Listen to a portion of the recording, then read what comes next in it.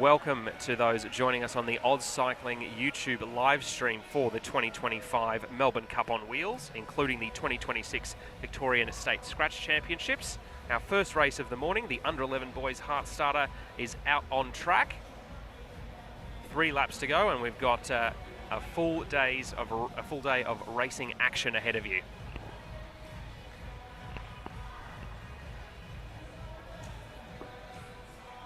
So with 2.5 laps to go in our Under-11 Boys Heart Starter race, we've got our peloton out on track now, just having a look at each other. I saw a number of these riders getting their heart started in the warm-up, and the Heart Starter race, always a good way to get people moving early on.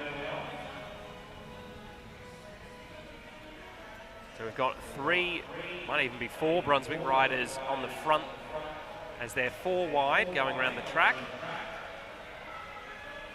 Looks like that's Rhett Dempster on the inside there. So they're coming in to get the bell for our Under-11 Boys Heart Starter race. So Rhett Dempster there in the black helmet in first place. Number 58 in second is Ralph Hopkins. George Sharp in the white helmet trying to attack down the right-hand side. Rhett Dempster still looking strong as they come down the back straight. Ralph Hopkins in second wheel looking to challenge hard. Coming in towards the home straight now. As they come up towards the line, Rhett Dempster pedals hard all the way. So Rhett Dempster takes the win in our first race of the day. Second place there for Ralph Hopkins. And I'm not sure if it was George Sharp or Henry Ladner who ended up crossing the line in third place there. It was Henry Ladner.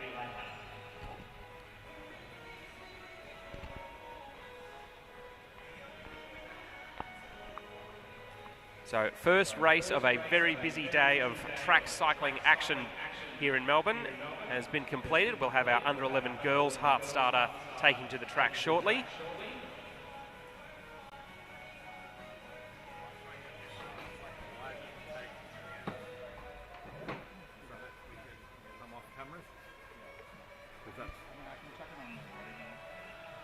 So, given that the weather in Melbourne today is absolutely miserable, we're about 10 mils into 20 mils worth of rain falling over the course of today.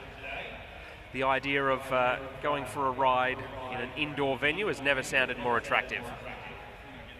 And of course, the Melbourne Cup on Wheels positioning itself against the Spring Carnival. Everyone here today is going to stay nice and dry. And instead of fashions on the field, we might have fashions on the infield, where there's going to be a lot of folks in tracky pants and jeans, which is more to my taste personally.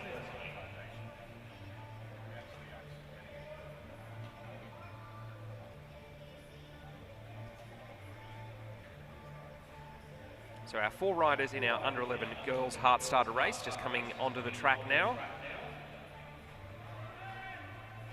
So our 4 competitors are Delilah Wood from Preston, Charlotte Woods with an S from Blackburn, Maya Moore from Brunswick, and April Coke, also of Brunswick.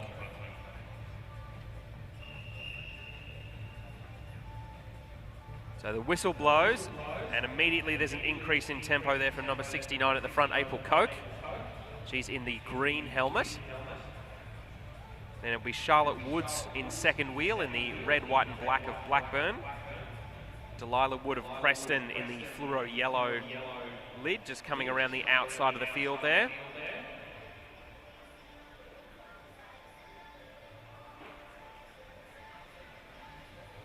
So the Heart Starter race, a good way of getting all riders out on track with a bit of racing in the legs before we get into the first of our heats for the handicap Melbourne Cup on Wheels. So for the juniors, the Melbourne Cup on Wheels is a 4-lap handicap race. Riders are given a handicap based on their perceived ability by the commissaires. The beauty of a handicap race is that it allows riders of different abilities to compete with each other.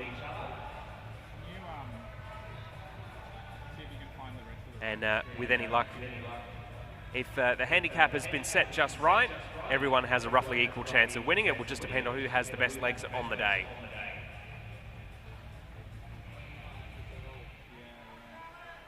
So 2 laps to go now.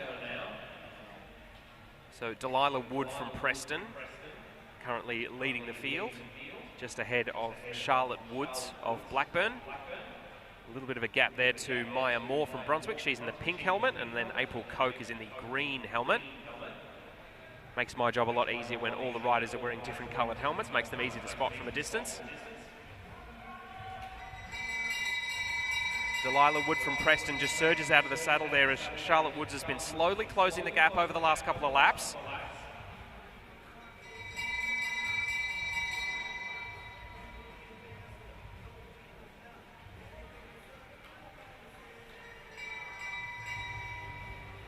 So coming out of turn 4 now, Delilah Wood still pedaling hard, a bit of rock and roll in those shoulders. It's obviously been a big effort, crosses the line in first place.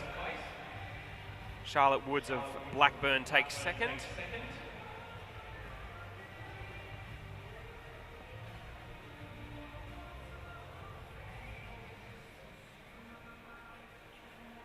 And it is Maya Moore of Brunswick. And April Koch, also of Brunswick. We'll see them all in action a little bit later on.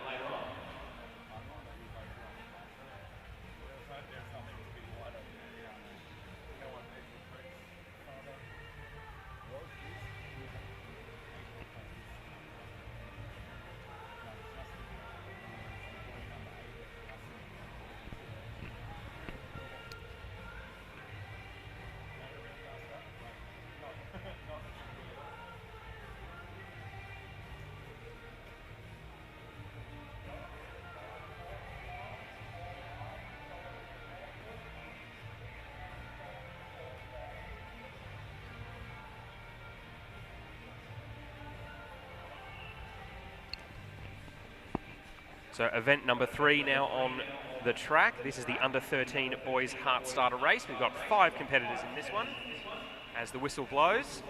So leading them out there, number 46, that's Jed Dempster, older brother of Rhett. Attacking around the outside almost immediately is Aziz Kermizi of Brunswick in the black jersey with the blue shorts. Jax Rowell from Brunswick is the rider on the back of the quintet at the moment. As they come through and get 4 to go, Aziz Kermizi just swings by, lets Jed Dempster come through.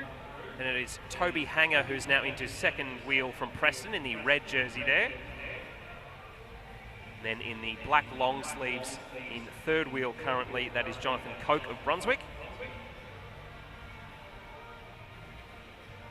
So multiple riders in this race have just had a sibling have a go in one of the earlier heart starters race. Aziz's older brother Omar will be up a little bit later in the under-17s.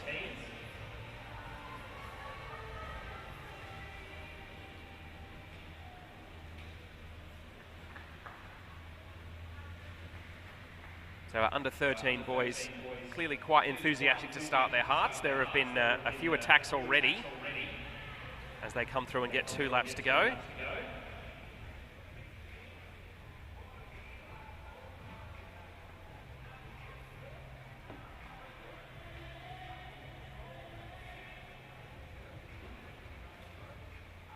So Jed Dempster currently in the lead. Toby Hanger in second wheel. And as the bell goes, Aziz Kermizi looks to be winding up an attack down the right-hand side. Jed Dempster has perhaps predicted that Aziz might make that move and has also surged. Toby Hanger also in the mix. Coming into turn 3, Dempster still leads. Hanger in second wheel. Coming up towards the line now, all the riders pedaling furiously. Jed Dempster will hang on. Toby Hanger in second place there. I think that was Jonathan Koch from Brunswick who ended up getting up for third spot.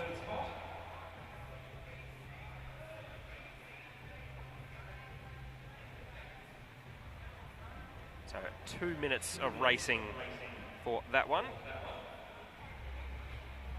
That will definitely have started a few hearts. Some of the riders will head off the track now, get on the rollers for a little bit, keep those legs ticking over before their heats in the Melbourne Cup on Wheels race come up in a little bit, probably a bit over an hour's time.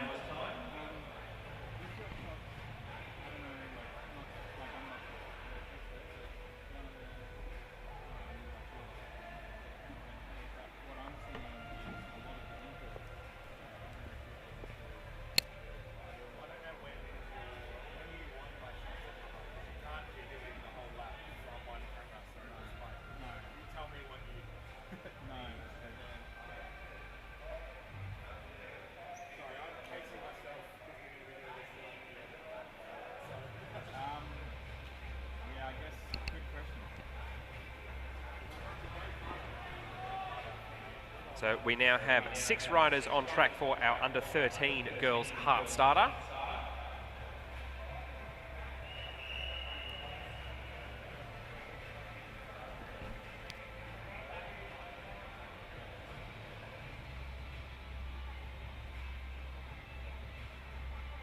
Under-15 boys, when you're starting out here, please, under-15 boys.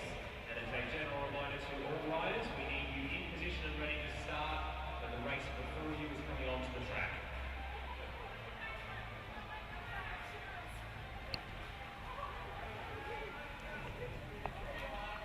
Four laps to go now for our under-13 girls heart starter. In first position there in the navy blue and gold, that's Amy Pollock from Albury-Wodonga.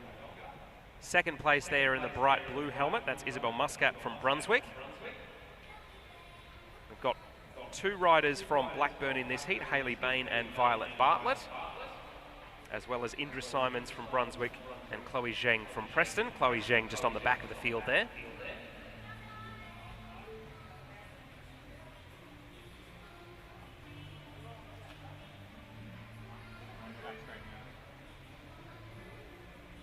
So 2.5 laps to go, halfway through our under-13 girls heart starter. So it's Amy Pollock in the pink helmet leading there. It looks like this is Chloe Zheng just starting to make a move down the right-hand side. So the rider in the distinctive red jersey of Preston.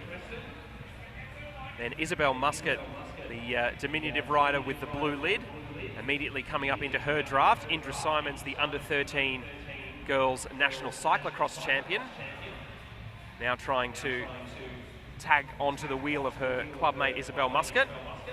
So they're coming in towards the bell now of our under-13 girls heart starter. Chloe Zheng's going to lead them through. Isabel Muscat pedaling furiously there in second place, now looking to come around the outside of Zheng. Amy Pollock from Albury-Wodonga also in a good position as they come down the back straight. Indra Simons also not out of it for Brunswick. So as they come into turn 3, Amy Pollock now looking to come up to the shoulder of Isabel Muscat, coming into the home straight now, and it'll be Amy Pollock with a late surge there. So she takes first place, second place for Isabel Muscat, third for Indra Simons, fourth for Chloe Zheng. I think it was Violet Bartlett in 6th place. And it might have been Hayley Bain in 7th. Sorry, 6th. 5th and 6th.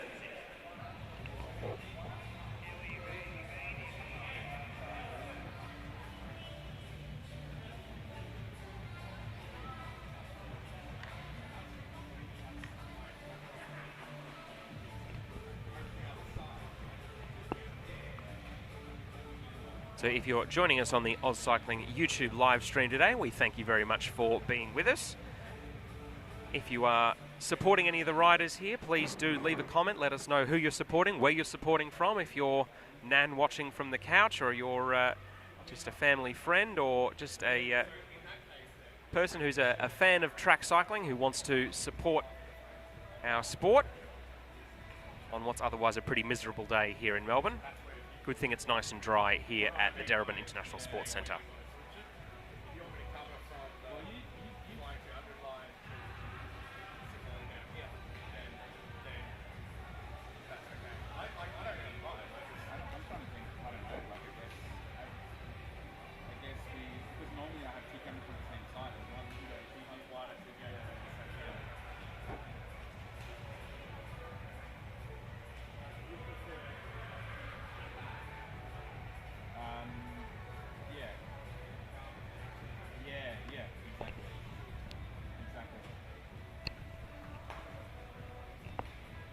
So event number 5, our under-15 men's heart starter, now taking to the track, just waiting for the group to be all together before we blow the whistle. There it goes.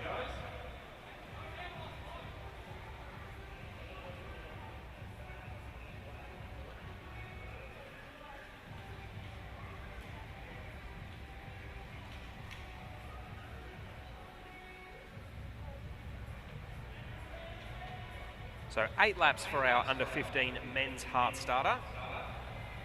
The field in this one is quite a bit bigger, as we have Peyton Wood from Preston in the bright red jersey, just swinging off the front there. We've got one of the riders from Brunswick now at the front of the field. Can't quite see who it is from this distance. Then it's Arav Desai from Blackburn. Arav's been wearing the same aero helmet for 3 or 4 years now, so he's able to be picked out from a while away. It's Michael Moulds who's the rider just in the, on the high side of the track there in the black and orange of Brunswick. Move coming down the right-hand side. Now this will be one of the riders from Blackburn. Wouldn't be surprised if this is Leroy Bartlett here starting to make a move, starting to get things going here in the morning. As rider number 21, Declan Zhang of Preston is there. Then it is Adama Wedrogo. Adam is in the teal jersey there on the bright red bike.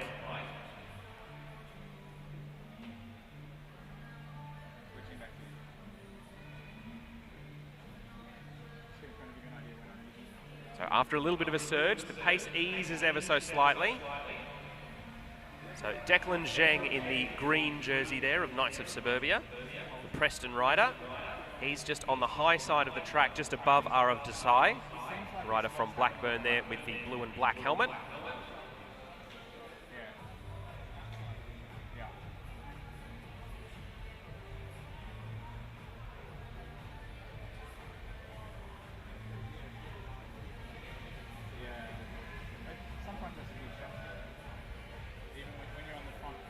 So everyone happy to hit their hearts at a pretty constant tempo so far in our heart starter race for under 15 men. I'm sure that will change quickly.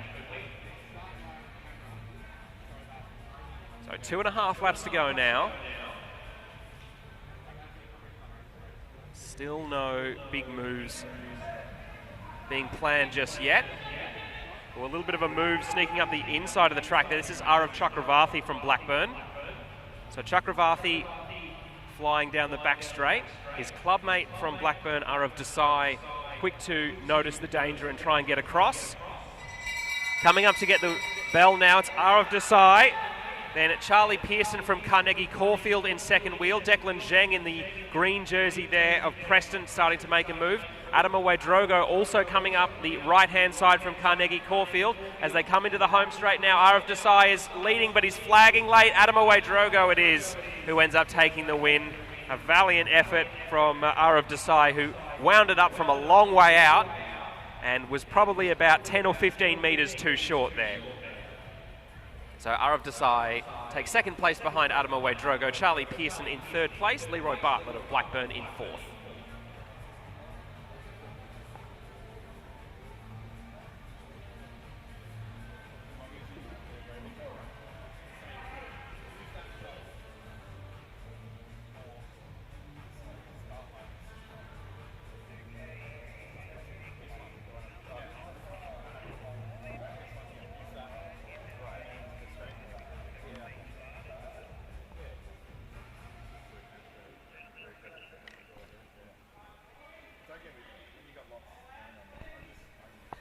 So our next event on the track is our men's under 17 heart starter. As with our men's under 15s, this will be an 8-lap race.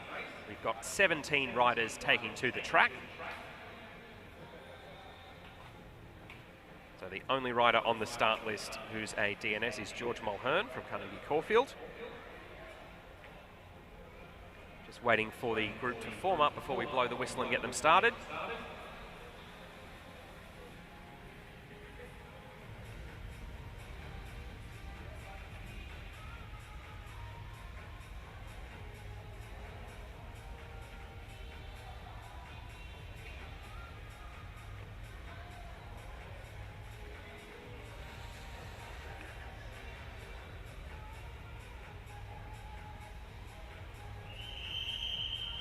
Off and rolling now for our men's under 17 heart starter. So it's Jack Panozzo wearing bib number 1, who is leading them as they come into the back straight there. Aidan Wynn from Preston settling into second wheel. He's in the bright red. A good representation from a number of Melbourne clubs here as we see the navy blue and gold of Carnegie Caulfield now at the front of the field. This is Ewan Brown. He swings aside. This is the colours of Giant Hampton Racing, the white and blue there. Another rider from Carnegie Caulfield comes through. This will be Arnav Chakravarthi from Blackburn, very quick to swing out of the way. and let number 2, Omer Kermizi, come through. So his brother Aziz was very active in the under-13 men's heart starter just before. The Kermizi brothers, as a general rule, like to make sure they're part of the action.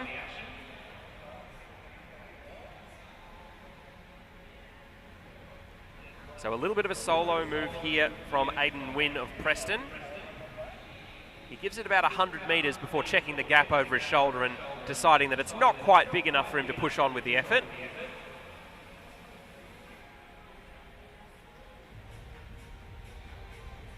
So coming through at the bottom of the track now to lead. So Aidan Wynne is higher up, and then it's Axel Wood from Preston, who's now coming through into first wheel. He's got one of the riders from Brunswick, I think that's Rigby Colgrave, in second wheel. An attack now coming from the centre of the field. This looks like one of the riders from Blackburn. It is, that's number 3, that's Lockie Ermert. Aidan Wynne keen to try and close the gap to that one quickly. Jack Panozzo in the colours of the Italo-Australian club, also looking pretty active, as it is Joseph Natoli leading the bunch from behind now. So Lockie Ermert, with a lap and a half to go, has a 20-metre gap, but it's starting to shrink. So Lockie Ermert will lead them into the bell here. Bell rings. As a bit further behind, they're really starting to wind up now. It's Casper Chuang from Blackburn. It's also Omer Kermizi from Brunswick towards the front end of affairs. Jack Panozzo also there. Will he be able to come around at the very last moment? Coming into the home straight now, straightening up for the line. Omer Kermizi takes the win. Joseph Natoli from Blackburn in second. Then I think it was a photo finish between Casper Chuang and Jack Panozzo for third place. Commissaires have given it to Jack Panozzo on the line, just ahead of Casper Chuang.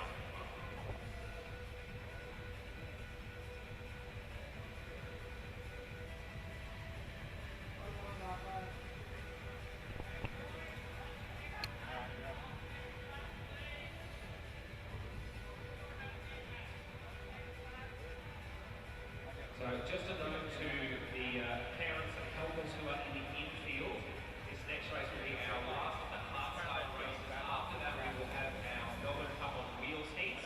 We will need some holders. So if you are able to lend a hand as a holder, spread yourselves around the track, and then when we have riders who need to start with different handicap points, we'll hopefully have plenty of people who can hold and split the start. It's actually, we haven't had much experience of using the opposite sides of the track,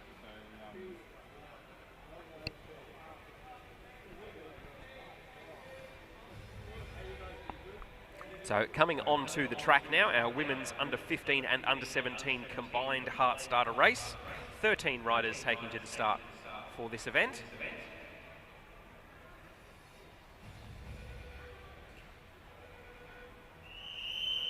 Whistle blows and they are off.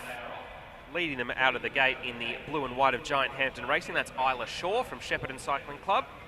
She's got Chavi Tunksale from Carnegie Caulfield just in her wheel at the moment. As we see some riders at the back of the field looking to improve their position.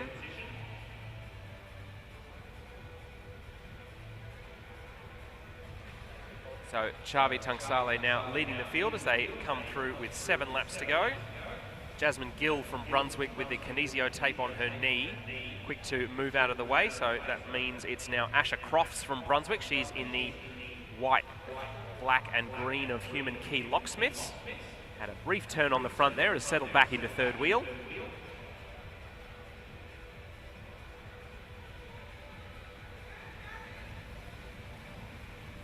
So Jasmine Gill still leading them through. No big attacks being wound up just yet, as they now have 5.5 laps to go. Of course, as soon as I say that, Isla Shaw's decided to up the tempo. So a couple of riders quick to try and close her down. Second wheel there from Blackburn, that's Gabriela Rojo Rodriguez. I think that is Chavi Tunksale, who's in third place. And as Shaw and Rojo Rodriguez start to swing up the track, Chavi Tunksale briefly thinks about carrying on alone, then thinks better of it. Now moving up into third wheel there in the green of Nostromo Attacker Caish. That is Juliet McDonald of Carnegie Caulfield Cycling Club.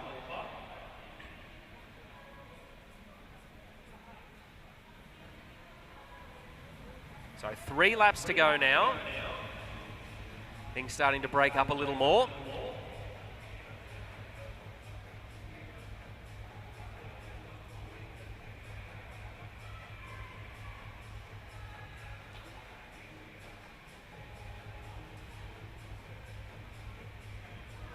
So now coming through in the royal blue and gold of Bendigo and District Cycling Club, this is Amelia McLean.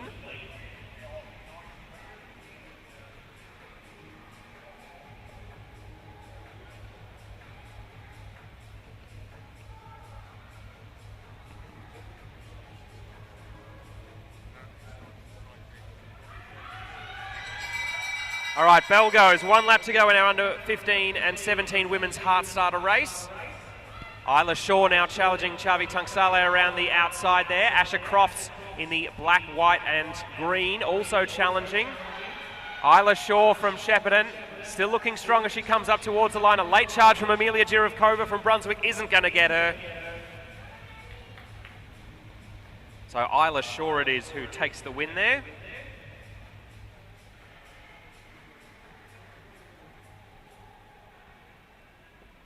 And it was Amelia Jirovkova, Chavi's sister Paravi Tunksale, also of Carnegie Caulfield in the colours of Giant Hampton Racing in third. So first and third for the riders in the white and blue there. And then fourth place was Gabriela Rojo Rodriguez of Blackburn.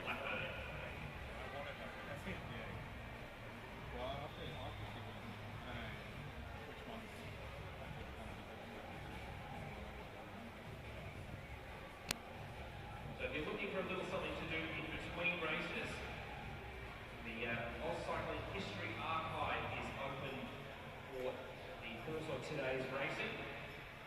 So you'll be able to see items, photos and records from the last 140 years of bike racing in Victoria. The oldest item in the collection is a trophy won by the Melbourne Bicycle Club, the best parading team at an event at the MCG, which was held in 1884. Photos of the Austral wheel race going back into the 19th century. There's souvenir items signed by Sir Hubert Opperman and all rolls for the Melbourne Warrnambool, the Austral wheel race and the Sun Tour. So if you're looking for something to do in between races, it's an excellent option.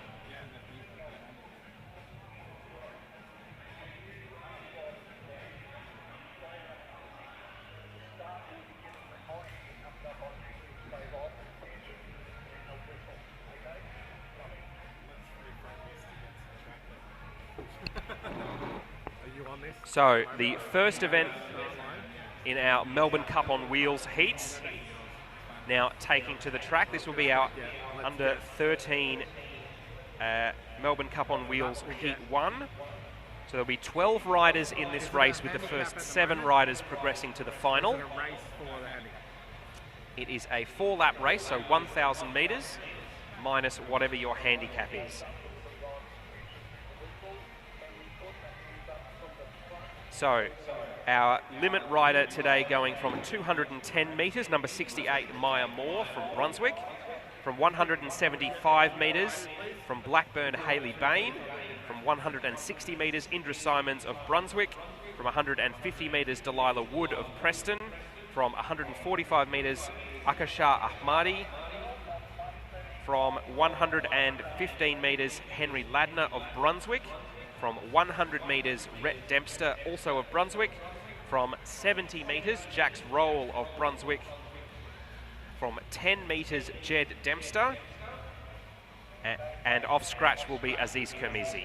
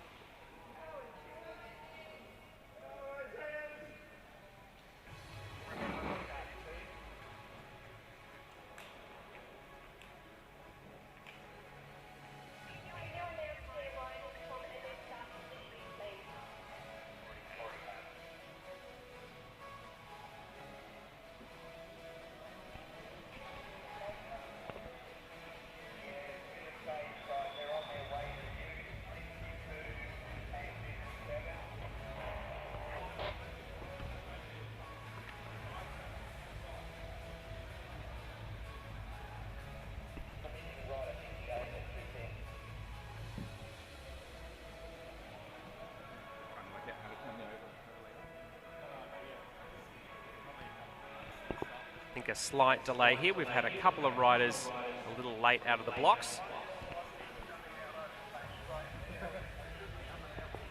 So it looks like most folks have got a holder there ready to keep them steady before they start their race.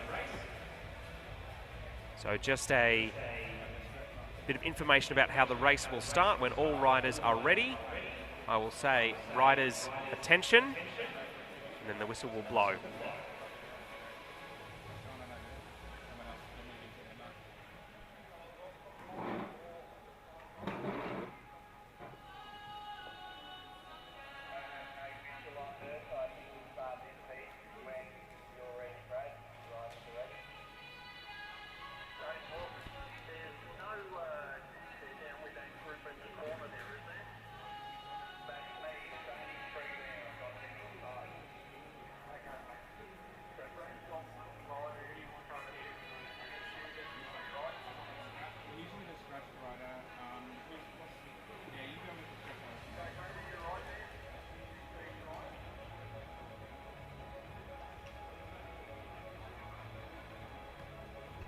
Riders ready? Attention. All right, they're off and rolling. So we're allowed to give riders a small push start here. So as they come through and get 3 to go, it will be our limit rider. This is Hayley Bain from Blackburn, number 57, who's leading. She's being chased by Indra Simons and Delilah Wood. As further back, it looks like Aziz Kermizi and Jed Dempster have teamed up, but they've got half a lap to make up in the course of 3 laps. So a lot of work to do. So coming in towards 2 laps to go now, it is still Hayley Bain who's leading from Blackburn. Indra Simons of Brunswick in 2nd place. Number 66 there, Delilah Wood of Preston in 3rd. Then it's 2 riders from Brunswick, Henry Ladner and Rhett Dempster. So they're coming from behind. That'll make a front group of 5. With 2 riders a little further back chasing. Jax Roll, I can see, is one of them. And then our 2 scratch riders, Aziz Kermizi and Jed Dempster, still chasing hard. So coming in towards the bell now. It looks like that is Jed Dempster and Henry Ladner in positions 1 and 2. Indra Simons in 3rd place. Aziz Kermizi and Jed Dempster will have a lot of ground to make up here. Our first 7 riders will make it through to the final for our under-13 Melbourne Cup on wheels. So coming into the home straight now, a little sprint there from Henry Ladner. Will it be enough to hold off Jed Dempster? Close on the line. Indra Simons takes 3rd.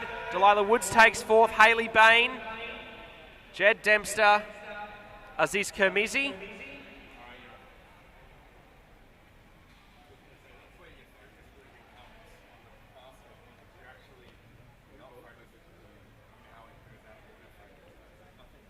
So it was Henry Ladner who ended up getting the better of Rhett Dempster there.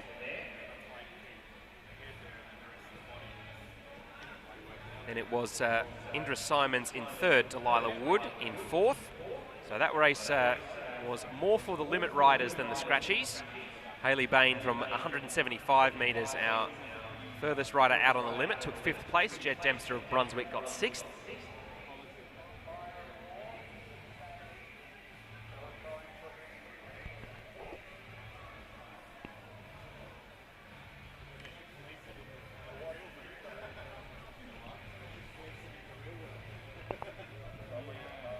So her riders now coming to the track for our 2nd heat in the under-13 and under-11 Melbourne Cup on wheels.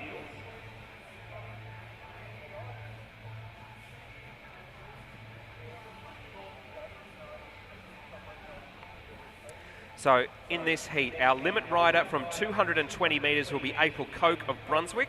From 210 metres, we will have Raffi Moulds of Brunswick and Maya Moore, also of Brunswick. Off 185 metres will be Charlotte Woods of Blackburn. 170 metres will be Violet Bartlett, also of Blackburn. Dominic Muscat will be off 155 metres. Off 150 metres will be Chloe Zheng of Preston. 145 metres will be Alex Pollock of Albury-Wodonga. 140 metres Isabel Muscat of Brunswick. 130 metres Amy Pollock of Albury-Wodonga. 110 metres will be George Sharp of Brunswick. Off 100 metres will be Ralph Hopkins, also of Brunswick. Jonathan Koch of Brunswick will be off 40 metres.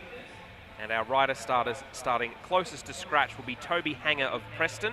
He will be off 30 metres.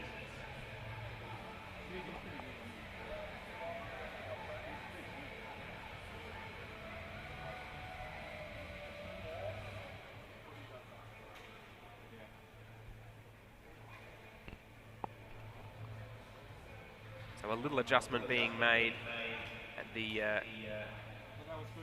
in the home straight there. Maya Moore was originally meant to be in the start heat but missed her call, so she's jumping in this one. She'll be starting from the same mark as Rafi Moulds. They're both going off 210 metres.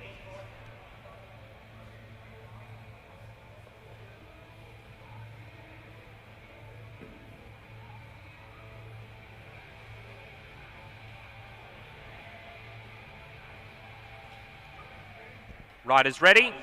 Attention. They're off and rolling. 4 laps of this under-13 Melbourne Cup on Wheels heat.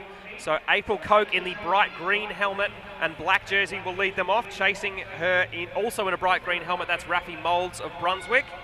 Then Charlotte Woods and Violet Bartlett of Blackburn a little bit further back. Maya Moore in the pink lid also there. As at the back of the field, Jonathan Coke and Toby Hanger are quick to start cooperating with each other. So we've got a leading group of 3 or 4 and then a chasing peloton who are closing quickly as they come through with 2 laps to go. It's now Rafi Moulds of Brunswick who's taking the lead. Chloe Zheng of Preston really driving that chasing bunch from behind. Isabel Muscat in the bright blue helmet from Brunswick on her wheel. And it looks like our scratch riders of Coke and Hanger are making good progress, but coming in towards the bell now. So one of the riders from Blackburn will lead them through the bell here. That is number 67, Charlotte Woods of Blackburn, as behind it's really starting to wind up. This is George Sharp of Brunswick attacking down the outside.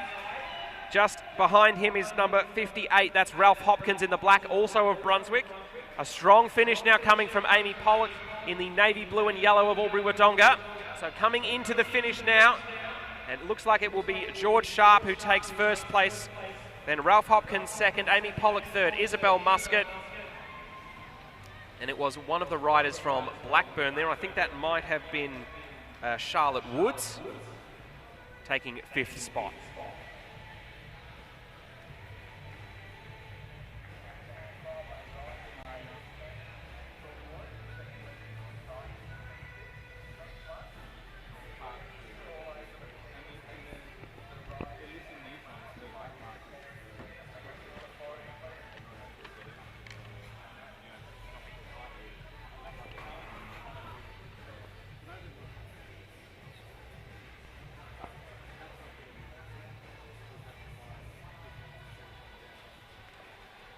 So next up will be our riders in our men's under-17 Melbourne Cup on Wheels.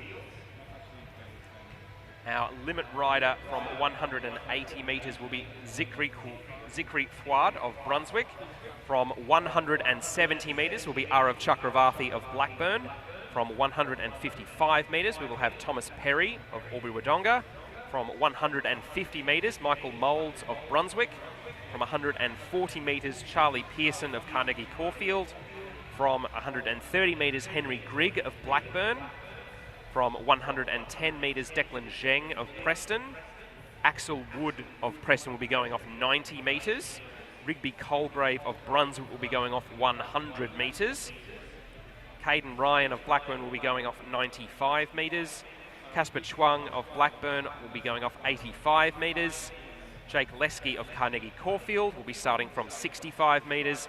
Maximus Moore of Brunswick will be starting from 55 metres. Aidan Wynn of Preston will be going off 45 metres. Omer Kermizi will be starting with a 5 metre handicap. And your scratch rider for this first heat will be Jack Panozzo of Carnegie Caulfield.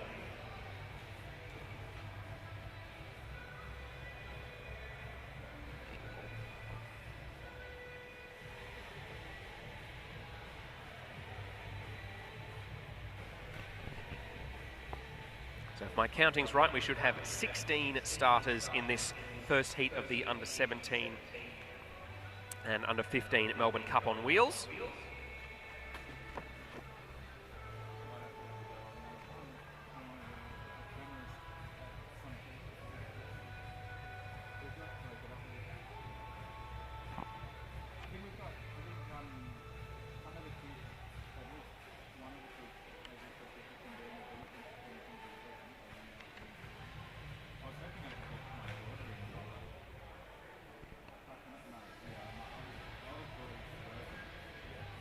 So just casting an eye around the track now, it looks like most of our riders have a holder ready to give them a push.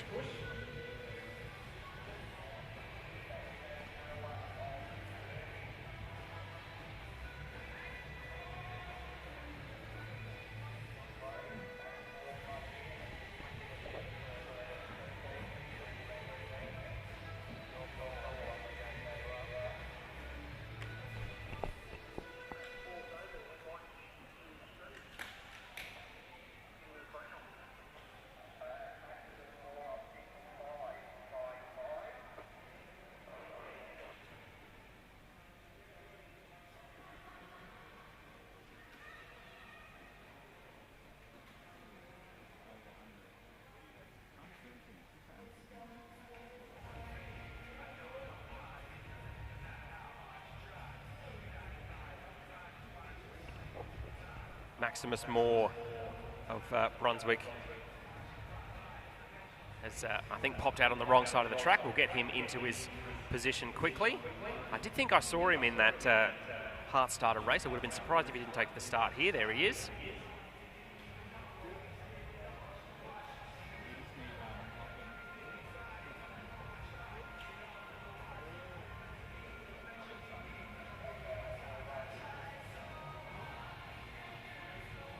Riders ready. Attention. All right, they're off and going now.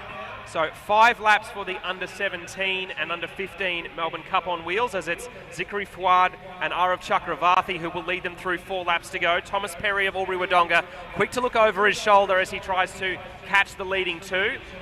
And at the back of the field, Jack Panozzo and Omer Kermizi really have their work cut out for them. So our leading quintet, there's a bunch of 5 here with some more riders coming up from behind. So it'll be Arav Chakravarthi who'll lead them through 3 laps to go. Then it's Zikri Fouad. Then it's rider number 27, Michael Moulds from Brunswick in the black and orange, looking to make a move around the outside. One of the riders from Preston there, that's Axel Wood, I believe, who's now starting to move himself forward through that main peloton, which now contains everyone except Omer Kermizi and Jack Panozzo. 2 laps to go now. So Declan Zheng of Preston now in the first place on the track in that bright red helmet, as it's Maximus Moore in the orange jersey, looking ominous as he moves down the right-hand side. Comes around the outside of Declan Zheng there as they come in towards the bell. So it's Maximus Moore who leads them through. Number 7, Aidan Wynn, right on his wheel. Just behind them, Casper Chuang from Blackburn, now starting to make a surge down the back straight. Casper Chuang it is, who is looking in a good position here. Looking strong as he comes out of turn 4, comes up towards the line. So Casper Chuang will get the win. Maximus Moore second. Aidan Wynn third. We had, that might have been Jake Lesky there who ended up taking 4th place.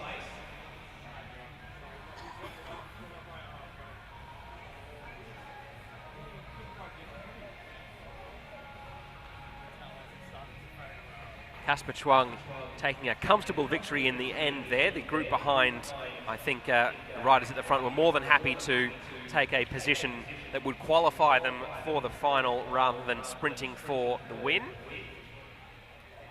They were so casual coming up to the line, I almost thought they were short a lap there for a second. So Casper Chuang, who took out the win there. Aidan Wynn in 2nd place, Maximus Moore, Jake Lesky in 4th, Omer Kermizi in 5th. Then it was Rigby Colgrave in 6th place, then Henry Grigg in 7th.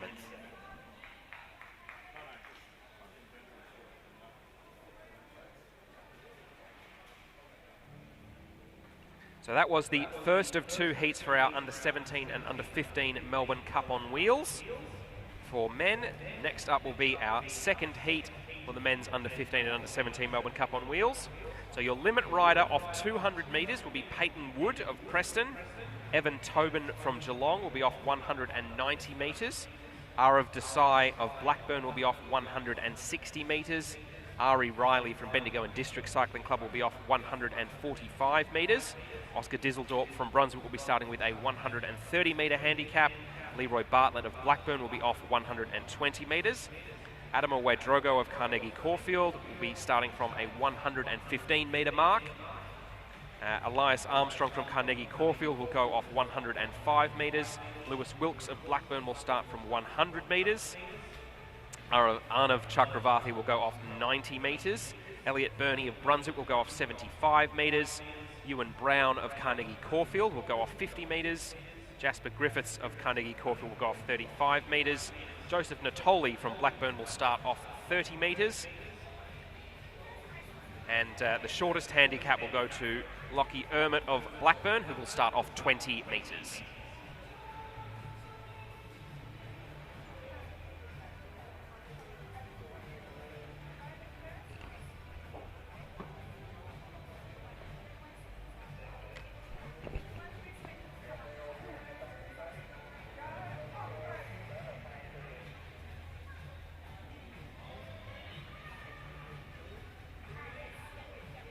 Riders ready. Attention. All right, they're off and going. 5 laps for our heat for the under-17 Melbourne Cup on wheels. Peyton Wood of Preston in that bright red jersey will be the first to lead them through. Then it's Evan Tobin of Geelong in the black. And then a pair of riders, that's Arav Desai and Ari Riley in 3rd and 4th place. As a mid-pack peloton really starting to form, we've got 4 strong riders working well together at the back. That's Lockie Ermit, Joseph Natoli, Jasper Griffiths and Ewan Brown. So coming into 3 laps to go, Peyton Wood still ploughing a lonely furrow at the front of this race. Then it is Arav Desai and Ari Riley in 2nd and 3rd. Coming up from a little further back now, that'll be Leroy Bartlett of Blackburn, Adamo Drogo of Carnegie Caulfield in that teal jersey coming up to join our leading 4 now. 2 laps to go as it is now rider number 15, that's Lewis Wilkes from Blackburn making a move at the front of the race. Our scratch riders now coming onto the back end of our main peloton. They may well have their fun here. So coming into turn 3, a lot of riders going to be sharing, not a lot of track. 1 lap to go now, 1 lap to go. Lewis Wilkes from Blackburn leads. Ari Riley in 2nd place. Adamo Drogo is also there. Arnav Chakravarthi from Blackburn now starting to come down the back straight. Lewis Wilkes of Blackburn also in the mix there. Coming into turn 3, it looks like Blackburn are going to have a 1-2-3 finish here. So it will be Lockie Ermit who takes 1st place. Arnav Chakravarthi, his clubmate in 2nd. Didn't quite pick who was 3rd there. I think that might have been Lewis Wilkes.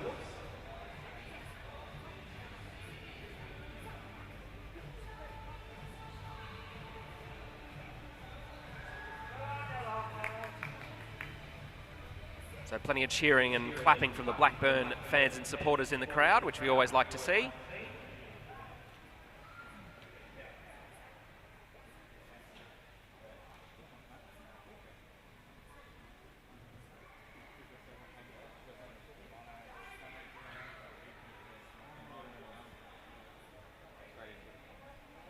So Lockie Ermit took the win there for Blackburn. Arnav Chakravarthi in 2nd, Lewis Wilkes in 3rd place.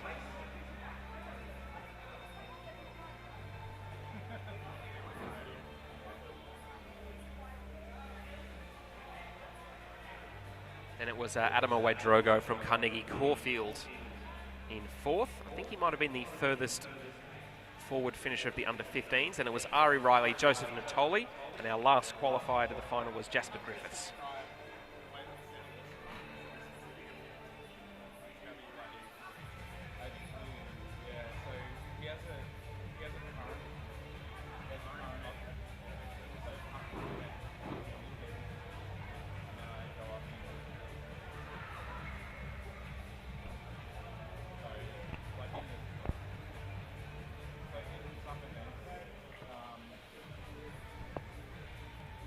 So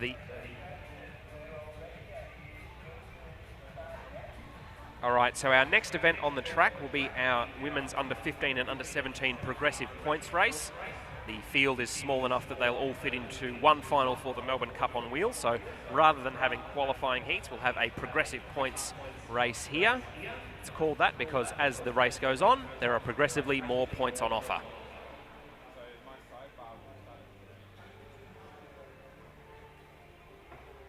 So a 15-lap race ahead of our riders here.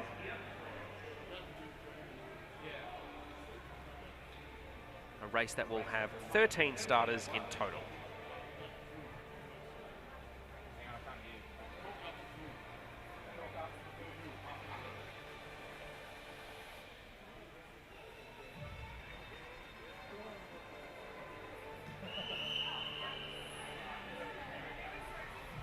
All right, the whistle blows and it's Xavi Tunksale who will lead them out of the blocks. Gabriela Rojo Rodriguez settling into second wheel there.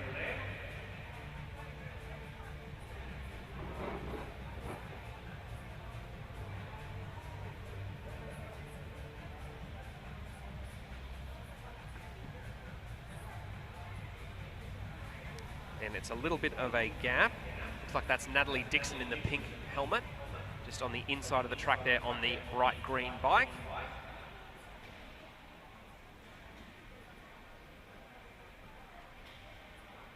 A couple of riders from Blackburn starting to move towards the front of the field now. You can see the white and blue shoulders of Giant Hampton Racing, the two teammates Paravi Tunksale and Isla Shaw. Tunksale on the red bike, now moving to the front of the field. Shaw high on the track, a little bit further back.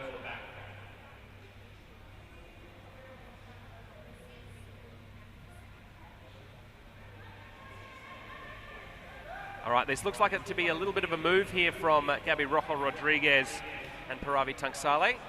Of course, as soon as I say that, they check over their shoulder. Pace eases slightly. Asher Crofts it is, the rider from Brunswick in the black, white and green of Human Key Locksmiths, now coming across to join them.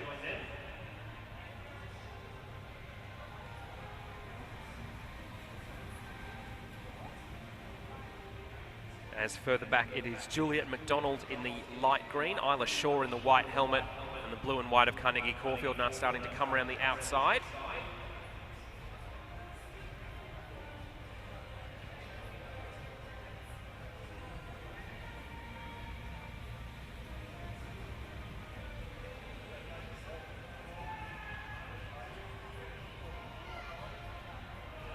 So as our riders progress through this race, the sprint on every single lap is worth progressively more points, so it's well suited to a move like this from Isla Shaw. The longer she can hold an effort like this, the more points she has. So she took 6 points for that sprint on that lap. She took 5 for the sprint on the previous lap. So the next sprint will be worth 7 points, but it only goes to the first rider across the line. So further back, her teammate Paravi Tunksale was doing an excellent job patrolling the front of the peloton, trying to guard against moves that might be trying to bridge across.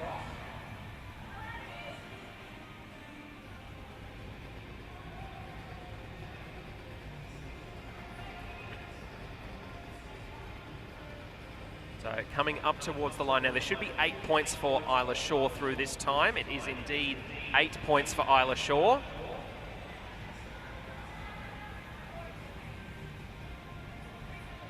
So she's now in a commanding position with 26 points and a good old gap. It's probably 100 metres to the rest of the field. So it will be tiring, but she is definitely profiting from the effort. 9 points for Isla Shaw there. Taking the sprint on that one, that takes her to 35. Her teammate Paravi Tunksale is the next closest with 7. And if anyone else other than Isla Shaw wants to try and get in on the points, they're probably going to have to get a bit of a wriggle on here. So the rider from Shep comes through and gets 10 points there for taking the sprint. There's 5 laps left to go now. As it is Asher Crofts leading the bunch behind. Of course, if Isla Shaw does manage to take a whole lap on the field, it will reset. Isla Shaw will get some bonus points for doing that, of course. She takes 11 points for winning the sprint there, so that's 56 points in total for the rider from Giant Hampton Racing in Shepparton, as there's now coming into 3 laps to go. So 12 points there for Isla Shaw. You could argue there's almost less of an incentive for Isla Shaw to actually catch the back end of this field now. She'll continue to profit from all of the points as long as she doesn't catch the big peloton in front of her. comes through now and gets 13 points there for winning the sprint on the 13th lap of this 15-lap race.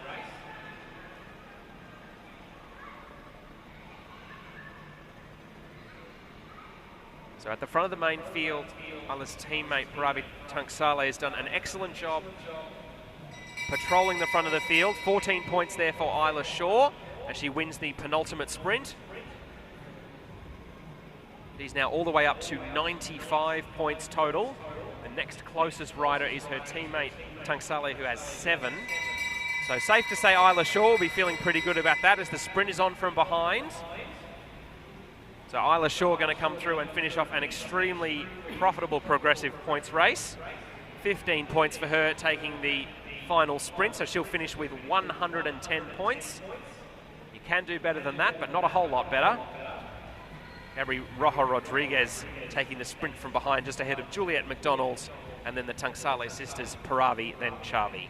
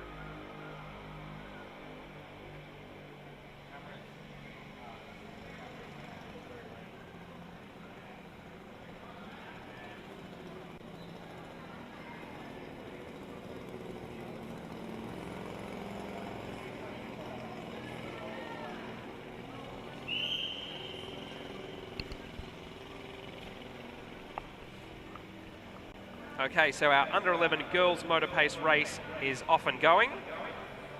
So an 8-lap race with the last 2 laps not paced behind the Moto Derny. So 6 laps behind the Moto Derny, 2 where riders are free to ride on their own. So the Derny will gradually increase in pace over the course of the racing there. So Charlotte Woods is the rider in the white, red and black of Blackburn with the pink helmet in first wheel behind the Derny. Then it is Delilah Wood in the fluoro yellow helmet from Preston. April Coke from Brunswick is in the bright green lid in third wheel. And then Maya Moore, also of Brunswick, is in the pink on the back. So quite easy to tell them all apart.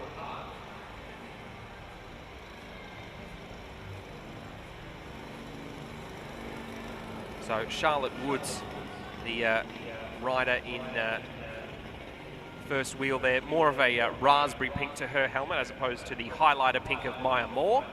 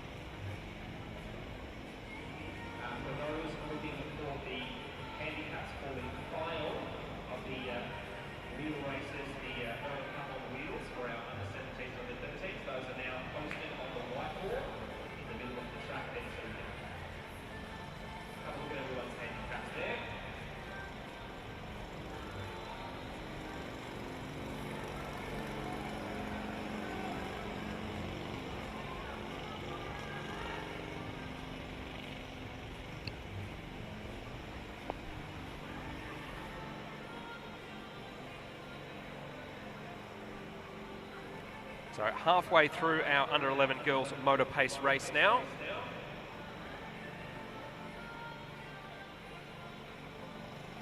Good to hear a little bit of support for our riders coming from the infield there. Riders cheering on friends and clubmates, maybe even a sibling or two.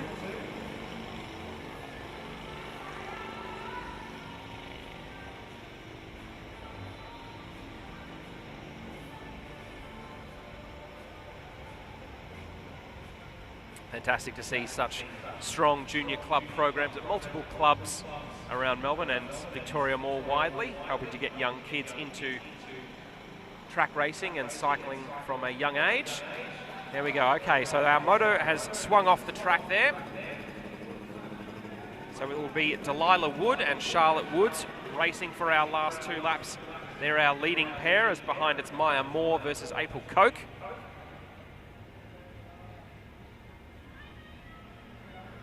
So the fluoro yellow helmet of Delilah Wood is going to lead them as they come into the bell now. So the Preston rider out of the saddle and charging hard. Charlotte Woods of Blackburn still holding strong there in second wheel. As further back, Maya Moore of Brunswick now gets the bell in the pink helmet, and then it's April Coke of Brunswick. Just checking over her shoulder there. All is well for now. Coming into the home straight now to take the win in our under 11 girls Motorpace. That'll be Delilah Wood of Preston. Charlotte Woods of Blackburn is going to hold on strong and take second in the end.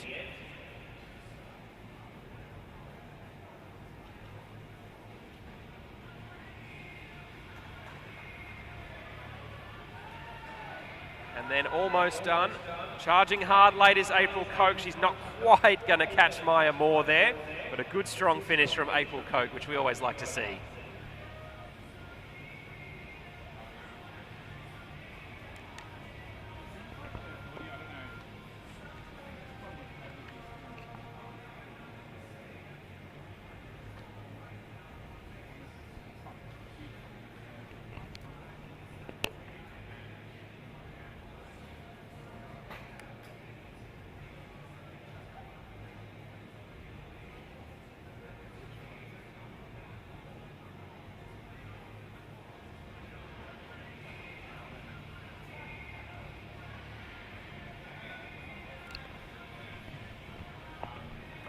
Our under 11 boys Motorpace, the next ride to take to the track. As with the girls, this will be an 8-lap race, so 2 kilometres total, 6 laps paced behind the Derny, 2 laps where riders are free to go on their own.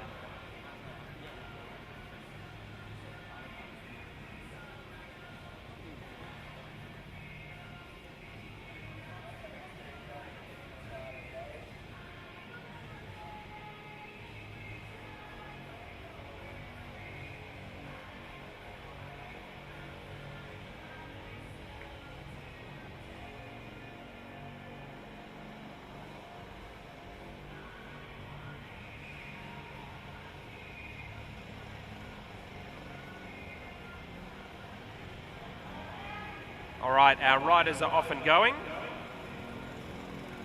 So the first rider in behind the Derny there is number 65, Alex Pollock from Albury-Wodonga. Just behind him is Akashar Ahmadi. He's in the bright red jersey. Then it is Ralph Hopkins of Brunswick. Actually, there's quite a few Brunswick riders in this one. So that might be Henry Ladner in fourth wheel, then George Sharp, Rhett Dempster,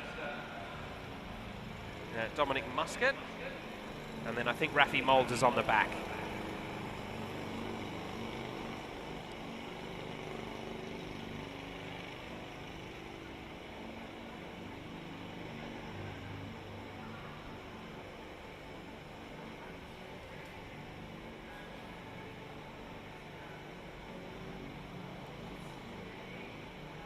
So today's Melbourne Cup on wheels, an excellent chance to do some bike racing and stay dry on what's otherwise a pretty miserable day here in the city of Melbourne. It's been raining pretty consistently for about the last 12 hours, and I think it's due to continue most of the afternoon. But everyone in here is toasty, warm and dry. I'd love to see that.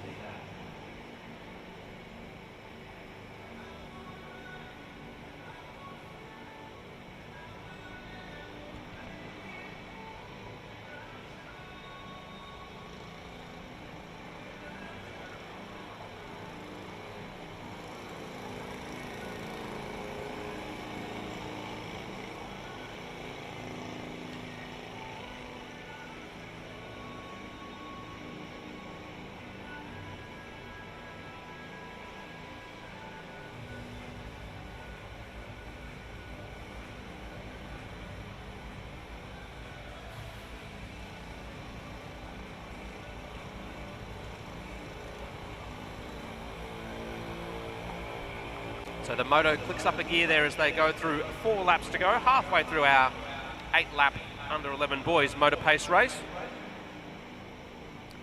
So just a reminder of the clubs that everyone is part of. So Alex Pollock, who's in first place behind the Derny, he's in the gold and navy blue of Albury-Wodonga. In second place in the red jersey there, that's Akashar Ahmadi. Can't see any club listed for him, but I think that might be a Blackburn jersey he's wearing. And then the last 6 riders in the race are all from Brunswick. So Ralph Hopkins, Rhett Dempster, George Sharp, Henry Ladner, Dominic Muscat and Rafi Moulds.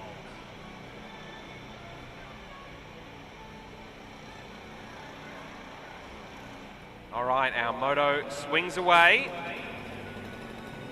As it is now Ralph Hopkins from Brunswick, being challenged around the outside there from George Sharp. So the Brunswick riders have been keeping their powder dry at the back of the pack. Rhett Dempster also trying to make a move forward. So coming out of turn 4, it will be George Sharp who will lead them into the bell. Ralph Hopkins in second wheel, then Henry Ladner, then Rhett Dempster. Ahmadi and Pollock are a little further back.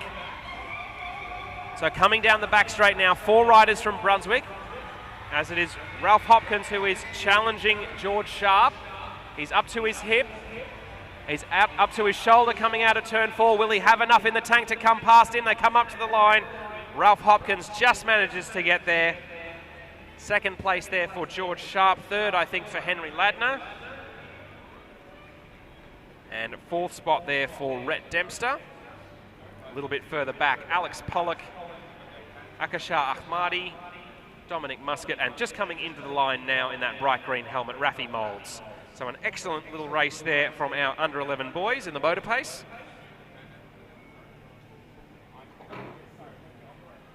Covering 2 kilometres in 3.5 minutes, which is a pretty decent old clip for riders of this age.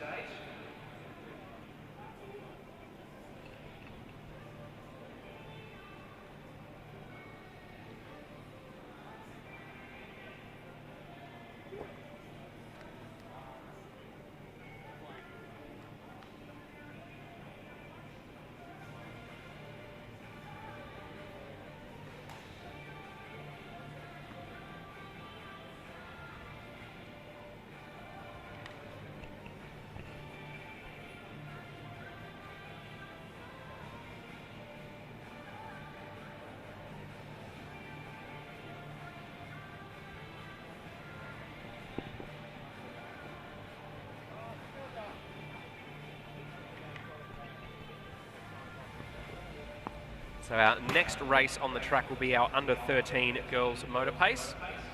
Looks like we've got 6 starters for this one. The signal is made to the Derny.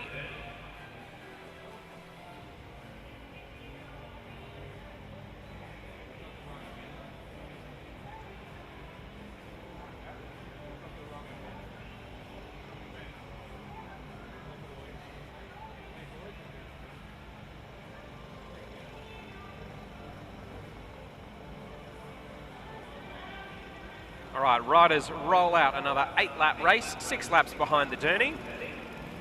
And as they form up, it is Indra Simons in the colours of Brunswick with the white helmet who takes first position. And it is Isabel Muscat of Brunswick in a bright blue helmet to match her brother Dom, who was in the last race. And we've got 2 riders from Blackburn, that's Violet Bartlett and Hayley Bain. Second last in the line in the pink helmet with the navy blue and gold jersey. That's Amy Pollock from Albury-Wodonga. And on the back in the bright red jersey, Chloe Zheng of Preston.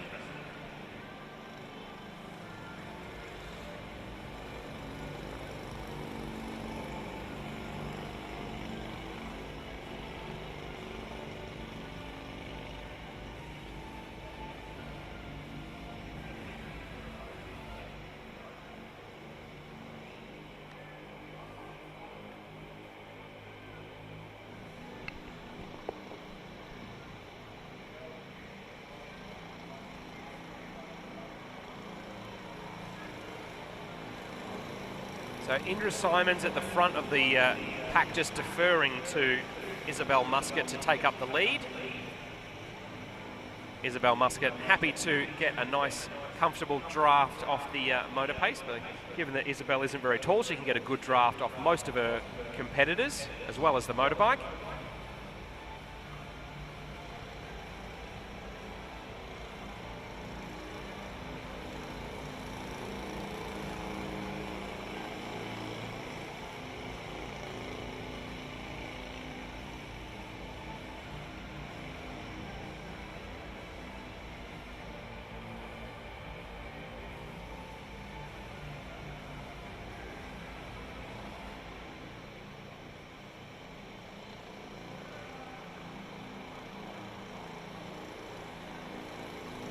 The moto gradually increasing in pace as Isabel Muscat now defers. Lets Violet Bartlett of Blackburn come through. So Violet Bartlett, one of the 2 Blackburn riders in this race. Violet's in the black helmet. Her teammate Hayley Bain, or a clubmate I should say, is in second last wheel in the bright blue helmet with the yellow bike.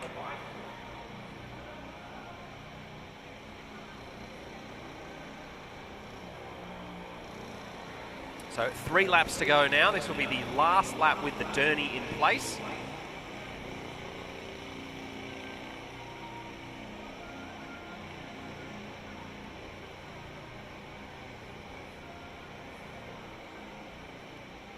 So as the Derny gets ready to pull away, it'll be Violet Bartlett who is in first position.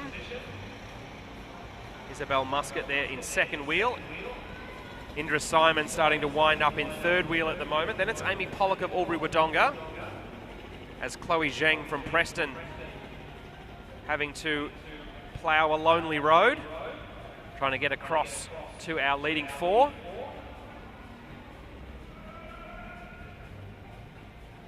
So 4 riders close together as they come in towards the bell. Amy Pollock from Albury-Wodonga in the pink helmet now making a surge down the outside. Indra Simons also there.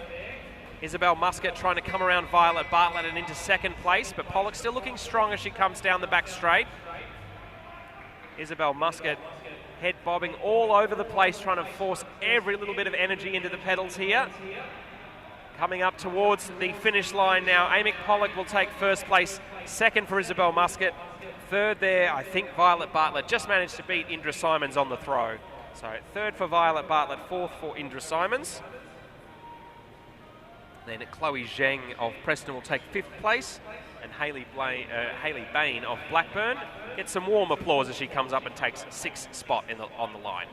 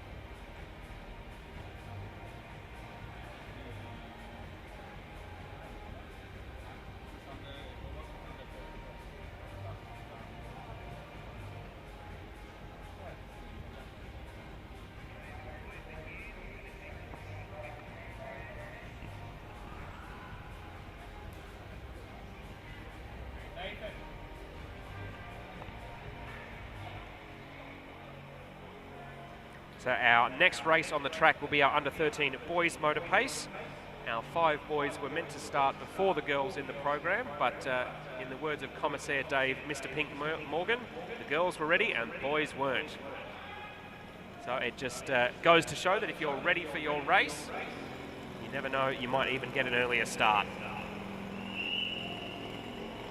So whistle blows, 8 laps as well for the under-13 boys motorpace.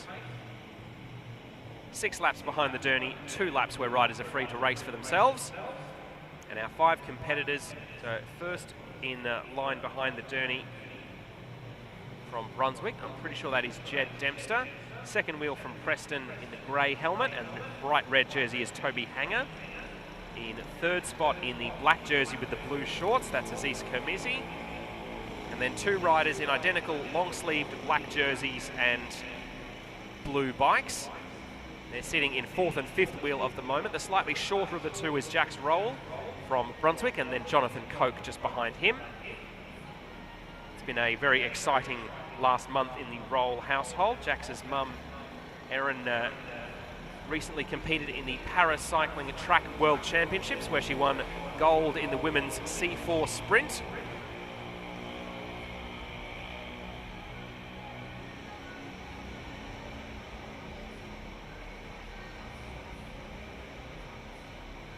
So riders seemingly pretty happy to swap turns behind the Derny for the moment. There have been 2 or 3 riders who have now had a turn on the front behind the Derny. Of course, it's always easier to come through and do a bit of a turn when you know you'll be able to get a draft off the Derny as well. And this is Jax Rowell there, the slightly shorter of the 2 riders with the long sleeve black jerseys.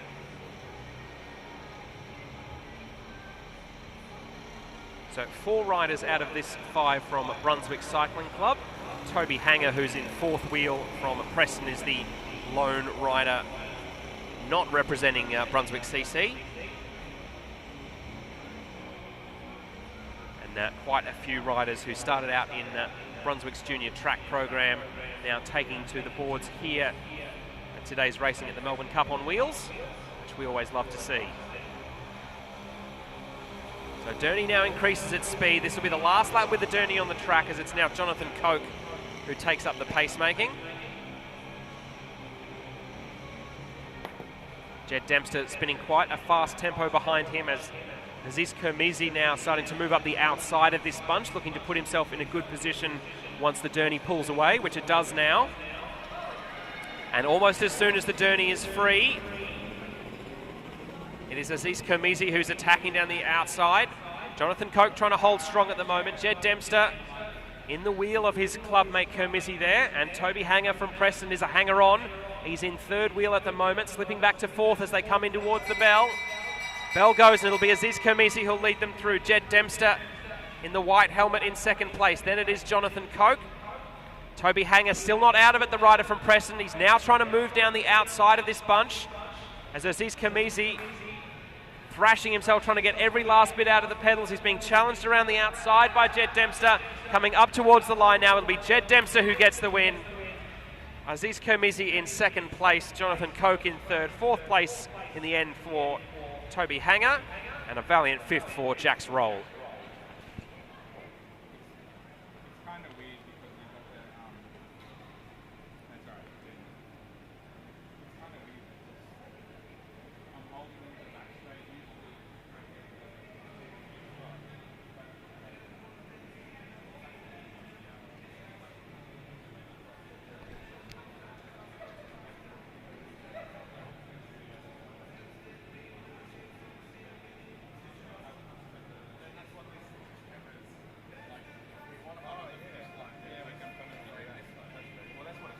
actually where it is now, yeah. That was why Okay, cool. Yeah, I can do that. you'd probably go a bit wider on it, to be honest. No, we can't go wider. That's as wide as it goes.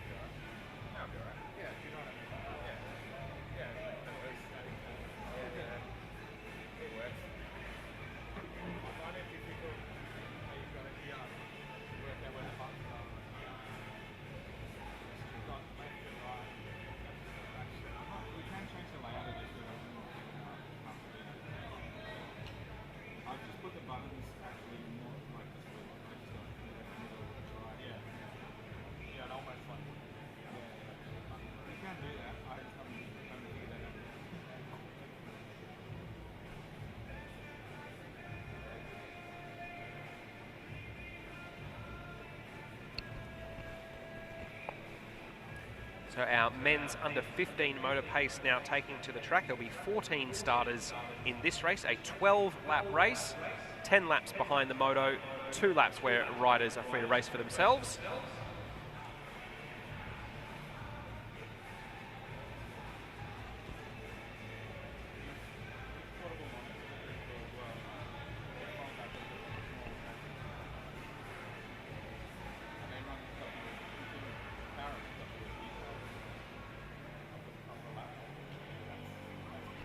Derny is summoned from the far side of the track, and it won't be too long before we're underway.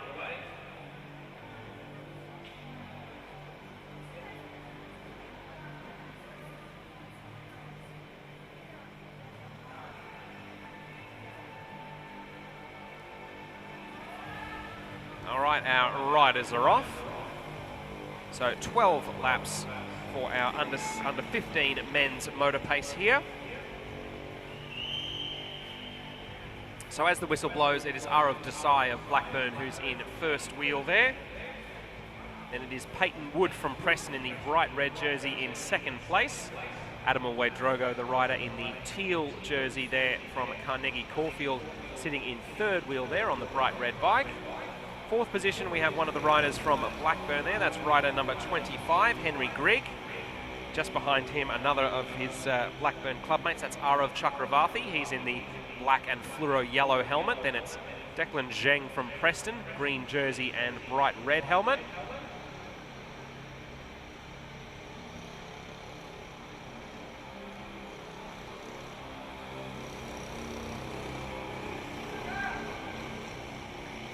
Peyton Wood there having to swing up the track, almost past the Derny, almost by accident there. So the rider from Preston just swings himself a little bit further up the boards and he'll slot into the back end of the train.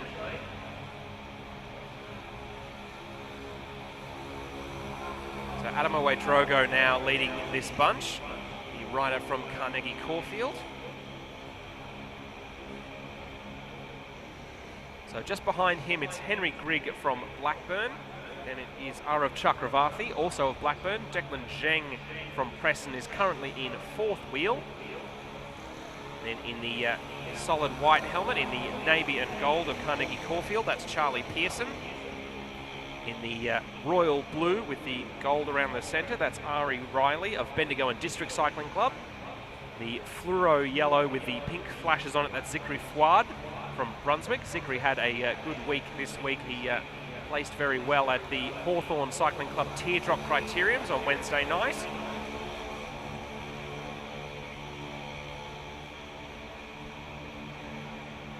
Derny starting to increase in pace now as we're coming up towards the halfway point of this race.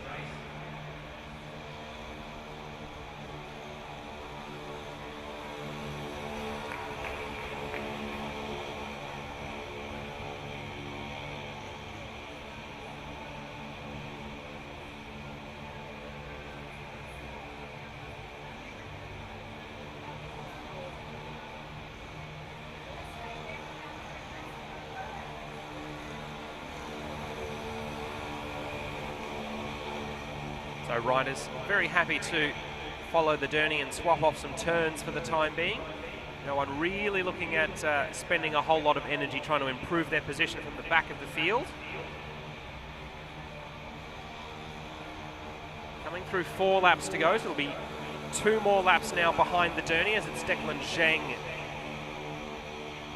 right up behind the moto there. He swings over to let Charlie Pearson of Carnegie Caulfield have a go. So behind Charlie Pearson, it's now Ari Riley, then Zikri Fouad. Then in the black and orange, the old Brunswick kit, that's Michael Moulds. Then in the bright yellow with the blue is Thomas Perry from Albury-Wodonga. Then it is another rider from Brunswick there. That might be Oscar Dizeldorp about halfway through. All right, 2 laps to go now as it's Ari Riley who is in the lead. Doesn't seem all that keen on being in the lead. He's got his head on a swivel watching his rivals here. Zikri Fouad currently in second wheel as it's now Thomas Perry from Albury-Wodonga in the yellow trying to move up the outside. So the pace picks up as they start to line up for the bell here. Ari Riley now fully committed, the rider from Bendigo and District Cycling Club. As behind, it looks like that's Michael Moulds from Brunswick, who's starting to come with some pace. Ari Riley and Thomas Perry still with a good gap here as they come into the home straight now. The 2 riders from Country Victoria will battle it out. Ari Riley gets the win. Thomas Perry in second place. I think it was one of the riders from Blackburn who ended up winning the sprint for third there.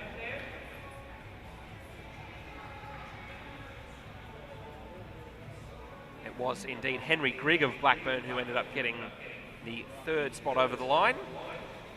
Then Michael Moulds and Oscar Dizeldorp, both of Brunswick, took 4th and 5th spots.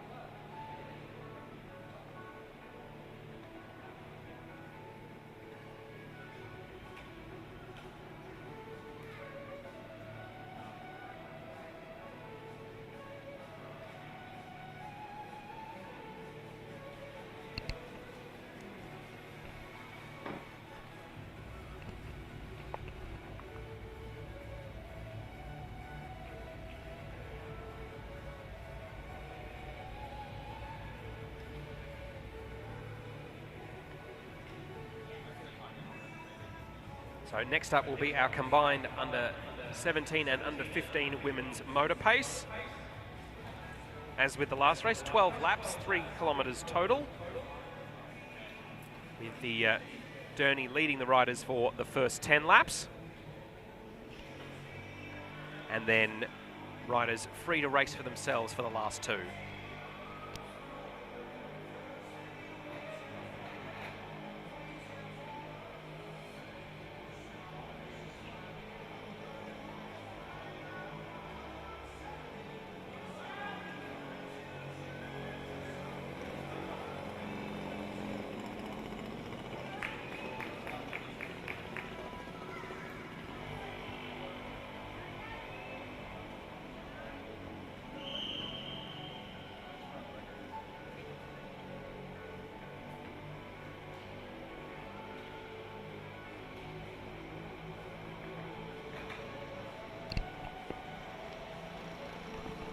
So as we are now underway in our under 15 and under 17 women's motor pace, Amelia Jirovkova from Brunswick just handing over at the front of affairs to her teammate Jasmine Gill. So Jasmine's in the black long sleeve jersey. She's got a little bit of kinesio tape on her right knee. Hopefully there's nothing too serious. I'm sure it'll be nothing compared to the amount of kinesio tape we might see from some of the Masters races a little bit later in the day. This is now Sophie Brooks of Blackburn in the classic black, white and red. She's just ahead of Natalie Dixon of Geelong. Dixon in second wheel there with the bright pink helmet and the fluoro yellow bike. And just behind her in the navy blue and gold of Carnegie Caulfield, that's Chavi Tungsale. Just behind her, Isla Shaw, the dominant winner of the progressive points race earlier. The rider from Shepparton Cycling Club is in third wheel at the moment in the royal blue with the white shoulders of Giant Hampton Racing.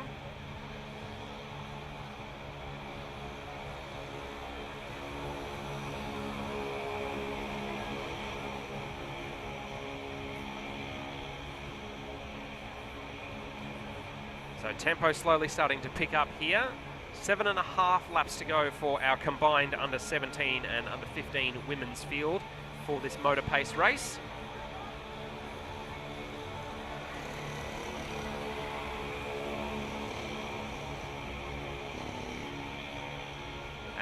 As it is Isla Shaw now in first position behind the Derny. Second wheel at the moment, I think that's the Abby O'Brien, the Blackburn rider who's on the bright blue bike, who's now just coming through to take over the lead. It's Sophie Brooks, actually. I stand corrected. Sophie Brooks, the rider on the bright blue bike, now just behind the Derny. She's got Parave Tungsale there from Carnegie Caulfield just behind her, along with Juliet McDonald.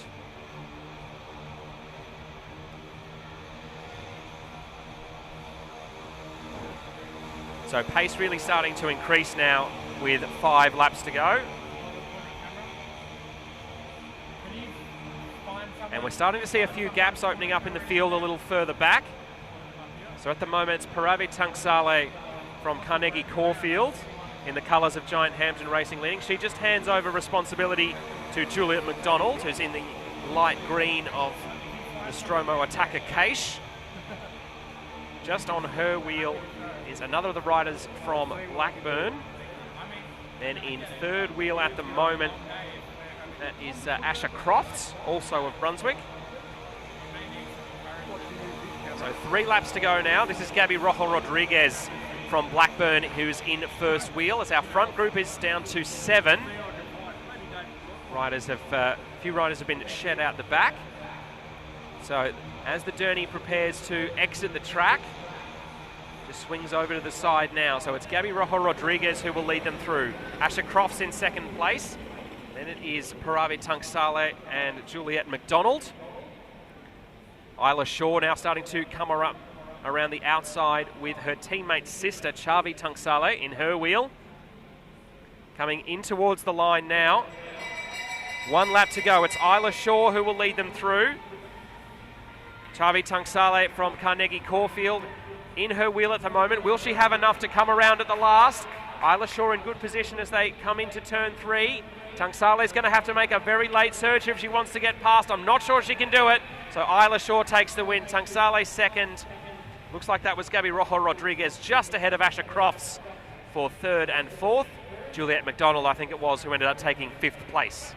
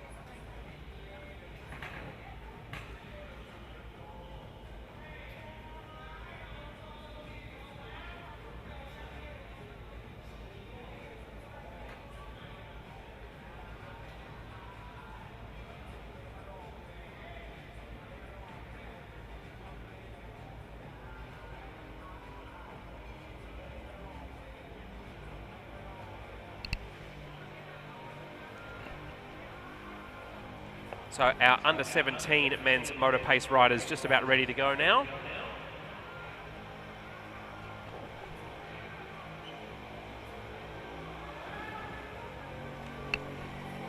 So 17 riders, I believe, taking to the start line now.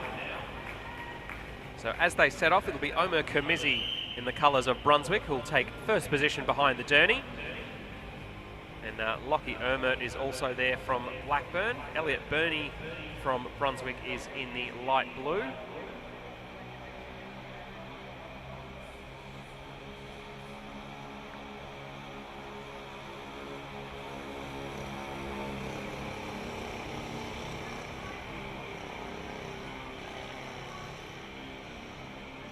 So already quite a bit of pace. You can see towards the back of the field there, a couple of little gaps opening. And it's not that riders can't close them at this stage, but that they will burn a little bit of energy for doing so that they might want to use later.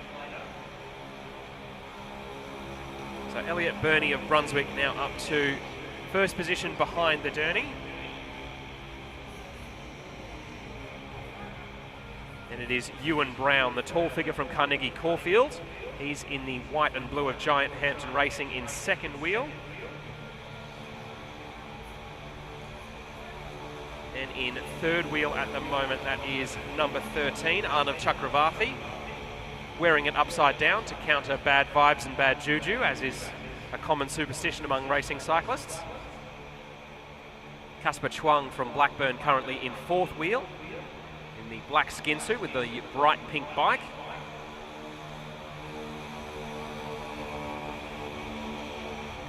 I can see a good little crowd forming around the bake sale table down in the middle of the track there. So a variety of tasty goodies there. They've got some baked potatoes, some sausages in bread, and some egg and bacon rolls if you want something nice and warm on what's quite a chilly day in Melbourne. They've also got some chocolate bars, some honey joys, and some chocolate cupcakes as well. I think I heard that the cupcakes might even be gluten-free. So if you've got a few extra dollars burning a hole in your pocket and you're feeling a little peckish, I'll be more than happy to sort you out with something tasty. And of course, all funds raised go to a great cause as well.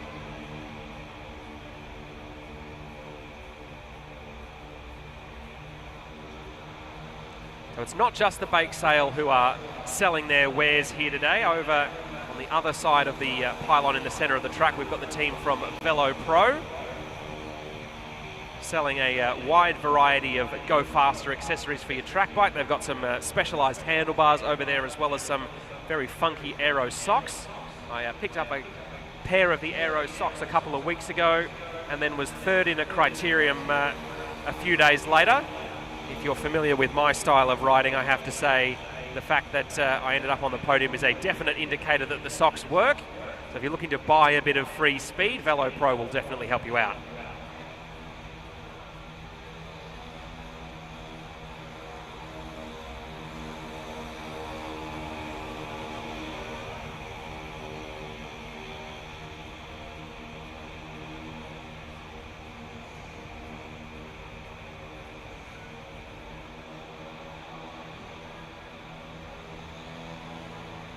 All right, Derny pulls off the track now. An attack almost immediately there from Jasper Griffiths from Carnegie Caulfield. Maximus Moore in the orange jersey up to his wheel quickly. Aidan Wynne of Preston also close in attendance there. So as they come in towards the bell now, it will be Jasper Griffiths who leads. Maximus Moore trying to come around his outside. Aidan Wynne staying in the draft for now starts to make his move down the back straight. We've got some riders coming from a long way back. Lockie Ermert there from Blackburn's got a lot of work to do. Coming up as they straighten towards the line now. It's going to be close on the line. I think Jasper Griffiths might have gotten that by half a wheel. Just ahead of Maximus Moore and Aidan Wynne.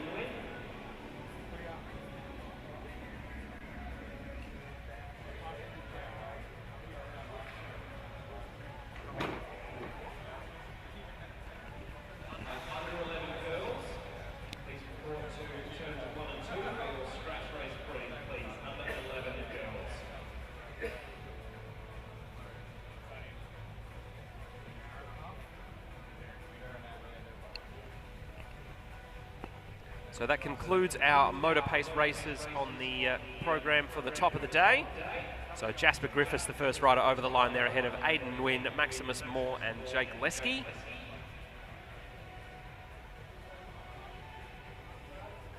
Just over 4 minutes to cover 3 kilometres. So a very, very fast average speed for that race. Around about 45 k's an hour if my maths is accurate.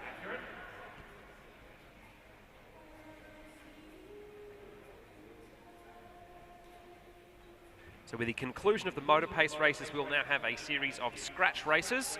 Simplest race in track cycling. First one over the line on the last lap wins. So we'll have scratch races of 8 laps for our under 11 and under 13 riders.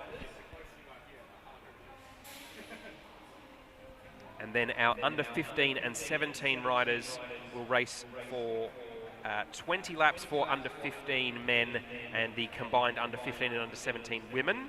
So that'll be a 20-lap race that will decide the 2026 Victorian Scratch Race State Championship for those age groups. And then the men's under 17 scratch race will be 30 laps.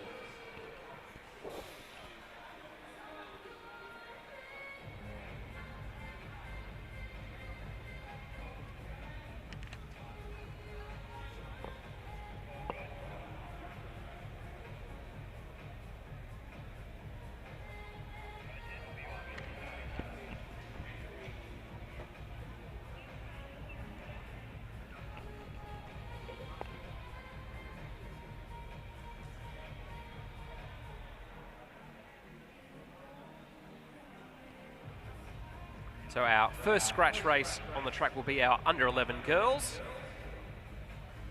So 4 riders starting this 8-lap race. Delilah Wood of Preston is currently in first position there with the fluoro yellow helmet. In second wheel is Maya Moore, she's in the highlighter pink. In third spot is April Coke of Brunswick in the bright green helmet. And then just on the back in what I would call a raspberry pink or maybe a boysenberry, that's Charlotte Woods of Blackburn.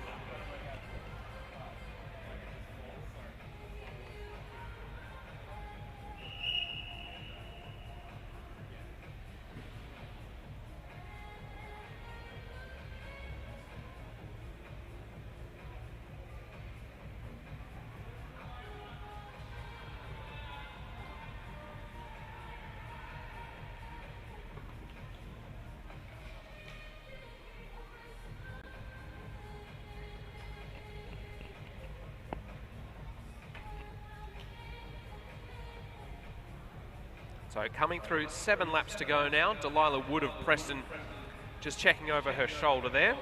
Charlotte Woods of Blackburn just coming up to her wheel now.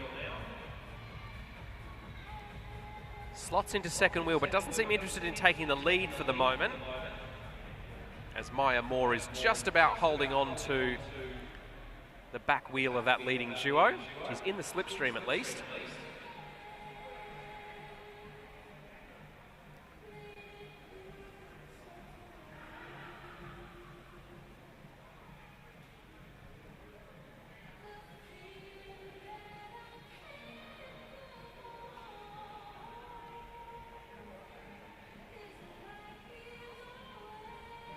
So 3 riders now in this leading group. April Coke pedaling furiously off the back, trying to close the gap to the front. So 5 laps to go. It's still Delilah Wood from Preston leading Charlotte Woods and Maya Moore.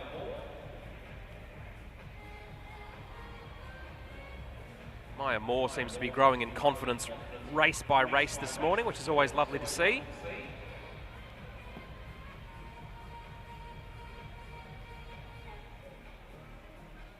Still a bit of checking over the shoulder here from Delilah Woods.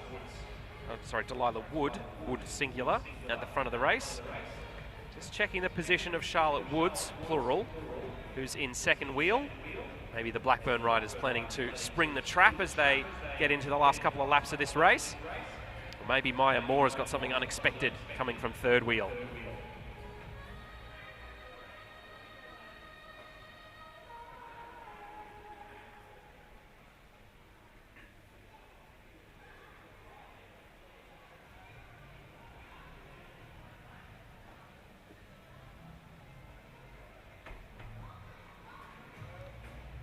So just under 3 laps to go now. Our leading trio still being watchful down the back straight there. No big moves just yet, no big sprints out of the saddle.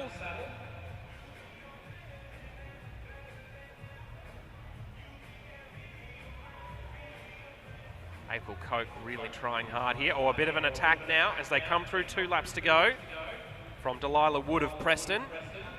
Charlotte Woods of Blackburn having to dig in a little bit here, trying not to let the gap grow too much.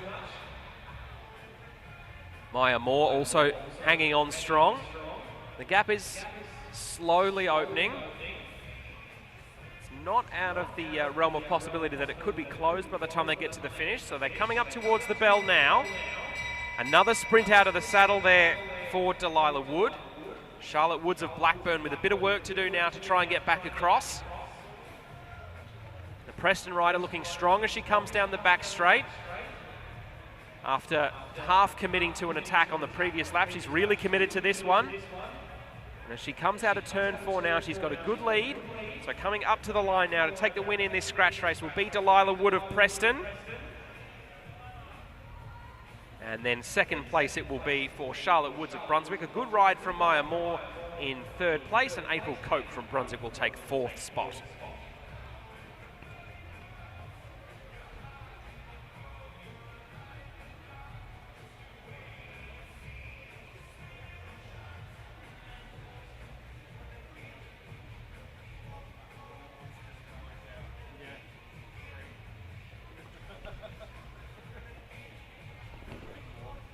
If you're watching the AusCycling live stream over on the AusCycling YouTube channel, we thank you for joining us. Let us know where you're watching from. If you've got any relatives or loved ones who are taking part in the racing today, if you've got any messages for them, we'll be sure to pass them on.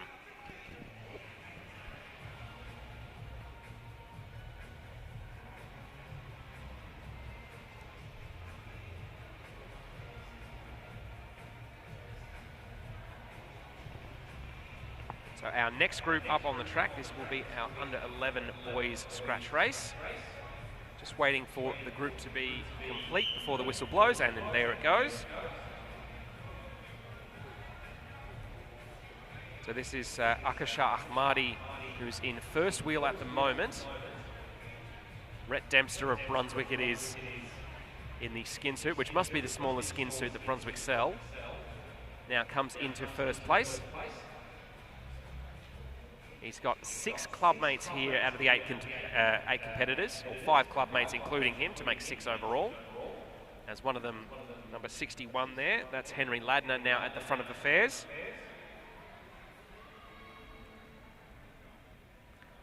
Ralph Hopkins it is, another of the Brunswick riders in the black jersey, now moving to the front of the field.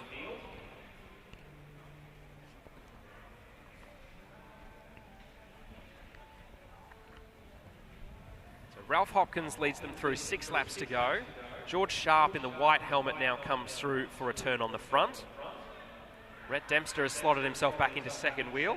Akasha Ahmadi just being passed for third wheel there by Ralph Hopkins. Then biding his time in the yellow and navy blue of Albury Wodonga, that's Alex Pollock.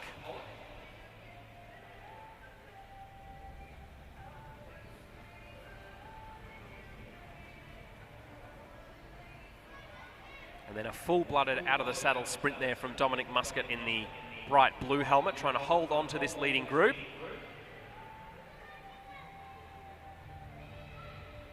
Good to hear plenty of cheering from the infield from riders cheering for their friends. So Akasha Ahmadi leading the bunch as they come through 4 laps to go. A bit of an attack being wound up the outside now by Henry Ladner of Brunswick. His clubmate George Sharp in the white helmet, quick to respond to that one. Pollock from Albury Wodonga now right in the thick of the action, in amongst all of the Brunswick riders.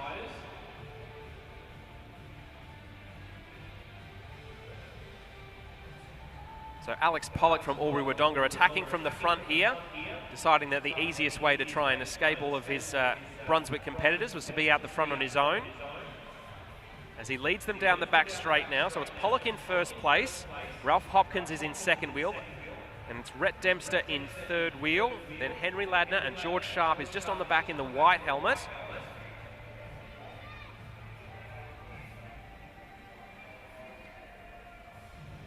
Two laps to go now. As a bit further back, Dom Muscat accelerates around the outside of Akashar Ahmadi.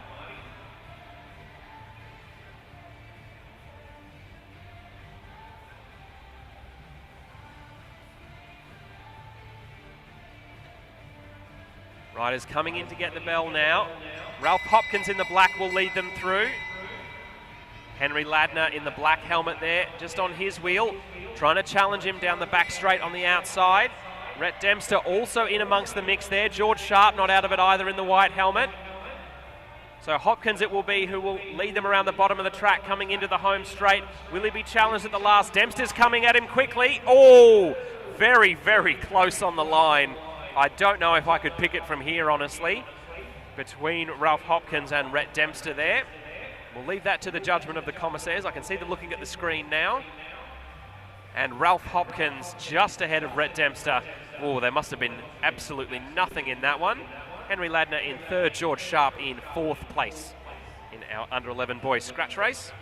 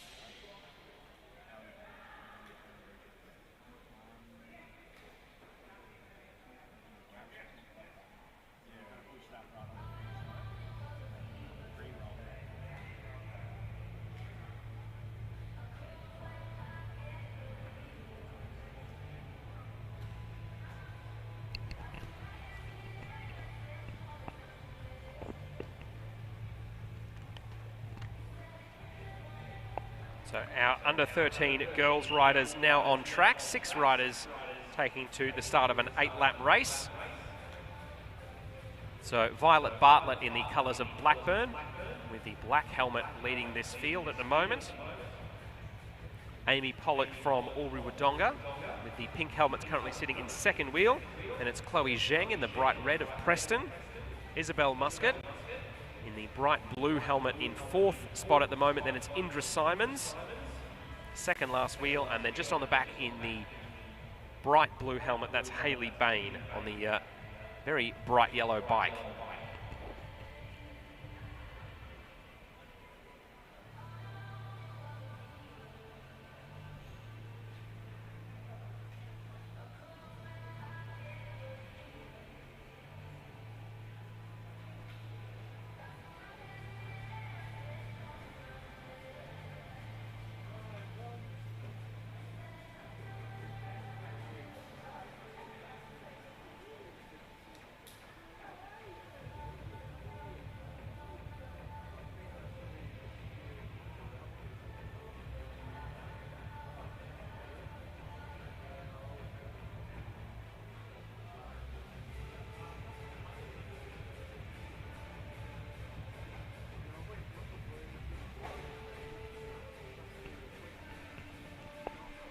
So we've just gone through 5 laps to go now. Violet Bartlett still looking comfortable at the front of this race.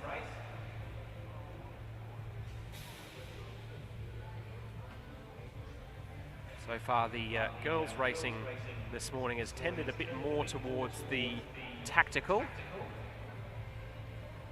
Riders being a bit more conservative with their energy, not wanting to make a move too early. The boys being a bit more free-flowing with their efforts. But of course that could all change at a moment's notice. So Bartlett leading them down the back straight, 3.5 laps to go now. Amy Pollock from Albury-Wodonga in second wheel. And it is Isabel Muscat, Indra Simons, Chloe Zheng and Hayley Bain.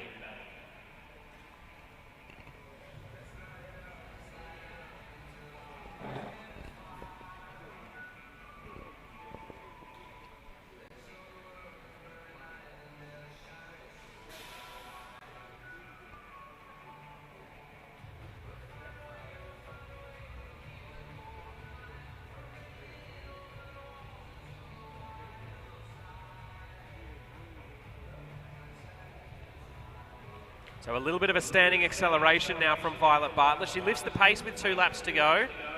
Pollock in second wheel and Muscat also there. Indra Simons paying close attention. So all riders together at the moment, but there's been a definite increase in tempo as we now have 1.5 laps to go. It would be an impressive effort for Violet Bartlett to hold it from here. Amy Pollock now starts to move around the outside, comes to the front with 1 lap to go. Isabel Muscat has her head absolutely buried over her handlebars, chewing on that stem, trying to get across the gap. Indra Simons also doing well, trying to get across to Amy Pollock. The Albury-Wodonga rider looking strong as she comes up the home straight now and towards the finish line. So it'll be Amy Pollock taking the win in this scratch race. Second place for Indra Simons, third for a late charge there for Chloe Zheng. And Isabel Muscat will take 4th place. Violet Bartlett 5th, and then Hayley Bain, the 6th rider across the line.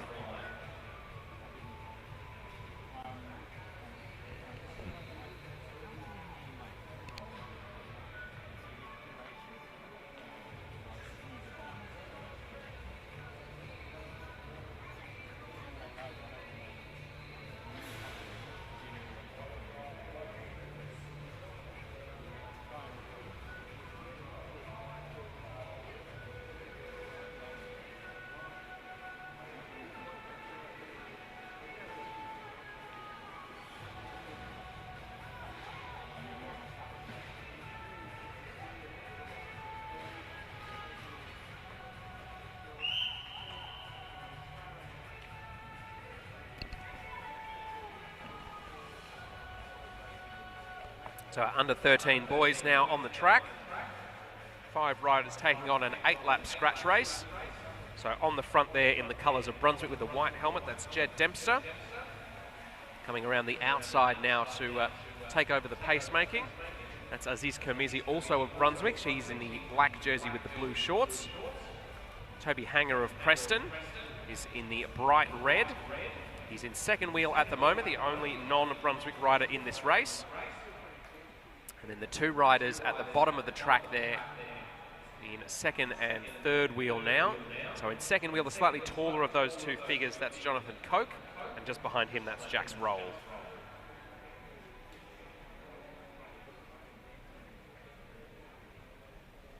And winding up a big attack down the outside there, that's Aziz Kermizi of Brunswick. Jed Dempster, I think, might have been waiting for him to make that move. Neither Jed nor Aziz are any strangers to winding up an attack early on and starting to lift the tempo. Aziz has pulled the colours in, has acknowledged this one isn't going to work. The pace eases slightly here as Koch now hands it over to Roll, rider number 50.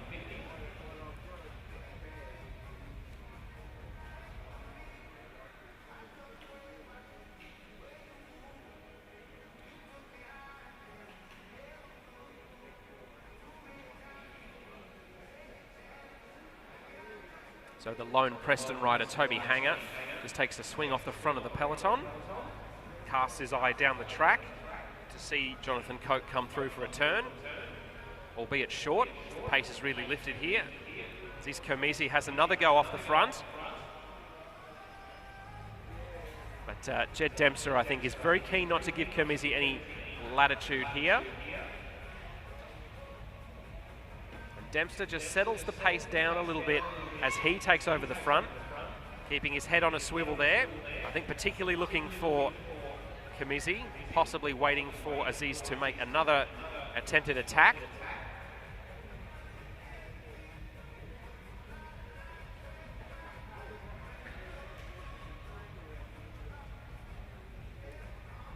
So Dempster it is who now starts to wind things up.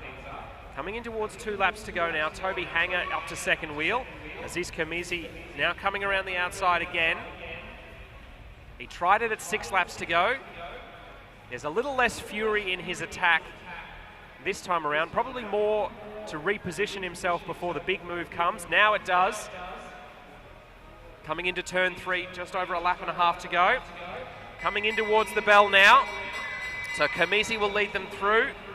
Jed Dempster is in second wheel. Toby Hanger certainly not out of it in third. Jonathan Coke from Brunswick in fourth wheel at the moment as they charge down the back straight.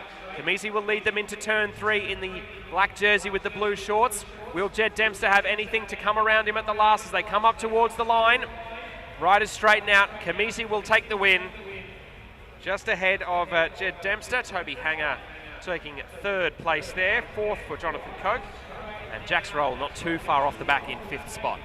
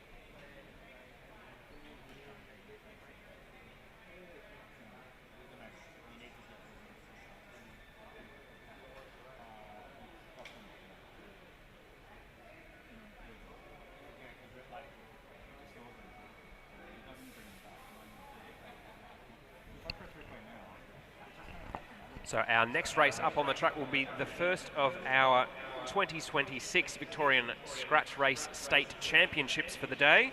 This will be our under 15 men, 14 riders taking to the start.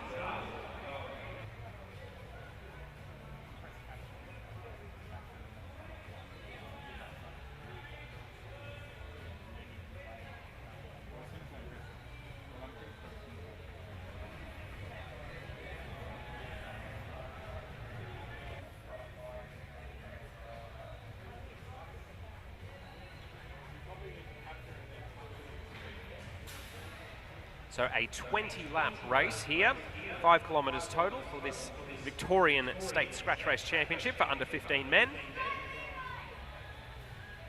Just waiting for the field to be all together before the whistle's blown. Oh, there's been a bit of a fall there. Hopefully everyone's all right. Riders, please come off the track at the next opportunity, please.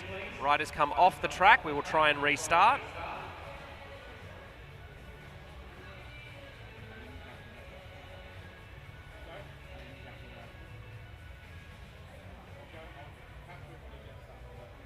So we should have our first aiders close at hand here, being willing to give the riders a bit of TLC. Hopefully everyone is not too badly injured.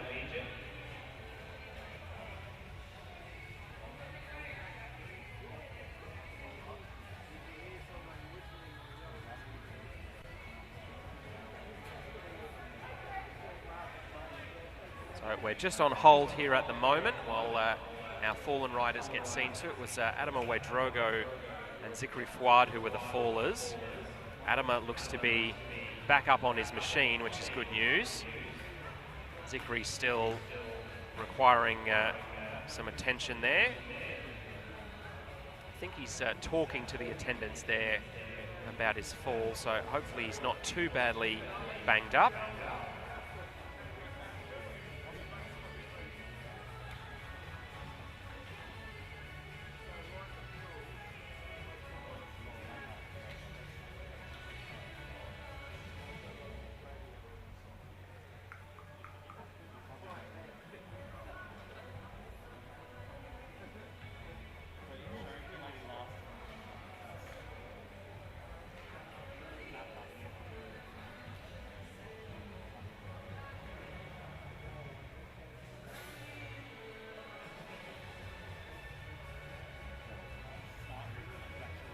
So things just on hold here while Zikri Fouad gets some medical attention.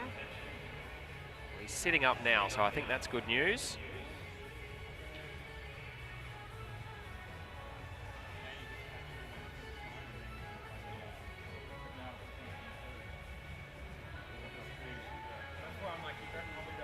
So I think that was just an overlapping of wheels there between Zikri Fouad and Adam Ouedraogo.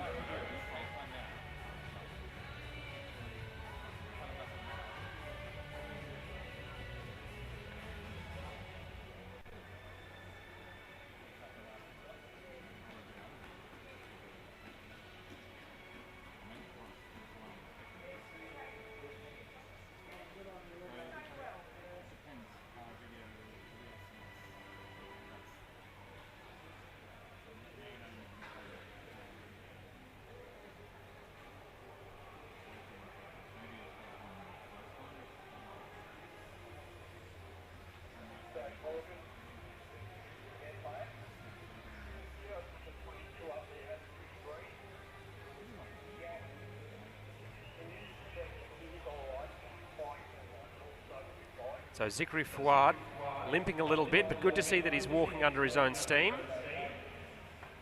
So hopefully he'll have the chance to have a bit of a sit down, maybe recover.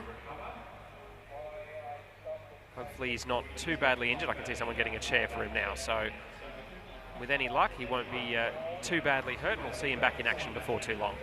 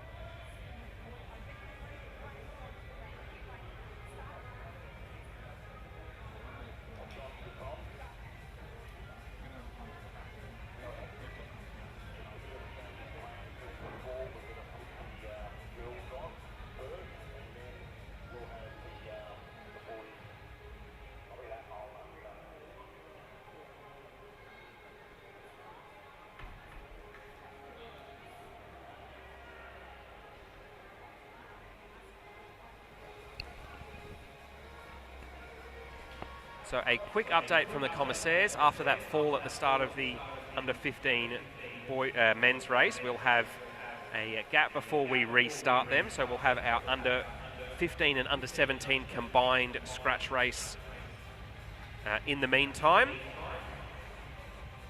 Hopefully that will give our two riders involved in that fall a chance to get properly assessed, make sure they're okay, their bikes are okay, and make a decision about whether they want to keep racing for the rest of the day.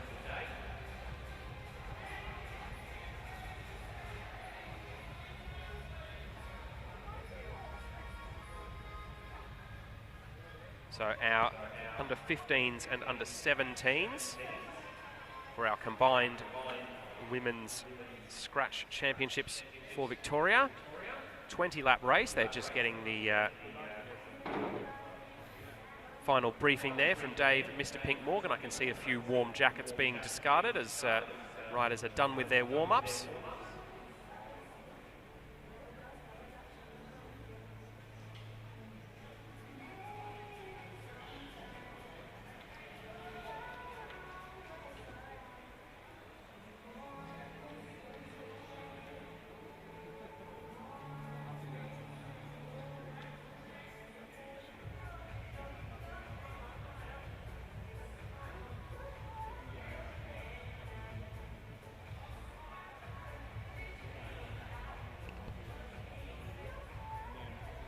So 3 riders in this race competing in the under-17 age group. That will be Isla Shaw, number 19 from Shepparton, number 20 Chavi Tunksale from Carnegie Caulfield, and Gabriela Roja Rodriguez from Blackburn. The remaining 10 riders in the race are all racing under-15s. They are Asha Crofts from Brunswick, Amelia Jirovkova, also of Brunswick, Juliet McDonald and Parave Tunksale, both of Carnegie Caulfield, Crystal Gill from Brunswick, Abby O'Brien and Sophie Brooks, both of Blackburn, Jasmine Gill from Brunswick, Amelia McLean from Bendigo and District Cycling Club, and Natalie Dixon from Geelong.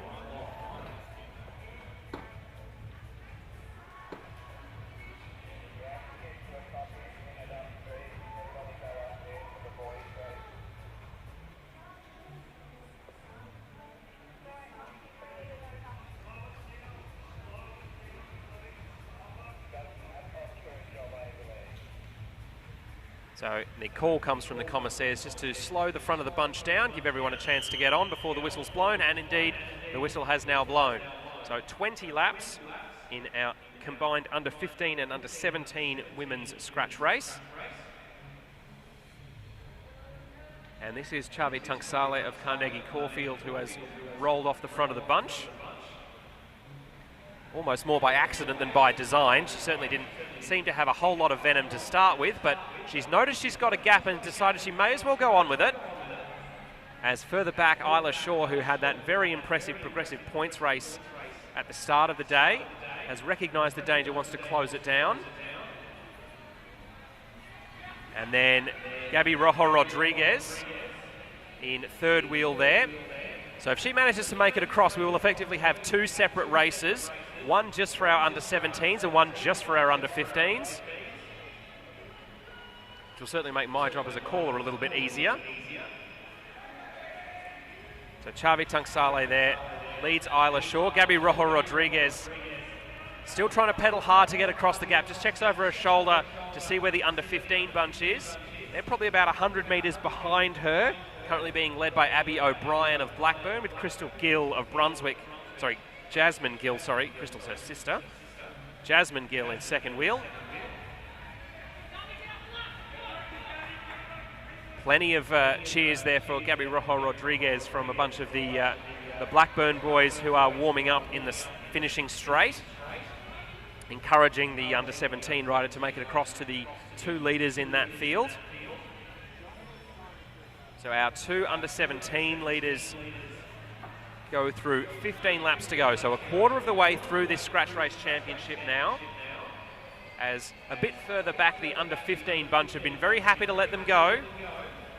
This is Amelia Girovkova now on the inside, the tall figure with the black helmet. She just hands over pacemaking duties to Parave Tunksale, Chavi's sister, as the two sisters are almost exactly half a lap apart now. So none of the under 15s really showed much interest in chasing the under 17s. Very happy to race amongst themselves for this 2026 Victorian Scratch Race Championship.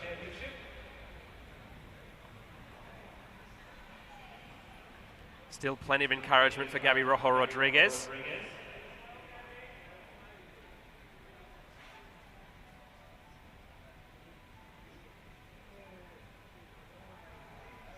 Pace is really off in the under 15 field at the moment. They're almost in danger of being caught here by Chavi Tunksale and Isla Shaw. As I say that, Asha Crofts has decided that the tempo is a bit too slow for her liking. So she's come through for a bit of an attack. The other Tunksale in the race, Paravi, now going to the front. So she's leading the under 15 bunch, just as Isla Shaw, her teammate for Giant Hampden Racing, has distanced her sister. So Isla Shaw just about to come up and make the catch on the main bunch there in the under 17 women's field. So Shaw not wanting to give any of these riders in this under 15 field any chance of catching her.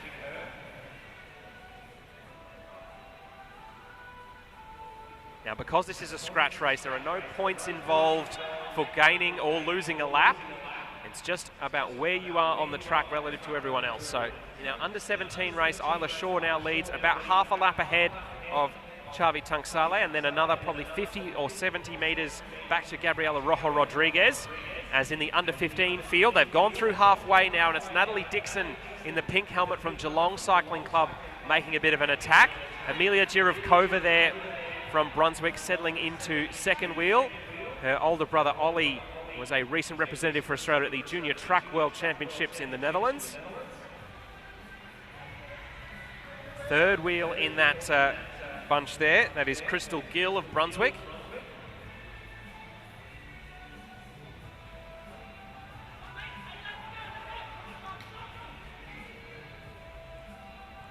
Bit of a move now coming in the under-15 bunch from Paravi Tunksale. In the blue jersey with the white sleeves, Giant Hampton Racing, Amelia Jirovkova and Asha Crofts quick to come across to her wheel. Crystal Gill also in the mix there, the rider from Brunswick.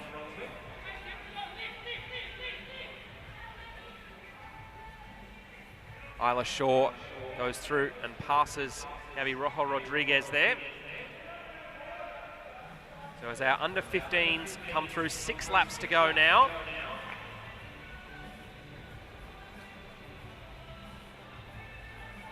A couple of riders now starting to get shed off the back of that under-15 field, as Shaw now catches Xavi Tunksale for a lap.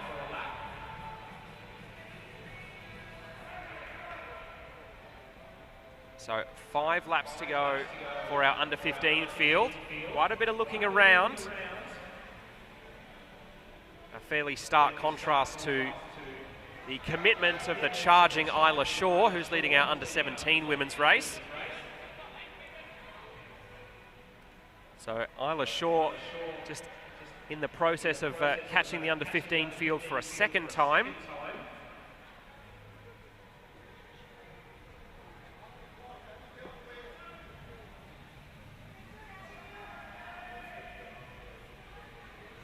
Isla Shaw less keen on continuing to power through the front of the under-15 race at this point.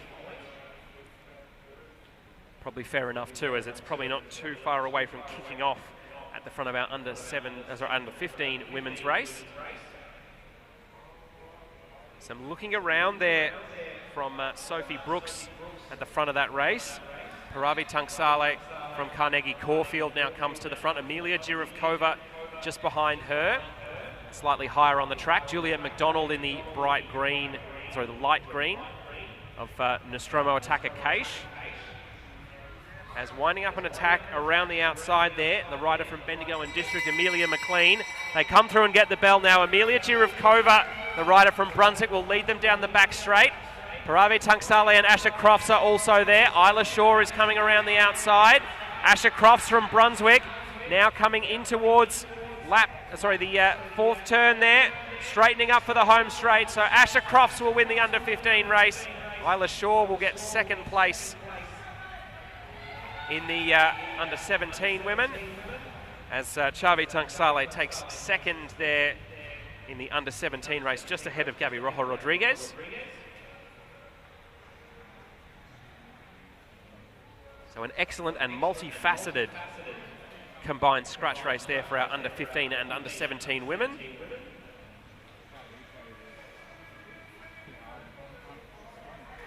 So Isla Shaw, Xavi Tunksale and Gabby Rojo Rodriguez all a lap up on the field.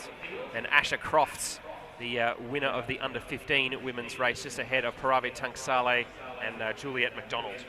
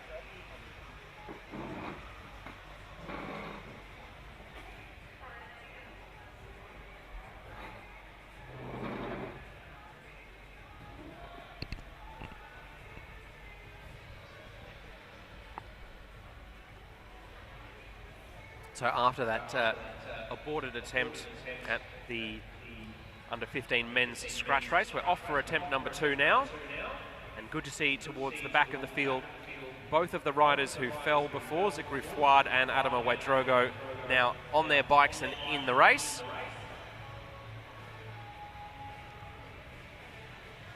They both look to be pedaling okay in the early going, so hopefully they're not too badly affected by having been on the deck a bit earlier.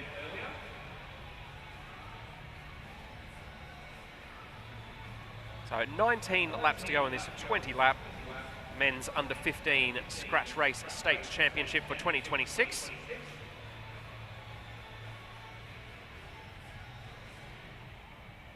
So the rider in the yellow and blue, that's Thomas Perry from Albury Wodonga, coming through for a turn at the front of this field. Just behind him in the black and orange of the old Brunswick kit, that is rider number 24, Oscar Dizeldorp. He's got Peyton Wood in the bright red of Preston just behind him.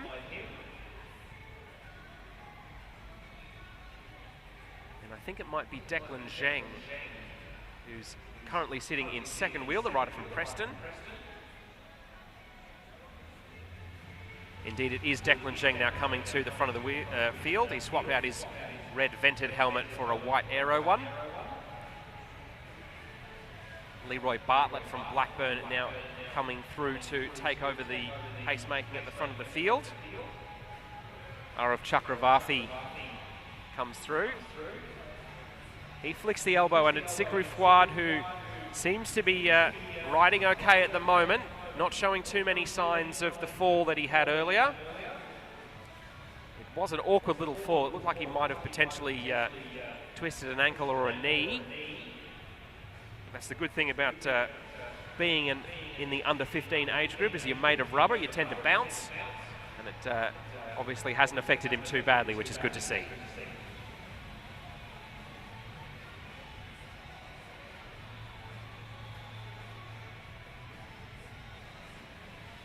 So we're now a third of the way through this 20-lap race. Nobody thinking about a major attack this early on.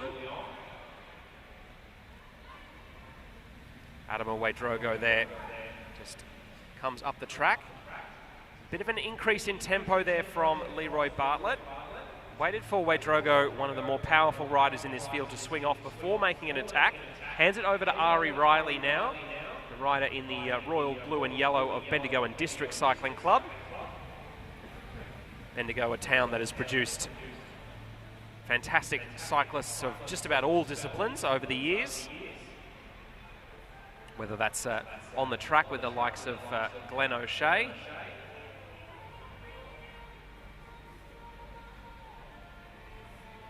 multidiscipline riders like Peter Mullins, winners of national titles across road, cyclocross and mountain bike.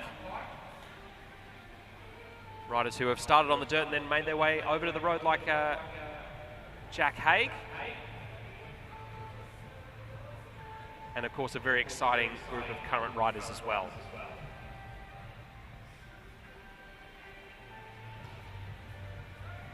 So 11 laps to go as it's now Ari Riley who's at the front.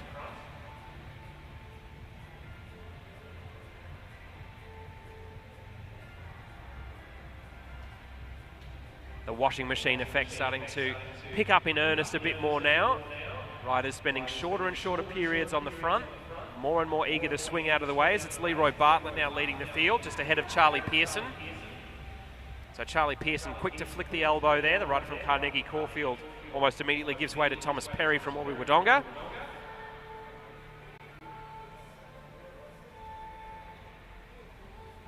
Declan Zheng of Preston now at the front of affairs.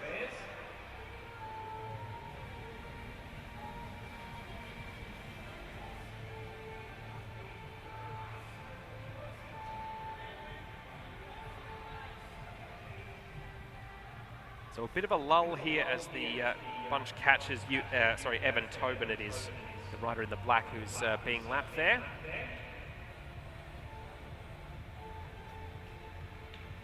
So after a little lull, Charlie Pearson decides to pick the pace back up again. This is Henry Grigg from Blackburn trying to chase him down now. As a little further back, I think Michael Moulds, it is the Brunswick rider who's on the move there.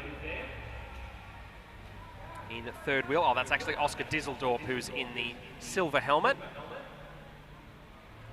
His teammate and clubmate Michael Moulds just on the back of this bunch.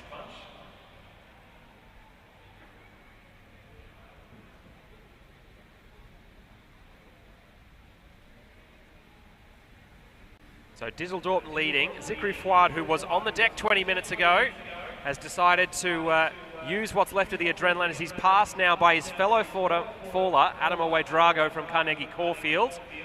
So Ouedraogo now really got the bit between his teeth as he comes through with 4 laps to go. Attacking furiously. That's 5 laps to go, my mistake. 5 laps to go for Adam Ouedraogo. As behind it is Leroy Bartlett and Declan Zheng who are trying to close the gap. Henry Grigg trying to accelerate quickly. He goes past Oscar Dieseldorp there. Ari Riley also trying to get in the mix. A little bit of a check over the shoulder there from Adam Ouedraogo. He swings up the track. Now, I wasn't sure if he had the gas to try and get all the way across on his own. He decides to pull the colours in and let the cards reshuffle. So a leading group of 5 at the moment. Henry Grigg, this is the rider in the black helmet wearing the jersey of Blackburn. He's got Declan Zheng just on his wheel. Leroy Bartlett also of Blackburn in third wheel. Then it's Adam Ouedraogo, Ari Riley, Thomas Perry from Albury Wodonga, and the last rider in what is now a leading group of 7 is Arav Chakravarthi from Blackburn. So 3 Blackburn riders in that front group of 7. 2 laps to go now in this under-15 men's scratch state championship for 2026. So as they come down the back straight now, looks as though that is still Grigg who is leading them. So he starts to pick up his cadence as they get the bell now. Declan Zheng tries to move on his outside. A big attack coming from further back by Adam Ouedraogo. Will he have paid for his efforts earlier on? Coming up towards Declan Zheng now. He's at his back wheel. Can he get to his hip or his shoulder? Zheng still holding strong as they come up towards the line. A sprint from Ouedraogo, but he's not going to get there. Declan Zheng wins the scratch race state championship for under 15 men. Half a wheel ahead of Adam Ouedraogo there. Third place for Henry Grigg of Blackburn. 4th place for his Blackburn clubmate Leroy Bartlett. Fabulous racing there and warm applause from the crowd. Parents, supporters, spectators. A thrilling race to the very last.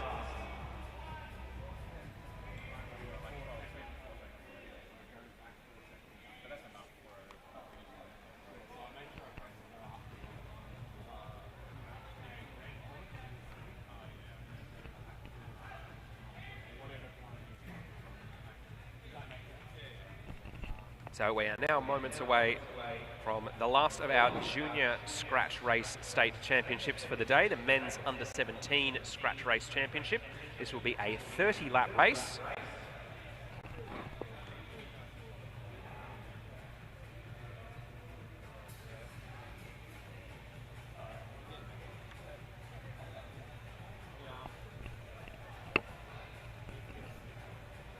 So 17 starters taking to the line today.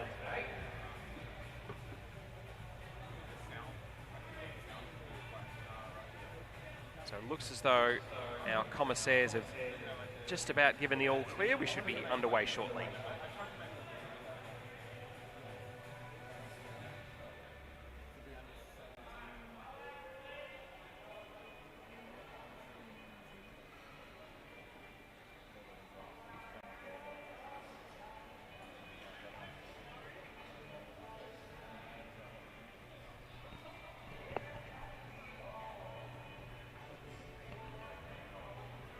We've got to wait for all the riders to be in one continuous peloton before the whistle blows and we let them go. Given that there's about 100 metres between our start and our end at the moment, we'll need the pace to come off a little bit. sure that everyone has an equal opportunity once the whistle blows, and they're not riders chasing from 2 suburbs over trying to get back on.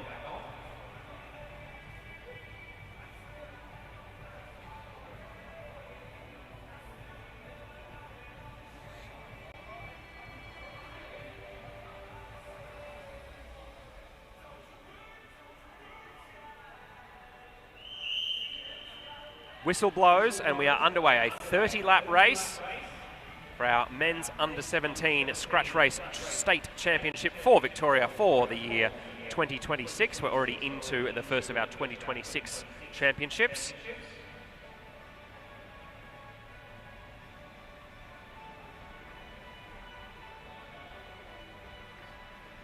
So as they come through the first time, this is rider number 10 there, that's Jake Lesky, one of the riders in the navy blue and gold of Carnegie Caulfield. Arnav Chakravarthi briefly had a lead there and thought better of it. With still more than 7 Ks to go until the end of this race. Aidan Wynn now from Preston moving up. Omer Kermizi, winner of the one of the earlier races in the day. I think he got the victory in the Heart Starter. As we've now seen a group of 4 riders get off the front almost by accident. A little gap opened up in the field there, but very quickly closed down again. So that's Axel Wood from Preston, Jake Lesky now from Carnegie Caulfield. Found themselves off the front very briefly, but decided that it was a little too soon to have quite that much open track in front of them and shuffled themselves back into the main bunch. Jasper Griffiths from Carnegie Caulfield now hands things over to Elliot Burney from Brunswick. He's got Casper Chuang from Blackburn on the bright pink bike just in his wheel as Casper swings up the track. Jasper Griffiths coming through for another turn on the front with his teammate Lesky on his wheel. Maximus Moore there in the orange from Brunswick. Then in 4th wheel, the rider wearing dossard number 1 today, that is Jack Panozzo. He's of Carnegie Caulfield, but wearing a skin suit from the Italo-Australian Cycling Club.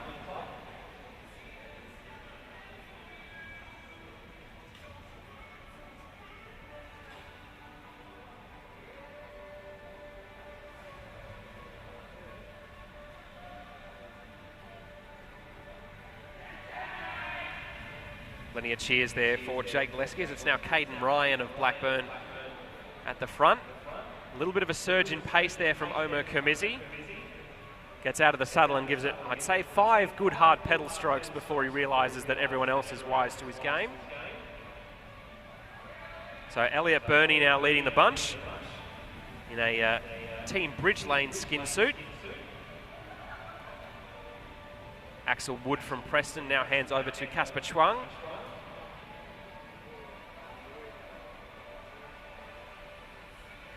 As riders begin to spread a little bit higher up the track there, generally an indication that the pace is easing, a bit like racing on the road. If you see riders in one long continuous line, that's a good indication that the tempo is really high. As they start to string out a little bit more now, and the elastic starts to stretch.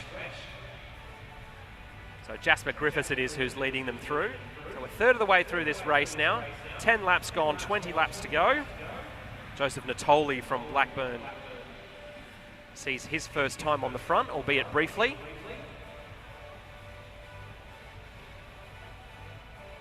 So plenty of riders not wanting to do too much work early on, preferring to save their energy for a kick towards the end of the race.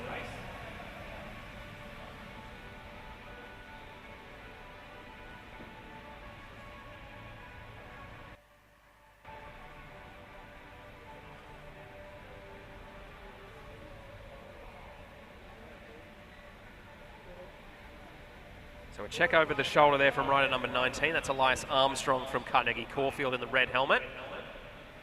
Omer Kermizi is trying another surge off the attack, off the front, sorry. He's attacked now and he's got a good little gap certainly more productive than his attack a couple of laps ago was. He's gotten a good 20 metres, and it's Maximus Moore and Jack Panozzo, two riders who have ridden quite a lot with Omer across various disciplines of cycling, who are trying to close him down. They will know as well as just about anyone that Omer Kermizzi is a dangerous rider to let go for too long.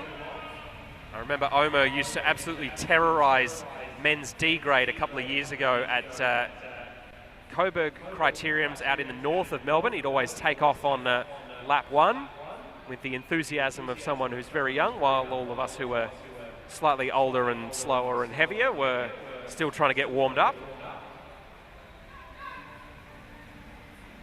Move now coming around the outside. This is Jasper Griffiths from Carnegie Caulfield. Looks like Lockie Ermert who's in his wheel. And Casper Chuang also there.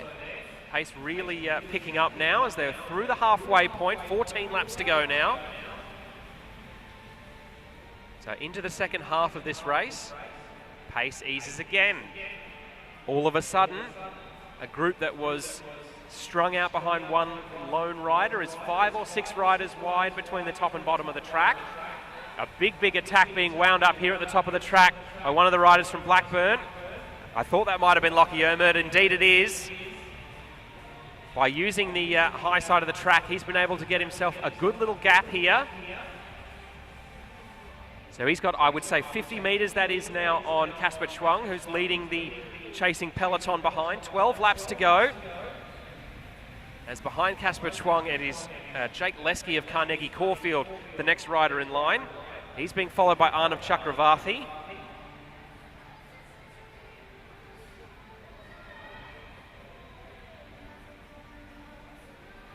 So Lockie Ermert swinging up the track there, conceding that perhaps he's not going to get away, or at least that if he wanted a gap that would hold for the final 11 laps of this race, it needed to be bigger than the one he had.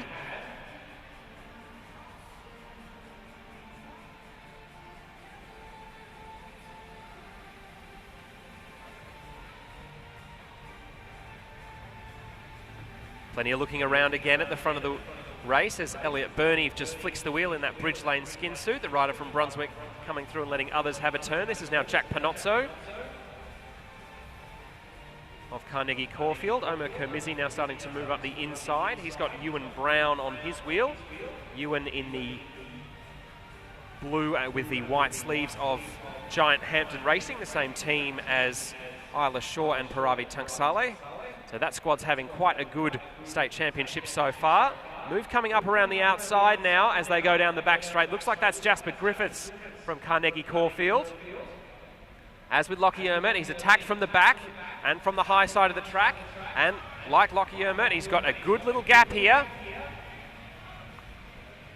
It's 50 metres as he gets up the back straight there. Might even be pushing towards 70 metres now. So he comes through and gets 7 laps to go. So we need to hold this for 1 3/4 kilometres to make this attack stick for this scratch race state championship. But he's been given some latitude by the field here. There's been a little bit of dithering. Not everyone seems totally committed to the chase for now. Very little doubt that Jasper Griffiths is committed at the front of this race. Elliot Burney now starts to put a bit more urgency into his pedalling. He's got his clubmate Omer Kermizzi on his wheel. Ewan Brown also there in that chasing pack. So Jasper Griffiths takes a check over his shoulder there. 5 laps to go now. The gap's not as big as what it once was, but it's still big enough for the time being. It's still 70 or 80 metres as it's now Omer Kermizzi handing over to Ewan Brown. Lockie Ermert also there in the colours of Blackburn. Jack Panozzo trying to move up as well. The gap shrinking now for Jasper Griffiths. Bows his head as he comes through. 4 laps to go. 1K left in this state championship race. Who will be the scratch race state champion? Jasper Griffiths has swung up the track. He's conceded that it won't be him. Or at the very least that if it is going to be him, he's going to have to try and come past at the last minute.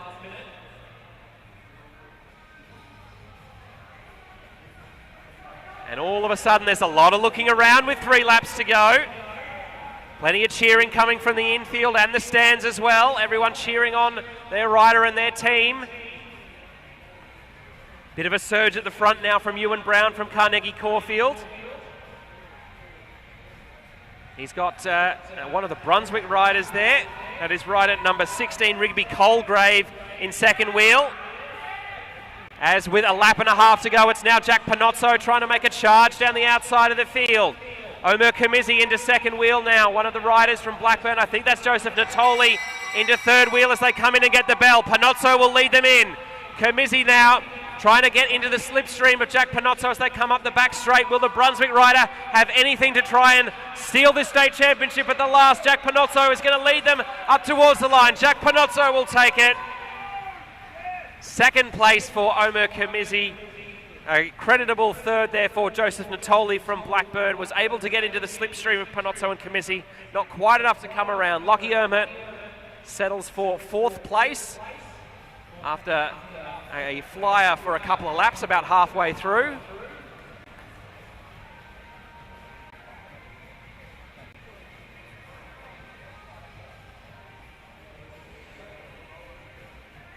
So Panozzo taking the win there. Omer Kamizi in second. Joseph Natoli third. Lockie Ermert in fourth place.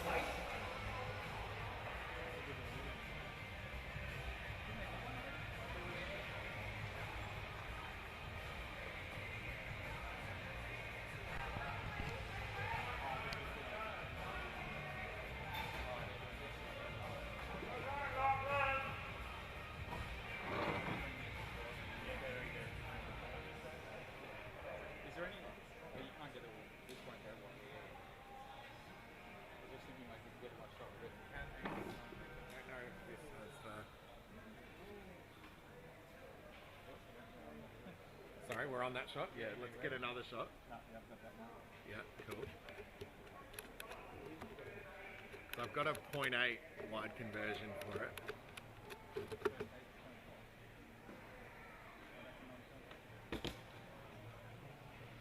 will give us slightly wider. Well, I was just thinking, like, if we get a wider shot, we can maybe, like, aim at half the track so we can see a bit more of the... Yeah. Which way is it? Should go. How's it going there? It's been a long time since I've... Where's the bayonet? Oh, that looks like it might have go flush now, but it's not.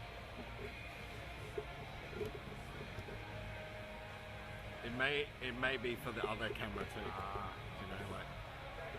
I'm pretty sure... It was looking flush there before. It's not flicking in. Yeah. Don't worry about it. Yeah. I know it definitely fits on that one. Yeah.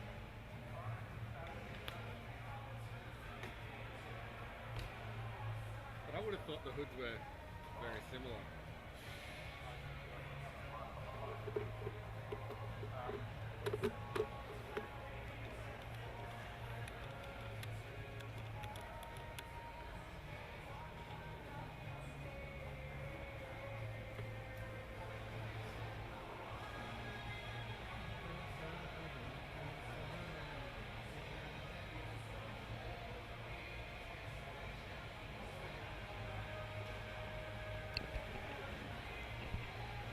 So the riders for our under 11 and under 13 Melbourne Cup on Wheels final taking to the track now. So our limit rider off 185 metres from Blackburn Cycling Club Charlotte Woods, off 175 metres from Blackburn Hayley Bain, from 170 metres from Blackburn Violet Bartlett, from 160 metres from Brunswick Indra Simons. Starting from 150 metres, two riders from Preston, Delilah Wood and Chloe Zheng. Starting from 140 metres from Brunswick, Isabel Muscat. From 130 metres will be the rider from Albury Wodonga, Amy Pollock. Starting from 115 metres from Brunswick, Henry Ladner. Starting from 110 metres, also of Brunswick, George Sharp. Two riders starting from 100 metres, both from Brunswick, Ralph Hopkins and Rhett Dempster. And our two back markers from 10 metres from Brunswick, Jed Dempster. And starting from scratch, also of Brunswick, Aziz Kamizi.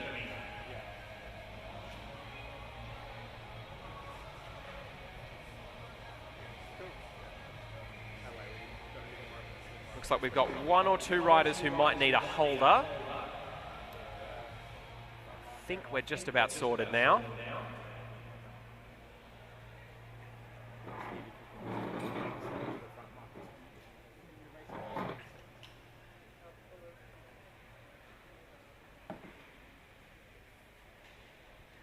So a 4-lap handicap race.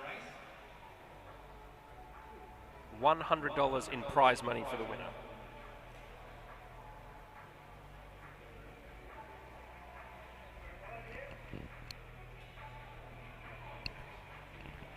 Riders ready?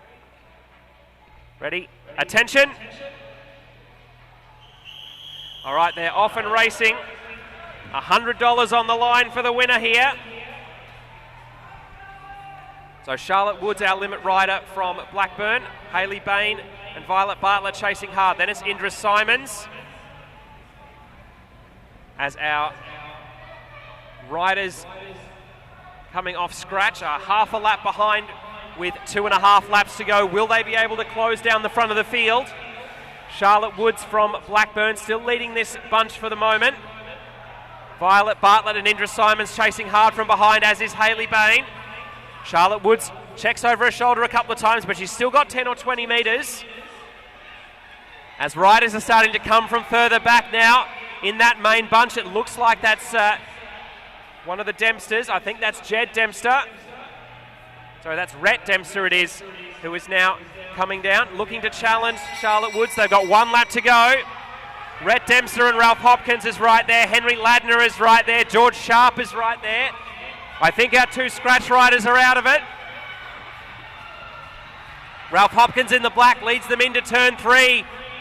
There's just 100 metres left now. Who will take the Melbourne Cup on wheels for our under-13s? Coming up towards the line, it's going to be Ralph Hopkins.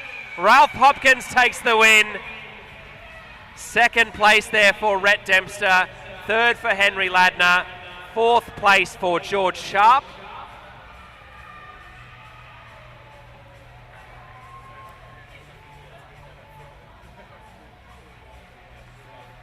So a thrilling finish there in our under-13 and under-11 combined Melbourne Cup on wheels.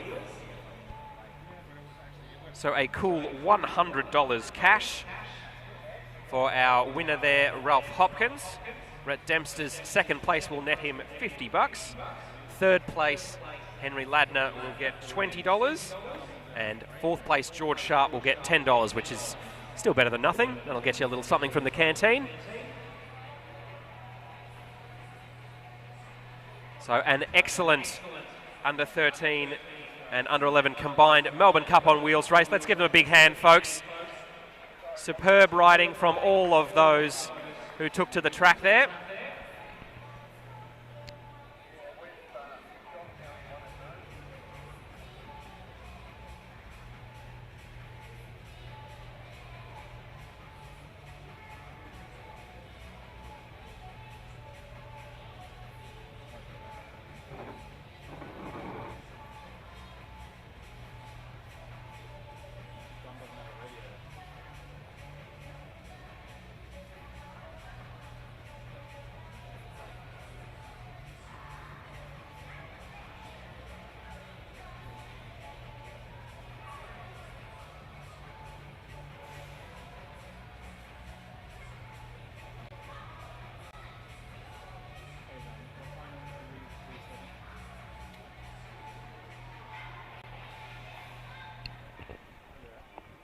So with our under-13 and under-11 Melbourne Cup on wheels final concluded, that will be the end of the action for the morning session. We'll have some junior presentations shortly, and then we'll start with our first of the action from the adult racing in the afternoon. We'll have heart starter races for men's C, B and A grade. Then we'll have the finals for our under-17 and under-15 combined Melbourne Cup on wheels for men and women.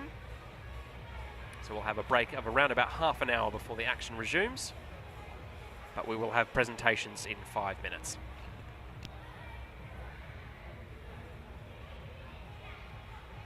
A note to all riders, presentations for the morning session will be held in 5 minutes. 5 minutes to the morning's presentations.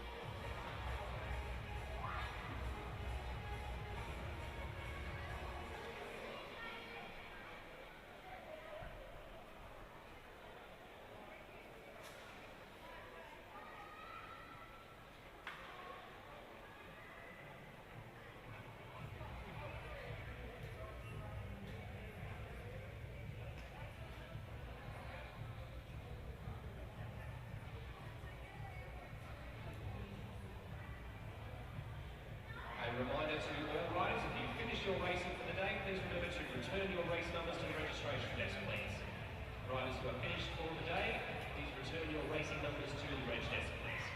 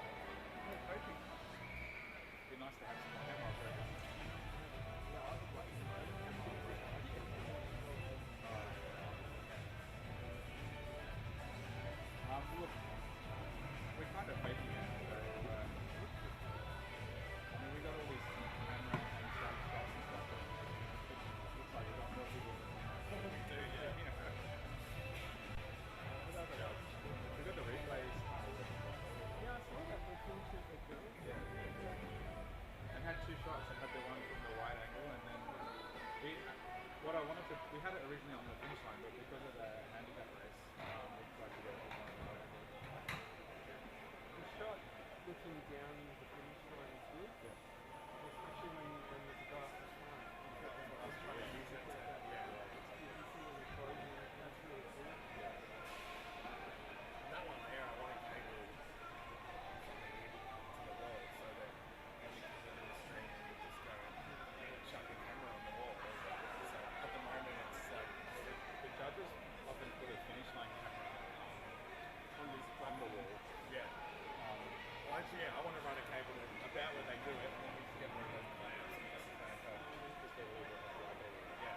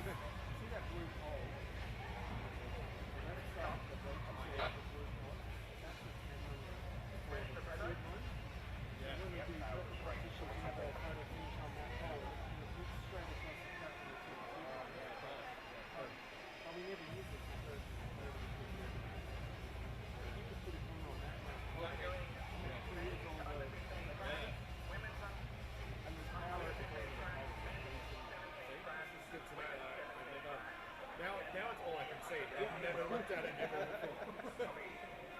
So there's going to be an extra page over there. I don't know. I heard something somewhere and I'm like, they might have moved something and I'm like, okay, once they've done that, then we'll work out where it is. And Oh, is Banana Man taking over the page? Maybe the page, I don't know. VIS one. Well, no, there's none. Well, I mean, VIS.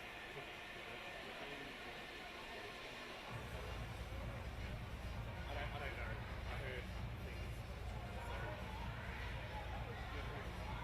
Yeah, I know. I don't know. Big ideas, but.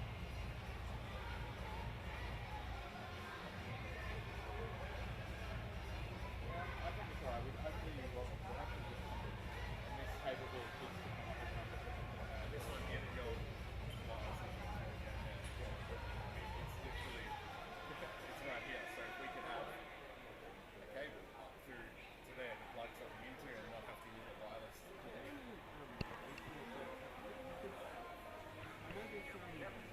Might be in that room there. And we are now ready for our presentations for this morning's racing. Here to present the medals, we've got a couple of very special athletes with us. One of them is Erin Roll, recently crowned Women's C4 Sprint and Team Sprint World Champion. We've also got Genevieve Jordan, who recently won the sprint and team sprint at the Masters World Championship. So they've been kind enough to offer their time and present some of the medals today. So we'll start off. The first race that we will be presenting will be the 2026 Men's Under 15 Scratch Race Victorian Championship.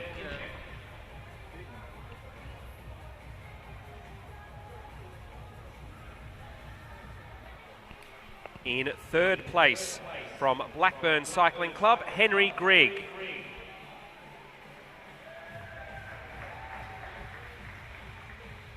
In second place today from Carnegie Caulfield Cycling Club, Adama Wedrogo.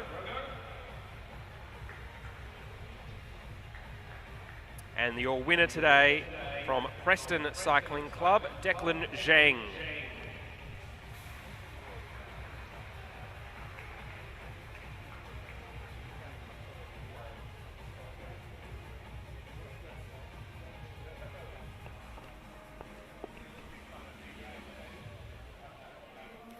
Congratulations to our podium finishers for the Men's Under 15 Victorian Scratch Race State Championship.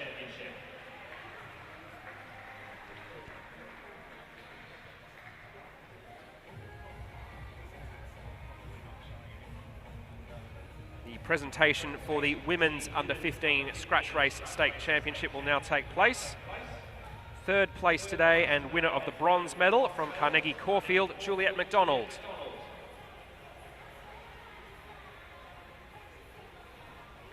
In second place today, the winner of the silver medal, also of Carnegie Caulfield, Paravi Tangsale.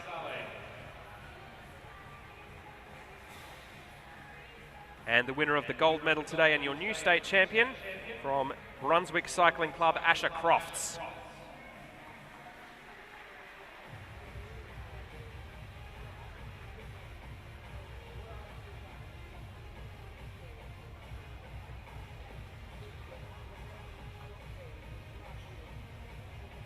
Congratulations to our podium finishers for the 2026 Under 15 Women's State Scratch Race.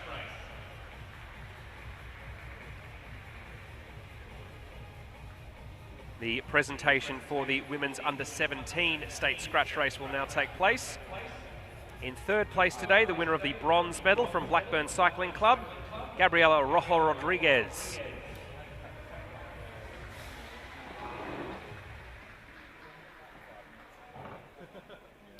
In second place today, the winner of the silver medal from Carnegie Caulfield Cycling Club, Chavi Tangsale.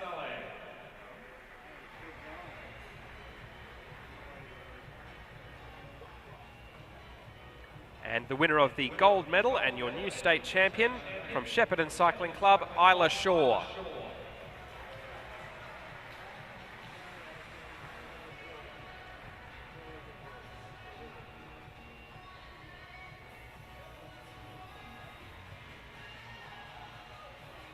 Congratulations to our podium finishers for the Women's Under-17 State Scratch Race Championship.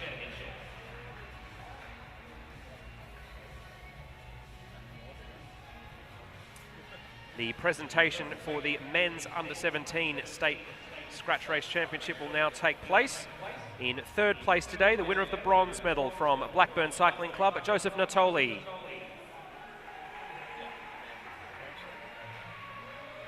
In second place today, the winner of the silver medal from Brunswick Cycling Club, Omer Kermizi.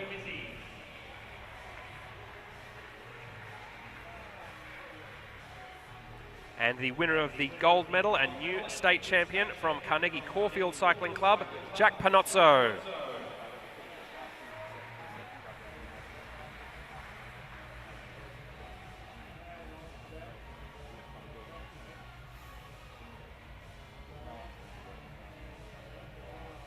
Congratulations to our podium finishers for the Men's Under-17 State Scratch Race Championship.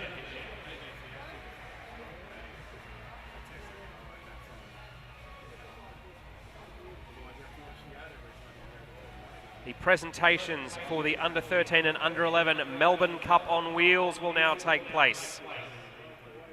In third place today, the winner of the bronze medal from Brunswick Cycling Club, Henry Ladner.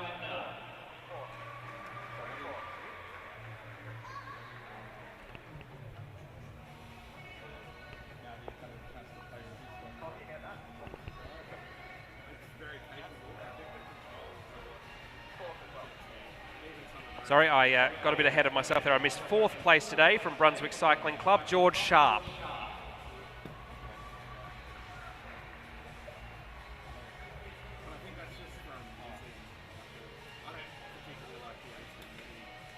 In second place today, the winner of the silver medal, also of Brunswick Cycling Club, Rhett Dempster.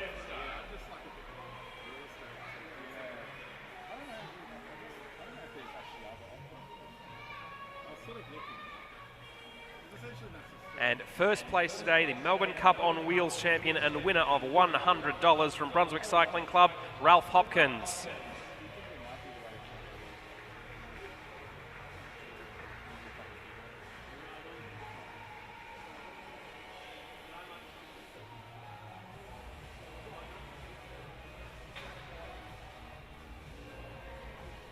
And you get a sash as well. Congratulations to our podium finishers in the Under-13 and Under-11 Melbourne Cup on Wheels final. Well done.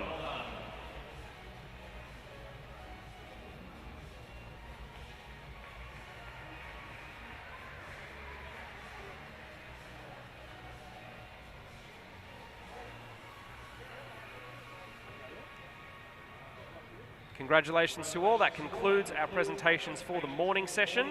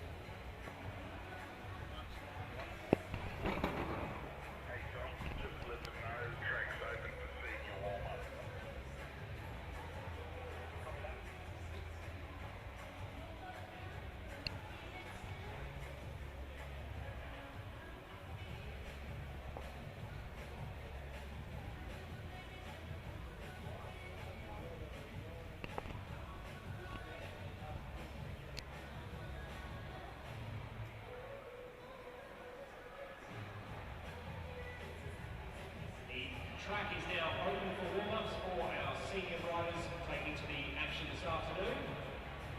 Track is now open for practice for those riding this afternoon.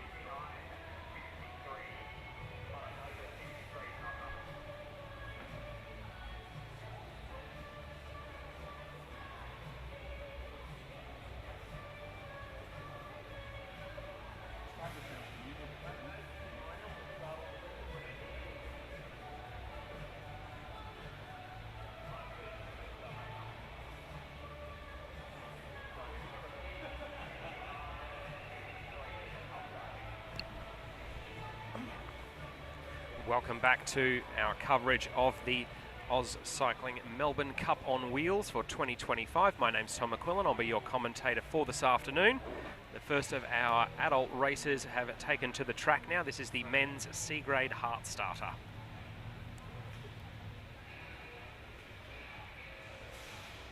So our riders for the men's C-grade heart starter now out on track. This will be an 8-lap race, 2 kilometres total, with 13 riders, I should say, taking to the start line. Probably what will be a better idea is to get the wider shots, like to give me because like these guys are focusing in nice and tight. Cool. So I think this might be Harry Metzger of Preston, who's at the front of the line, starting to get things moving, get some hearts started. As TNT by AC/DC plays in the background.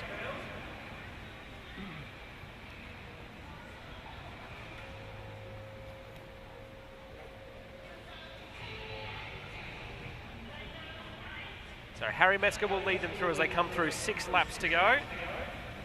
Christopher Brooks from Blackburn now comes through for a turn, the rider in the fluoro green helmet there, in the black, white and red of Blackburn.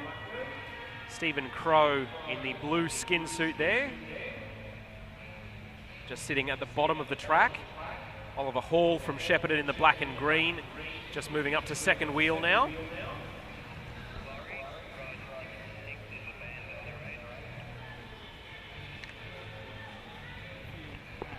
Yeah. Bit higher there. Cool.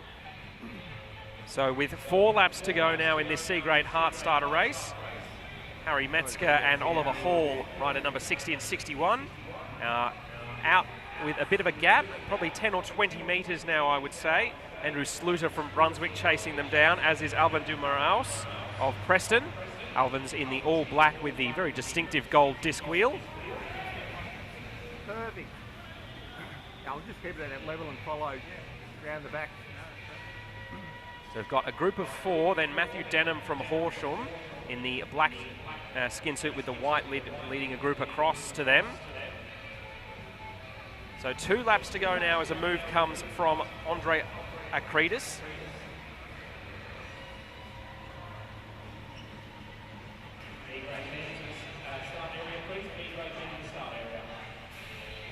So coming in to get the bell now in this men's C-grade heart starter. Akridis it is from Brunswick, now just getting caught and passed by Oliver Hall from Shepparton. Andrew Sluter of Brunswick is also there in the all-black jersey with the white helmet. The rider from Shepparton still looking strong as they come up towards the line. And he will take the win. So victory there in that C-grade heart starter race for Oliver Hall. Andrew Sluter in second, Matthew Denham from Horsham in third, and Andre Akridis of Brunswick slotting in 4th place. So at the end of the race, like normally just pick a spot, hold from there. Cool.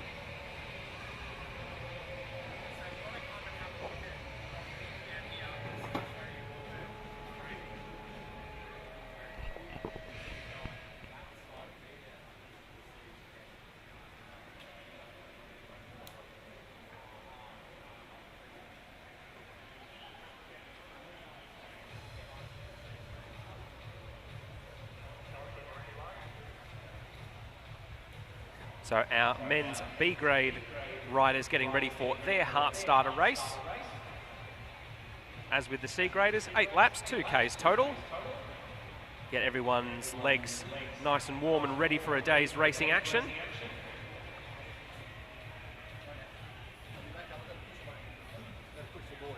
When they're done, I'm going to send some boys up to give a hand as well. Good to see a few of the juniors who were in action this morning. I reckon I've got time to run this one. Okay.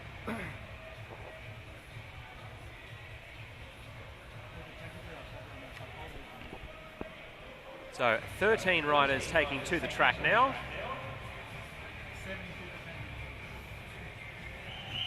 Whistle blows and it's Sebastian Freer from Bendigo and District Cycling Club in the green long sleeve skin suit on the front of this field.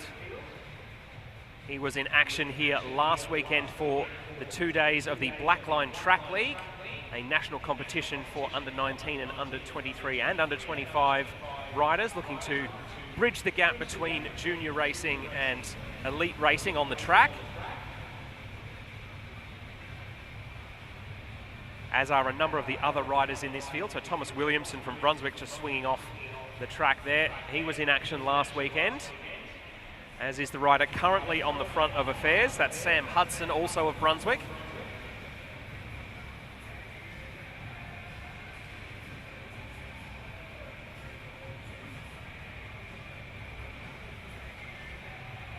So Sebastian Freer now leading them through. Hudson in second place. Bryce Nichols from Castlemaine Cycling Club now up to second. It looks like that's Ben Holmes from Brunswick sitting in third wheel currently.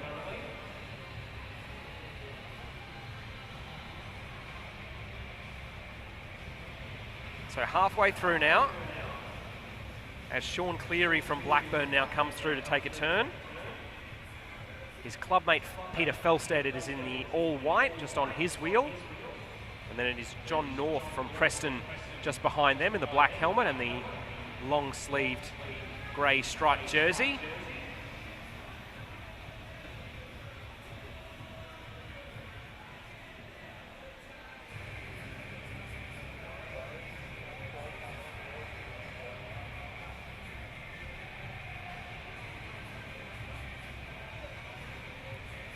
So 2 laps to go now, as it's Ben Holmes looking around on the front of this men's B grade field. Checking high, checking low. An attack coming along the outside from one of the Blackburn riders now. Bryce Nichols from Castlemaine also putting in a bit of a surge as they come through to get the bell. So it'll be Bryce Nichols who leads them in. Sean Cleary in second place. Peter Felstead in the white trying to come across the gap. Peter Felstead had a very successful state Omnium Championship here a couple of weeks ago, but he's not going to catch Bryce Nichols. So Bryce Nichols will go out the winner of this men's B grade race. Second place for Peter Felstead. Third it was in the end for Cleary from Blackburn, and then I think it might have been Sebastian Freer, Bryce Nichols' teammate, who came across the line in fourth spot. Indeed it was.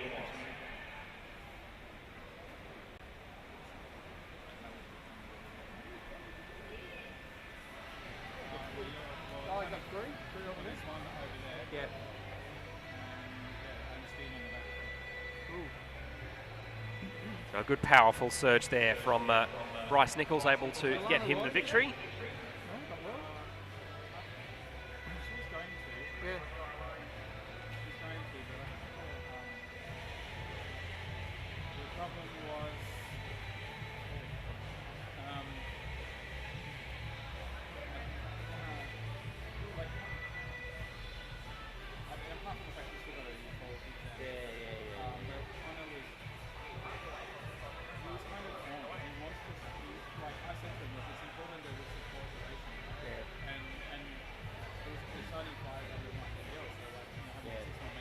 So the next race on our program will be the men's A grade heart starter. As with the previous races, 8 laps, 2Ks total. Yep.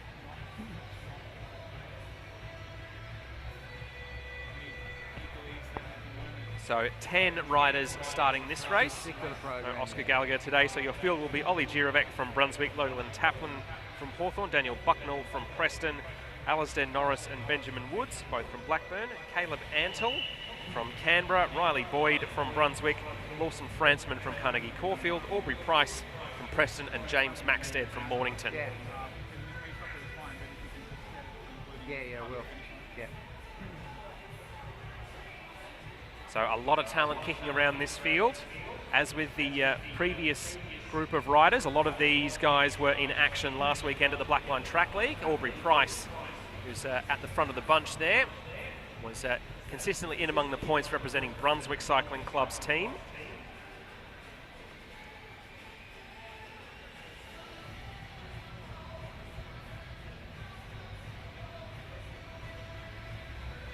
Rider number 39 at the front there. This is Lawson Fransman from Carnegie Caulfield. He swings up the track. Daniel Bucknell from Preston in that skin suit with the grey fade on it. Has a turn of about 100 metres before handing over duties. So 5 laps to go now, as James Maxted from Mornington now swings up the track.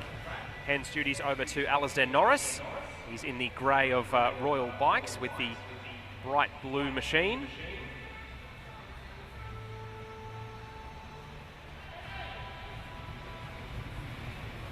Ollie Girovic there, the rider in the navy blue of the Victorian Institute of Sport. Represented Australia at the Junior Track World Championships in Apeldoorn in the Netherlands back in August. Pace really starting to pick up now. Lawson Fransman now coming through for a turn.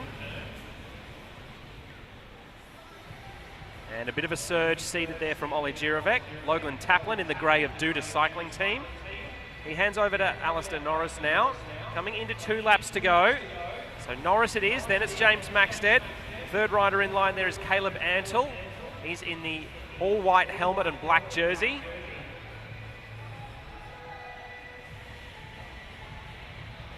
So coming into the bell now.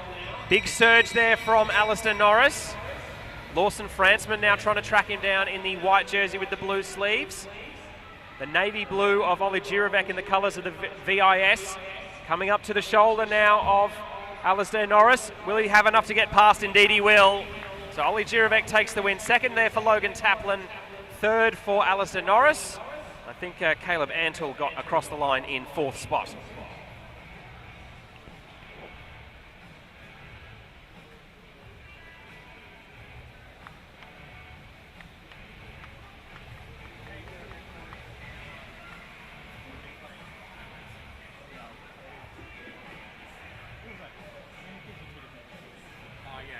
We didn't get the finish.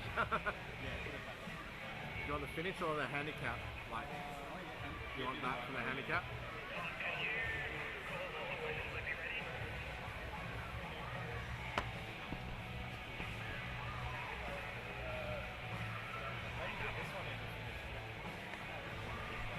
All right, with the conclusion of our heart starter races, we will now have our under-17 men's Melbourne Cup on wheels. The heats were held this morning. If we could have some pushers and helpers to the sides of the track being willing to help all of our riders get off to a nice clean start, that would be fantastic. So in our under-17 men's Melbourne Cup on wheels final, your limit rider going from...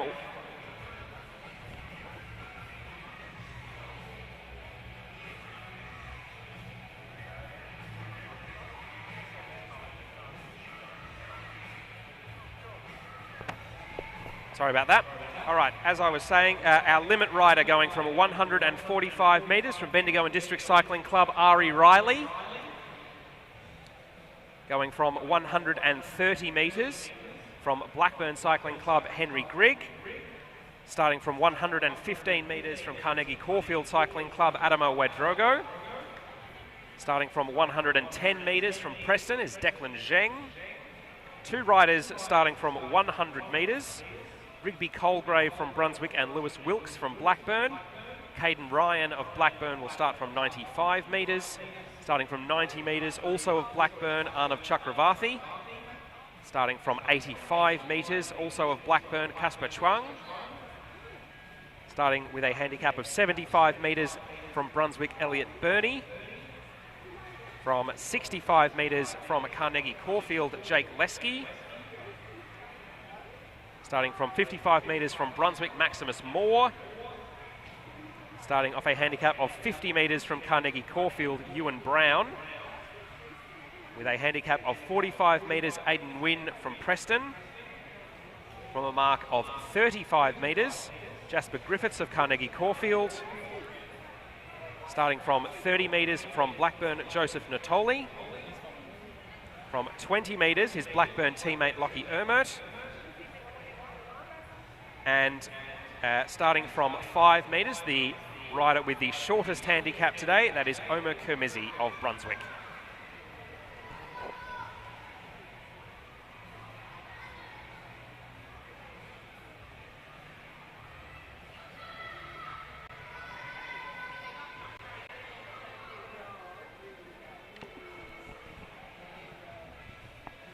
So this will be a 5-lap race. 1,250 metres in all. A prize of $200 for first place, $100 for second place, $50 for third place, and $20 for fourth.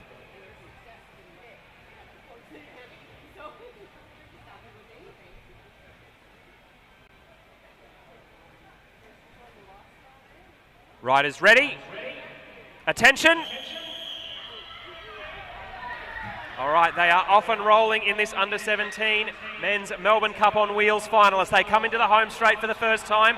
Ari Riley of Brunswick is quick to check over his shoulder and see if he's got any friends. He'll find two of them in Henry Grigg and Adam Away-Drogo as a bunch starts to form behind. We've got a group of 6 or 7 of our back markers looking to team up together. So it looks like we've got 3 groups forming it at the front of the race at the moment. So at the front we've got 5 riders currently being led by Adam Away-Drogo. They go through 3 laps to go. Adam Away-Drogo being challenged around the outside by Lewis Wilkes of Blackburn. Ari Riley is also there. Then a second group probably about 20 metres back, and the back markers starting to make some ground up.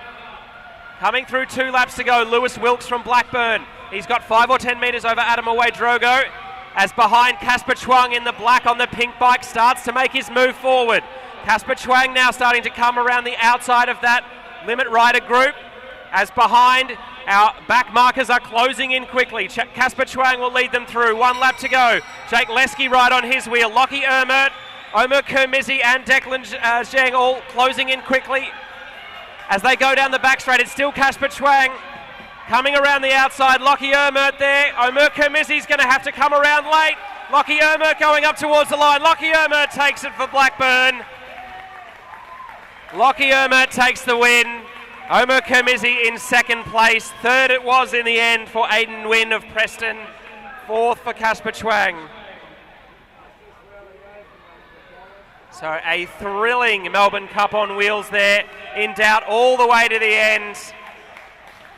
Lockie Ermert salutes the hub of Blackburn fans in the crowd there.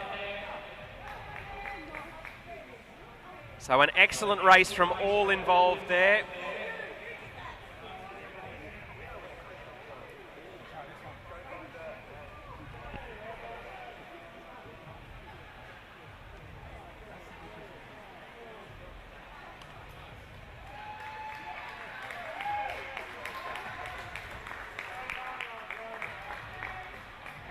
Big salute there from Lachlan Ermert.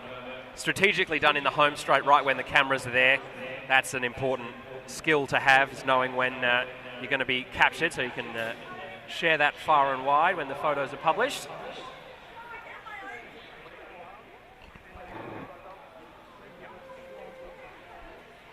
So next up will be our women's under-17 Melbourne Cup on Wheels final. Your limit rider starting from 150 metres from Blackburn is Sophie Brooks. From 140 metres from Bendigo and District Cycling Club, Amelia McLean. Starting from 130 metres, Natalie Dixon from Geelong. Starting from 125 metres, Jasmine Gill from Brunswick. Starting from 110 metres from Blackburn Cycling Club, Abby O'Brien. From 100 metres from Brunswick, Crystal Gill. Starting from 90 metres from Carnegie Caulfield, Parabi Tanksale. Starting off 70 metres from Carnegie Caulfield as well, Juliette McDonald. Starting from 65 metres from Brunswick, Amelia Girovkova. Going off 60 metres also of Brunswick, Asher Crofts. Starting from 55 metres from Blackburn, Gabriela Rojo Rodriguez. Starting from 30 metres from Carnegie Caulfield, Chavi Tanksale. I like sheepdog trials, they're bloody excellent. And your scratch rider today from Shepparton Cycling Club, Isla Shaw. Well, Cam will be having a good old celebration. Yeah, I know. They'll be wrapped. Yeah. No, they were all right. That was an excellent ride. Honestly, they were chasing hard and he's held them off, so that's really good. That's exceptional.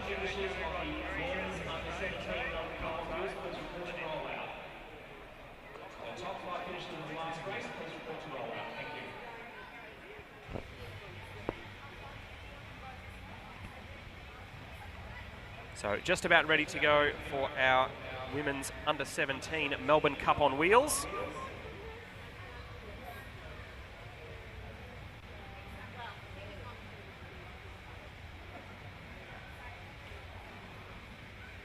Riders ready.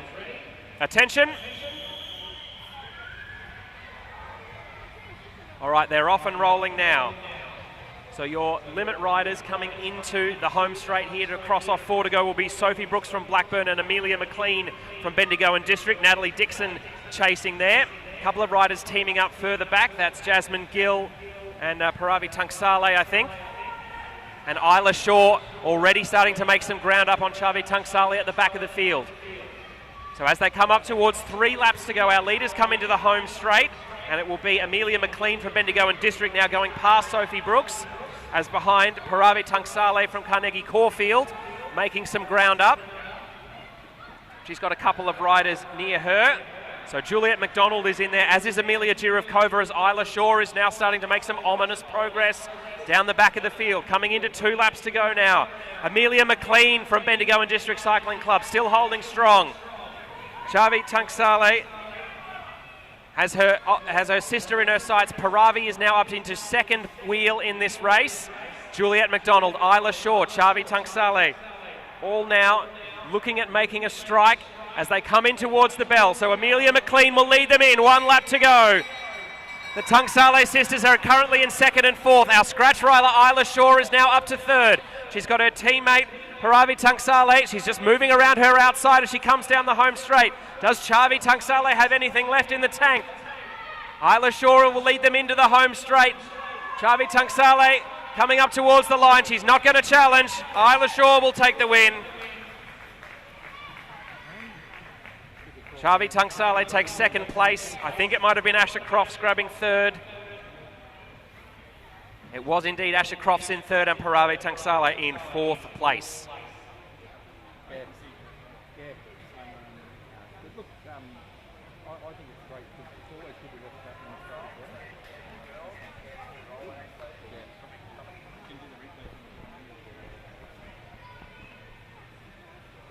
So a reminder for our top line finishers in the under 17 Melbourne Cup on wheels, you will need to report to rollout.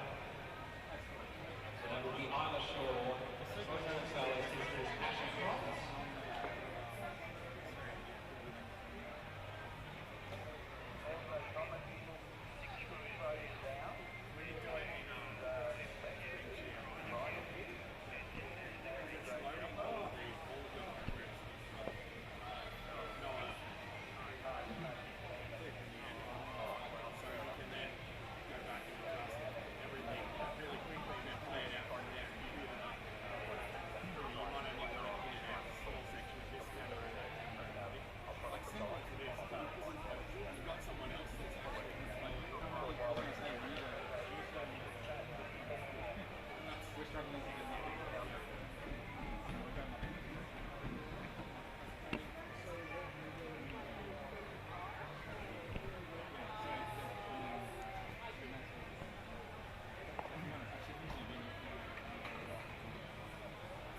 So a thrilling conclusion to our under 17 Melbourne Cup on wheels for both men and women.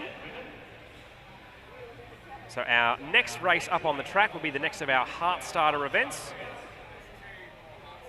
This will be for women's B grade. We've got 9 riders on the start list.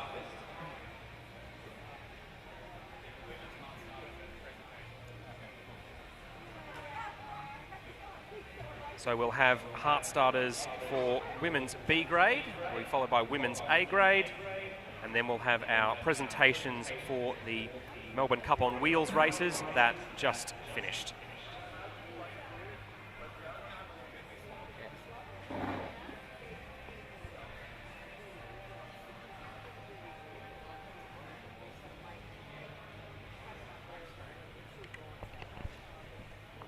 So our riders are off and rolling in our B grade heart starter.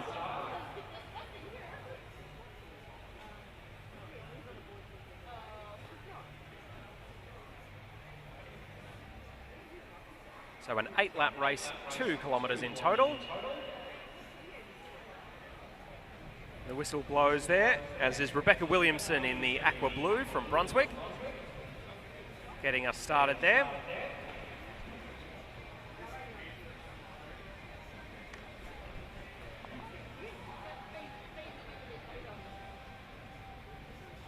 So as with some of our previous races, a couple of riders in this field were also competing in the Blackline Track League, which was held here last weekend. So as Emma Jackson from Castlemaine comes through, Genevieve Jordan from Brunswick just on the high side of the track at the front of affairs. Jen's recently returned from the Masters Track World Championships, where she was able to come away with a couple of jerseys in the sprint and the team sprint. So obviously someone who's in very good form on the track at the moment. Michaela Tobin from Geelong Cycling Club in the black jersey with the pink helmet. Takes a quick turn on the front and then discreetly moves aside.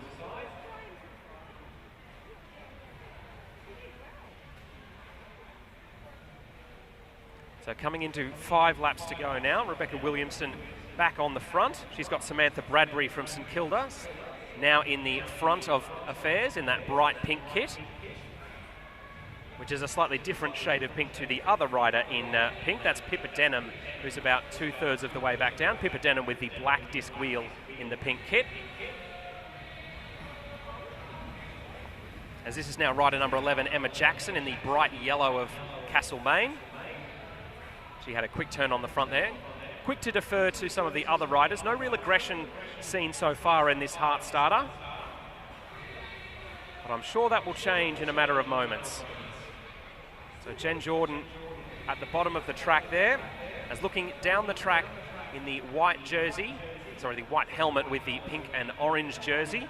That's Amali Judd from Mount Gambier, one of the few riders visiting Victoria from interstate today, and why not? So she's got Audrey Pritchard on her wheel. Audrey's in the colours of MBO Crane Tech Racing as they come through 2 laps to go. Audrey, another rider who was in action last weekend here at Blackline Track League. So Audrey Pritchard leading them down the back straight with a lap and a half to go. Amali Judd from Mount Gambier now coming forward. Jen Jordan from Brunswick in an ominous 3rd position at the moment. Emma Jackson of Castlemaine, I think, has realised the danger of the rider in yellow, trying to come up around the outside now. Audrey Pritchard with that yellow disc wheel, also trying to challenge Amali Judd around the outside. Coming into the home straight now, Emma Jackson it is of Castlemaine, who'll come up and she will take the win. 2nd place for Amali Judd. 3rd spot in the end for Audrey Pritchard from Blackburn with that very distinctive yellow disc wheel. And good to see throws to the line even further down the ranks of the race. Everyone competing for every last little spot. I certainly say that some hearts got started there in that one.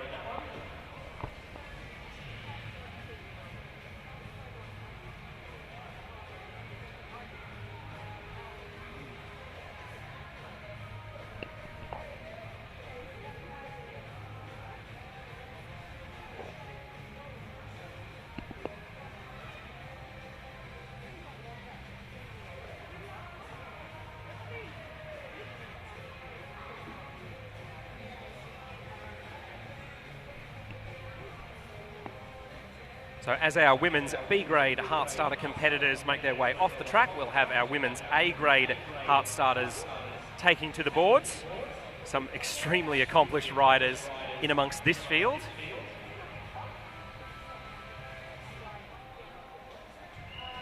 So as the whistle blows, the first rider currently in the line is Alana Forster, currently the women's C5 time trial and road race world champion. I think she's got a couple of track titles as well on her resume. So one of Australia's very finest para-athletes and a doctor in her day-to-day life, if she wasn't impressive enough already. So Lilith Jones it is from the Victorian Institute of Sport in the navy blue, now coming towards the front of the field.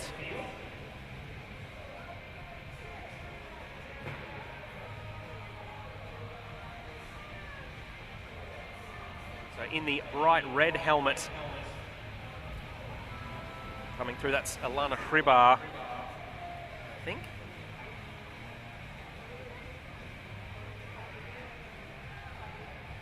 'Cause So 5.5 laps to go now as it's Quinn Rothenbuehler in the teal skin suit there, coming onto the front. She hands over to Addison Tor.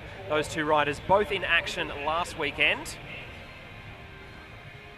at the Blackline Track League here. Lilith Jones from the Victorian Institute of Sport now takes up the pacemaking at the front. She hands off to Lavinia Ward, a rider from Blackburn who's in the purple jersey. Quick turn from Lavinia Ward. Hand things over quickly to Alana Hribar, the rider in the green of the Nostromo Caish Attacker team. Recently announced that they'll be changing their kit for the upcoming season.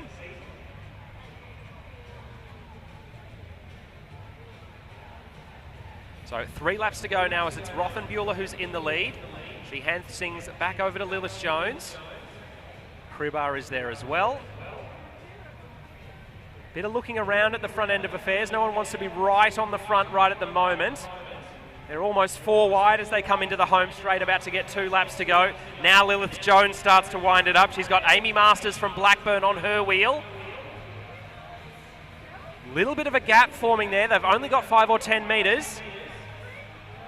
So as they come in now into turn 4, coming up towards 1 lap to go. Lilith Jones will lead them in. Amy Masters in second place. Alana Hribar looking ominous in third, and Hope Harnetti, the rider from Castlemaine in the all black there, now powering around the outside. Another rider who had an extremely impressive Blackline Track League last weekend. Hope Harnetti, really strong finish here. The rider from Castlemaine is going to come up and take the win. Second place it is for Lilith Jones. Third for Amy Masters from Blackburn. I think Alana Hribar ended up in 4th place over the line.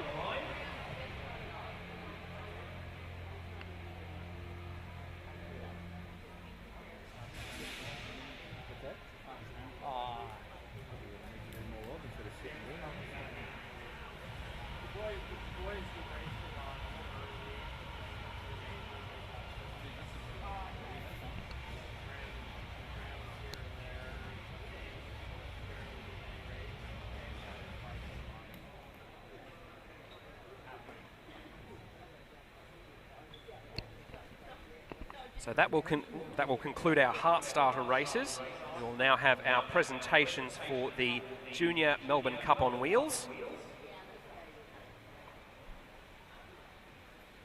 So participants in the Junior Melbourne Cup on Wheels, please make your way over to the presentation area.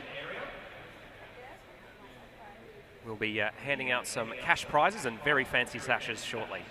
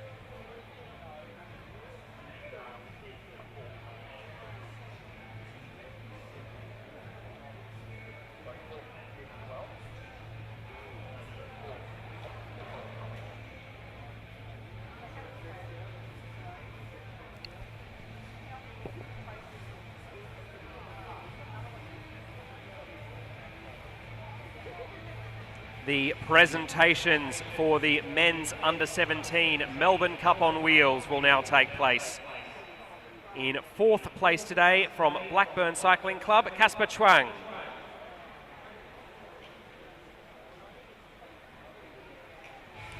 Third place today from Preston Cycling Club, Aidan Nguyen.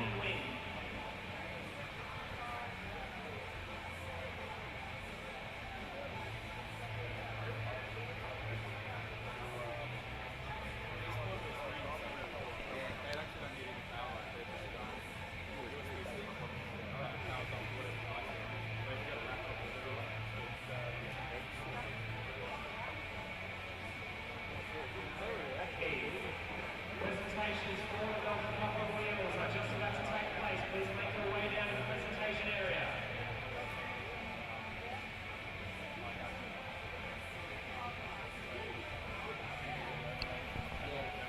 Okay, second time's the charm. Presentations for the men's under-17 Melbourne Cup on Wheels will now take place. In fourth place today from Casper Chuang, from Blackburn Cycling Club, Casper Chuang.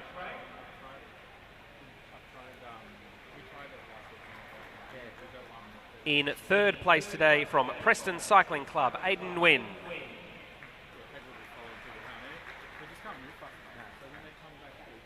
Second place today from Brunswick Cycling Club, Omer Kamizi. And first place today and winner of the men's under-17 Melbourne Cup on Wheels from Blackburn Cycling Club, Lachlan Ermert.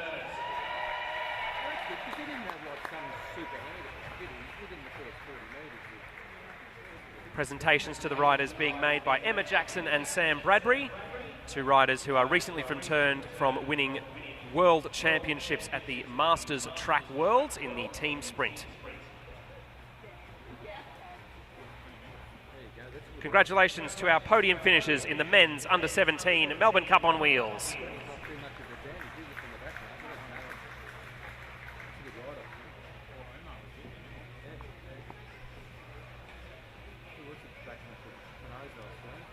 The presentations for the women's under-17 Melbourne Cup on Wheels will now take place.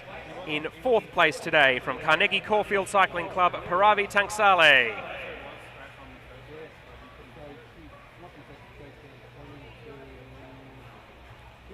In third place today from Brunswick Cycling Club, Asher Crofts.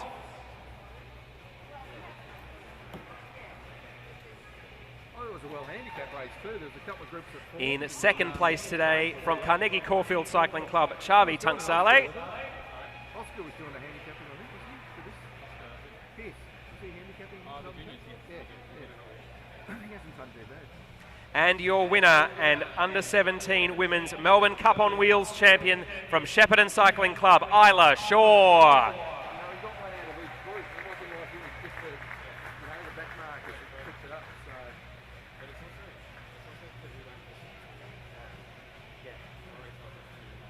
Congratulations to our podium finishers in the women's under-17 Melbourne Cup on Wheels.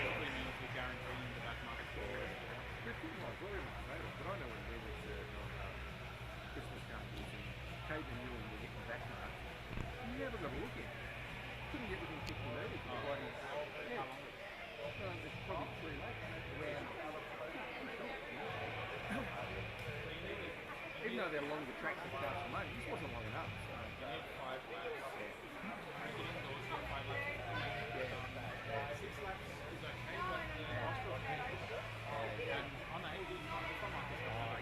Well, back markers don't get long enough length, do they? I remember if you go to Bendigo and you'd be going, I got this big bloody start here. I've also been informed we are going to do a presentation for the winner of last year's under-13 Melbourne Cup on Wheels, because the winner wasn't able to make the presentations last year, but she is here today. Congratulations for the 2024 Melbourne Cup on Wheels victory to Hayley Bain of Blackburn Cycling Club.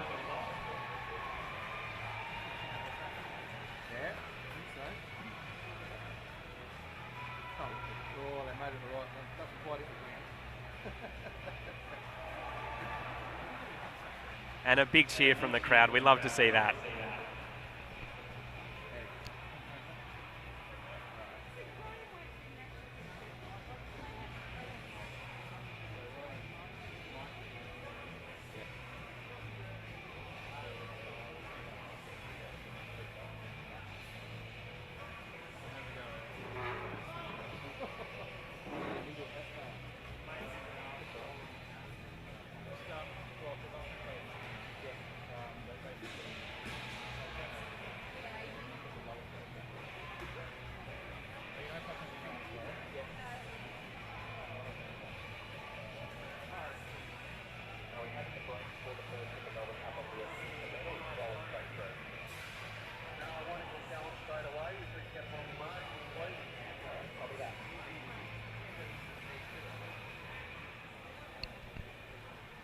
So we're just about ready to start the first of our heats for the Men's Melbourne Cup on Wheels. So if you're in Heat 1 for the Men's Melbourne Cup on Wheels, please make your way to your marks.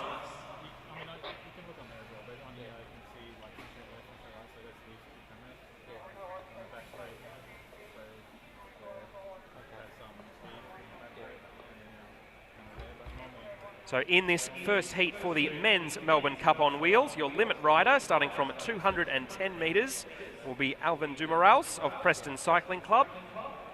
Off 205 metres from Blackburn Cycling Club, Christopher Brooks. Starting from 190 metres, Claudio Torrentera of Ballarat Sebastopol Cycling Club. Off a mark of 185 metres, Che Dungy from Brunswick. Starting from 170 metres, Angelo Siriani of Preston. With a mark of 160 metres today will be Oliver Hall from Shepparton. Starting off 155 metres, Jan Kelly Flanders from Blackburn. Starting off a mark of 140 metres will be Daniel Jackson from Castlemaine. Starting from 130 metres will be John North from Preston. Starting from 115 metres will be Sean Cleary of Blackburn. Starting from 100 metres will be Riley Boyd of Brunswick. Starting from 85 metres will be Benjamin Woods of Blackburn. And your back marker for this first heat from 70 metres, Alasdair Norris, also of Blackburn.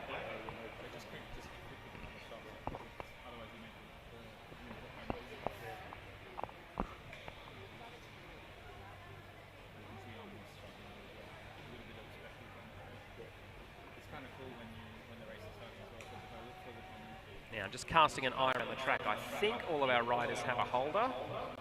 Che Dungy's just working it out with his holder now.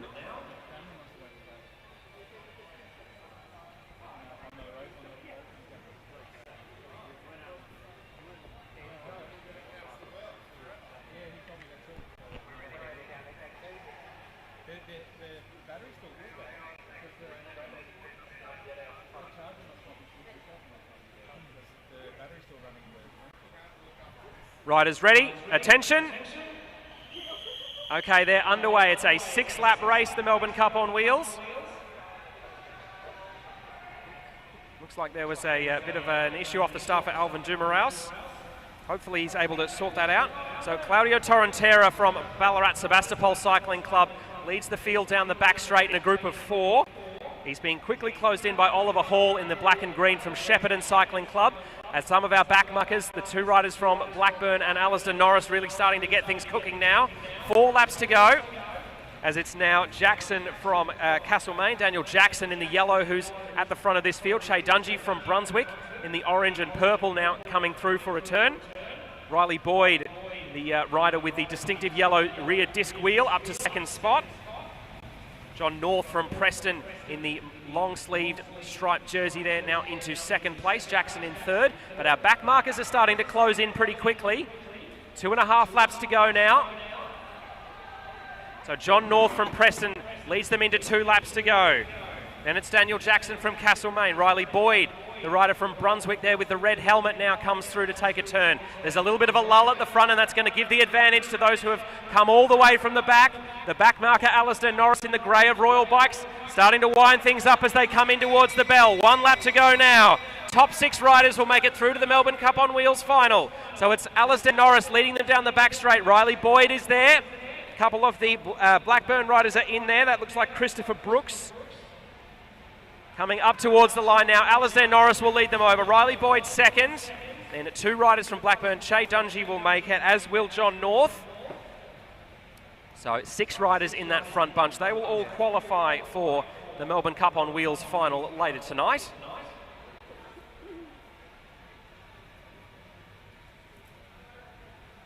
So it was Sean Cleary, it was in third place there, behind Alasdair Norris and Riley Boyd. Ben Woods took 4th place, Che Dungy 5th, John North in 6th. So they will be your qualifiers for the Melbourne Cup on Wheels later tonight.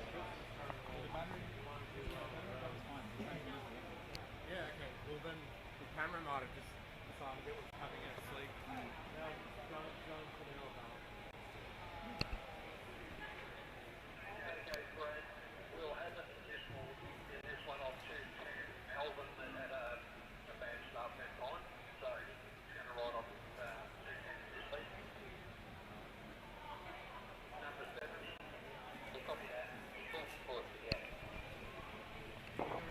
So, a quick game's a good game, so we're going to keep things rolling here for our second heat for the Men's Melbourne Cup on wheels. Starting from 210 metres, your limit rider this time will be Alvin Dumaraus. Alvin unfortunately pulled his foot straight out of the cleat in that last heat, so we're going to give him another go. He'll start from 210 metres. Off 200 metres from Shepparton Cycling Club, Simon Hall. Starting from 200 metres from Blackburn will be John O'Brien. Two riders starting off 180 metres, Andre Akratidis from Brunswick and Stephen Crow from Eureka. Two riders also off 160 metres, that will be Harry Metzger from Preston and Andrew Sluter from Brunswick. Starting off 150 metres from Horsham Cycling Club will be Matthew Denham. From 140 metres, Andrew Bain from Blackburn. Starting from 130 metres will be Barry Woods, also of Blackburn. With a mark of 120 metres, we'll have Thomas Williamson of Brunswick. Starting from 105 metres, James Maxted of Mornington Cycling Club. Our second back marker from Carnegie Caulfield Cycling Club off 90 metres will be Lawson Frantzman. And your back marker for this second heat from Canberra Cycling Club, Caleb Antill.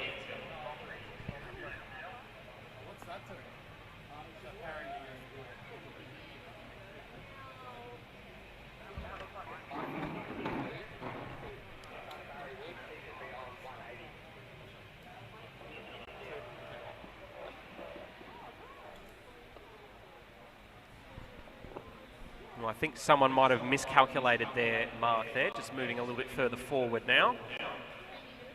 Everyone else seems to be in a stable position with their holder, so we're just waiting for our last of our riders to get into their spot and we'll be ready to go.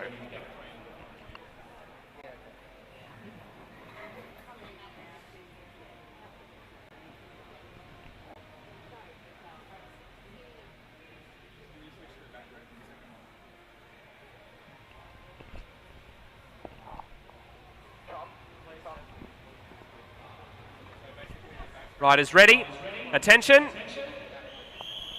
Okay, they're off and rolling now. Thankfully, Alvin Dumaraus able to get going nice and cleanly that time through. So he'll be chased down by Simon Hall in the black and green. As we can see, groups starting to form a little bit further down the track. So Dumaraus it is, who's well into his rhythm now. He's about to come through and get 4 laps to go. So 1 kilometre left for Alvin Dumaraus at the front. Simon Hall from Shepparton closing in on him. Then a little bit of a gap to John O'Brien from Blackburn. A good group forming there with Akratidis from Brunswick, Crow from Eureka, Harry Metzger from Preston and Andrew Sluter from Brunswick as well. A couple of the back markers also starting to move into a main peloton of 7 now. Alvin Dumaraus still looking strong out the front with 3 laps to go. Simon Hall also holding strong. John O'Brien now just being caught by that main field. As our 2 back markers, Caleb Antill and Lawson Frantzman, only with about 50 metres to catch the back of this main field. So 2 laps left to go. Alvin Dumaraus still leading. His feet well and truly stuck to the pedals now. Simon Hall from Shepparton comes through and takes over the lead. As a little bit further back, that looks like the tall figure of Thomas Williamson, who's moving up to second spot now. He's just going to come around the outside of Dumaraus. And Simon Hall as well. So Williamson will move into the lead as they go through 1 lap to go. Andrew Sluter looking dangerous in second place. Matthew Denham from Horsham is in third wheel at the moment. Another of the Brunswick riders, Akratidis I think that is, who is in 4th place. A couple of riders coming all the way from the back. They will be our back markers as they come up towards the line. Caleb Antill left his run right until the end, but it's good enough for the win. So Caleb Antill, the rider from Canberra Cycling Club, getting the win in that one. And there'll be a good chunk of that front group who will go through to the final. Top 6 riders will progress, so it will be Caleb Antill, Andrew Sluter, Thomas Williamson, Lawson Frantzman taking the first 4 spots. Matthew Denham and Andre Akratidis also qualifying for the final of the Melbourne Cup on Wheels, which will be held later this evening.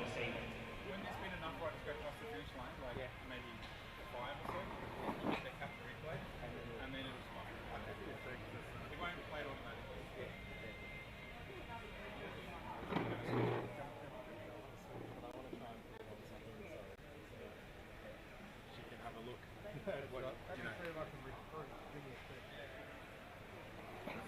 from a covering point of view. Are you going down the middle, Rick? Yeah. Can you just fill that up? Yeah. Actually, no, Oscar. Just marked for bicycle 50, 50. She's put something there. Thanks. Alright, Matt. So try and follow this dude. So now making their way onto the track, riders for our third and final heat for the Men's Melbourne Cup on Wheels. There are 3 riders starting from the limit mark of 160 metres in this heat. They are Raphael Larson-Howe of Brunswick, Sam Hudson, also of Brunswick, and Noah Brooks of Blackburn. 2 riders starting off 140 metres, Peter Felstead from Blackburn and Benjamin Holmes from Brunswick. Off 130 metres, Emerson Julian from Bendigo and District Cycling Club. Starting from 115 metres, Lucas Fitzgerald of Brunswick. Starting from 95 metres, Sebastian Freer from Bendigo and District Cycling Club. Off 80 metres will be Bryce Nichols of Castlemaine. Starting from 65 metres, Aubrey Price from Preston. Starting from 30 metres will be Logan Taplin from Hawthorn Cycling Club, and your back marker in this race off 15 metres will be Ollie Jirovic of Brunswick. Oh, and we've just had a last-minute entry. Oscar Gallagher, who missed one of the earlier races, will be starting from scratch.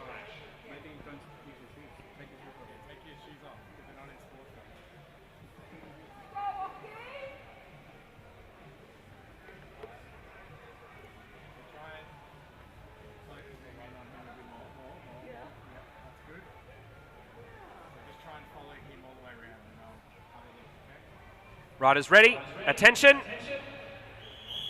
Off and going now in this third and final Men's Melbourne Cup on Wheels heat. So as they start out, there will be Sam Hudson just ahead of Raphael Larson-Howe and Ben Woods. A group quickly forming at the front of this race, and there'll be some riders coming very rapidly from the back, I can assure you. So as they come in towards 4 laps to go now, 1K to go. And it is Sam Hudson from Brunswick. He's leading a group that contains Raphael Larson-Howe, Ben Woods and Benjamin Holmes. And it is Peter Felstead there from Blackburn and Emerson Julian from Bendigo and District. As at the back of the field now, we've got 4 riders at the back. Oscar Gallagher, Ori Jirovic, Logan Taplin and Aubrey Price working very smoothly together now. So Sam Hudson looking very strong as he's going to come through and get 2 laps to go now. He had a similar move like this in the elimination race at the Blackline Track League last week. His clubmate Benjamin Holmes just checks over his shoulder. Benjamin Woods and Peter Felstead, the 2 Blackburn riders, are there, as is Emerson Julian from Bendigo and District Cycling Club. Our back markers are closing quickly. It could be anyone's game for the last 5 spots that will qualify for the Men's Melbourne Cup on Wheels. Sam Hudson now has got to be feeling pretty good, but the battle for the spots behind is going to be very, very interesting indeed. Our back markers now catching the limit group as they come up around the outside. So Sam Hudson will come through. He will take the win. Aubrey Price will come through for 2nd spot. Oh, and you could throw a blanket over the rest of them for spots 3 through to 6 in that qualifying field.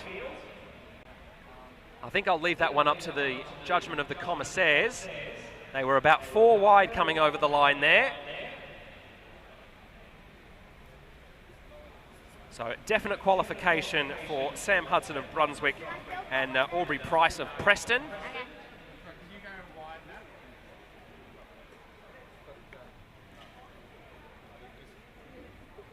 Just awaiting confirmation of the other podium finishes. Did I do okay? I say podium finishes, I of course mean qualifiers for the Melbourne Cup on Wheels final.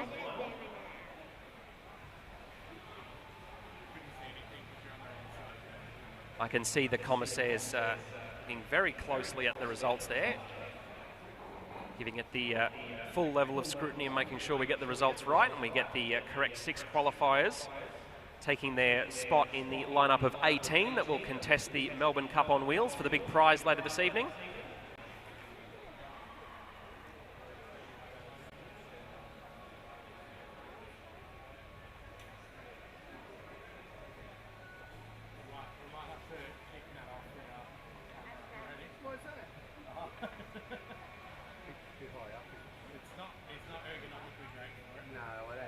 Standing on a chair is not great, is it, hey?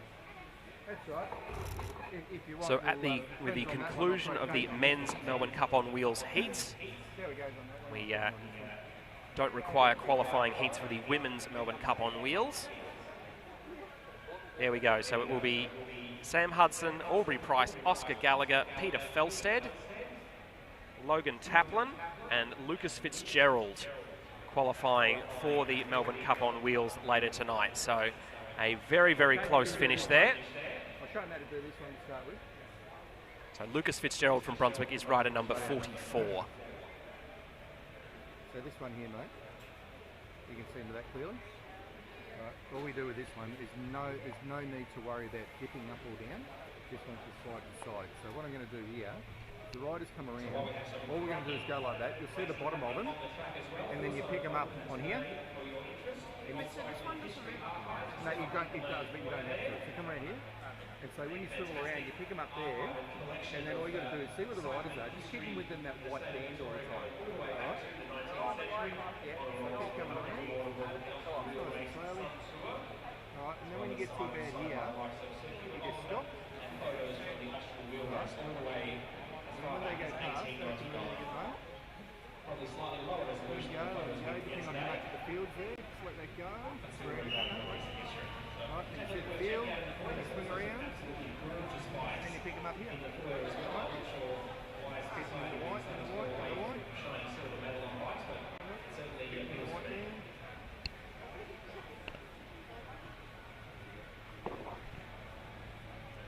So on the track now is our women's B grade progressive points race. It's called a progressive points race because as the race progresses, the first rider over the line gets progressively more points. So that first sprint there at 14 laps to go was won by Amelie Judd from Mount Gambier. She'll get 1 point for the win there. The winner the next time over the finish line will get 2 points, then 3 points the following lap, and so on until the last lap where the winner will get 15 points. So always an interesting tactical battle, the progressive points race. Do you go early and try and spend a few laps out on your own and guarantee yourself some points?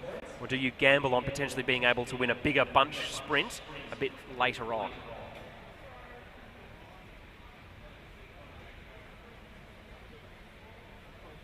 So Pippa Denham won the 2 points in that last race. I think Amelie Judd got 3 points that time. It was indeed Amelie Judd getting 3 points there, so she'll take the lead back with 4 points. 2 points there for Pippa Denham.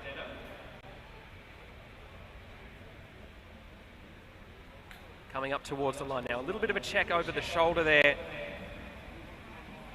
from rider number 18. That was Addison Torr, it was, who ended up taking the victory there. Another of the riders who showed her stuff here last weekend at the Blackline Track League meet, which drew in quality junior track riders from all around Australia. So Addison Torr tucks another 5 points in her pocket for winning that 5th sprint out of 15. That will also put her on top of the leaderboard with 9 points total. Now starting to make a move up the outside. Samantha Bradbury there in the pink. Gets herself 6 points to get on the board. She's had a busy afternoon. She's not only taken place in the Heart Starter race about half an hour ago, but she's also been kind enough to present the winners of the Under-17 Melbourne Cup on Wheels with their prizes, because she's a recent Masters Track World Champion in the team sprint. Amelie Judd taking 7 points for that sprint there. So that puts her back on top of the leaderboard with 11 now. As this is Aubrey Pritchard, the rider with the bright yellow disc wheel in the colours of MBO Crane Tech Racing. She comes to the front now, has a quick look over her shoulder. No one seems all that keen in following for now. So Aubrey Pritchard got 8 points for taking that sprint win there. There'll be 9 points on offer if she can hold it off for at least this lap. It looks like she's going to be able to. So Audrey Pritchard now moves to the top of the overall standings. That will bump her up to 17 points as she's reabsorbed by the main field. So Amelie Judd with 11 points, Addison Torr with 9.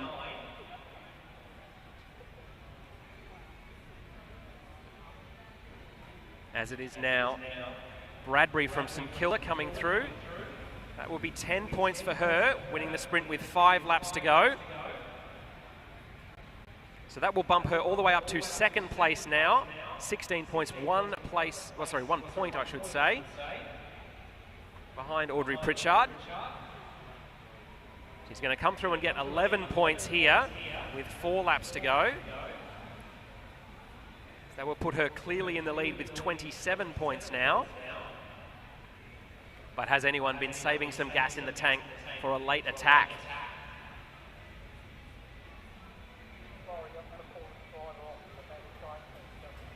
So coming through the finish line there and picking up her first points of the event, Rebecca Williamson from Brunswick. She pockets 12 points. That's enough to bump her all the way up to third, as Audrey Pritchard looks to have another bite at the apple here. The rider with the yellow disc wheel now coming around the outside, trying to challenge Genevieve Jordan, the rider from Brunswick, at the front. She's not going to do it, so Genevieve Jordan will grab 13 points, as there are now just 2 laps and 2 sprints to go. So Jordan and Jackson, the first 2 riders in our field, the 2 teammates from that World Champion Masters team sprint squad. As Genevieve Jordan there gets herself 14 points. And a bit of a sprint opening up now. So Emma Jackson in the yellow of Castlemaine on the inside. Amelie Judd from Mount Gambier was in amongst the action early. Will she be able to challenge late and get some points? She's not quite going to get there. So that will be Emma Jackson taking 15 points for the final sprint available. Ready when you are. So our provisional result, Genevieve Jordan with 27 points, goes out the winner of our women's progressive points race. Audrey Pritchard with 17 points, Emma Jackson with 15. She only won 1 sprint, but it was the most important. Rebecca Williamson with 12 points, and Amalie Judd with 11.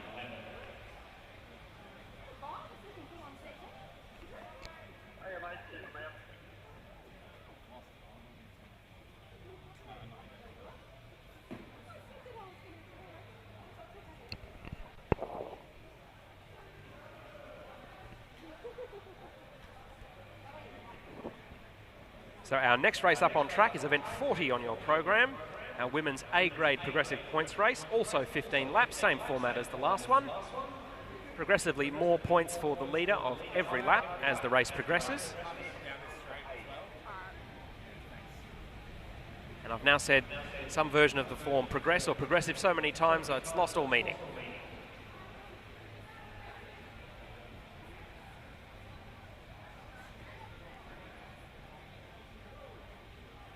So 8 riders taking to the start line in this one.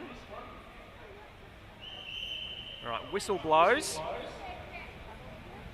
So they won't have counted a point sprint that time through. The next time through will be the first of the awarded points.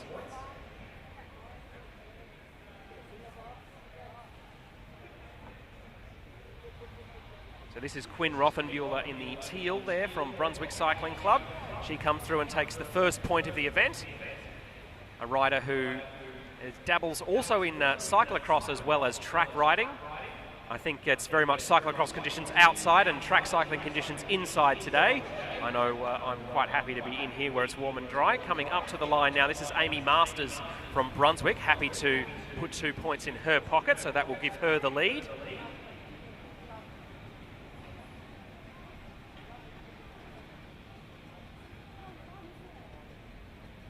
So coming into the home straight now, another of the riders from the MBO Crane Tech team. That's rider number 5, Milla Marston from Hawthorn.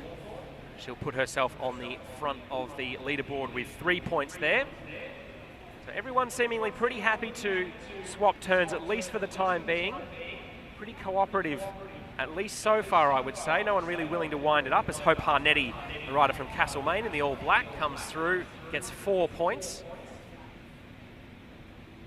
As it's now the multiple para world champion and Paralympic bronze medalist, Alana Forster, leading the field. Alana also had a very good Omnium State Championships here 2 weeks ago, taking the overall title for elite women. So 5 points there for Alana Forster, the rider from Ballarat.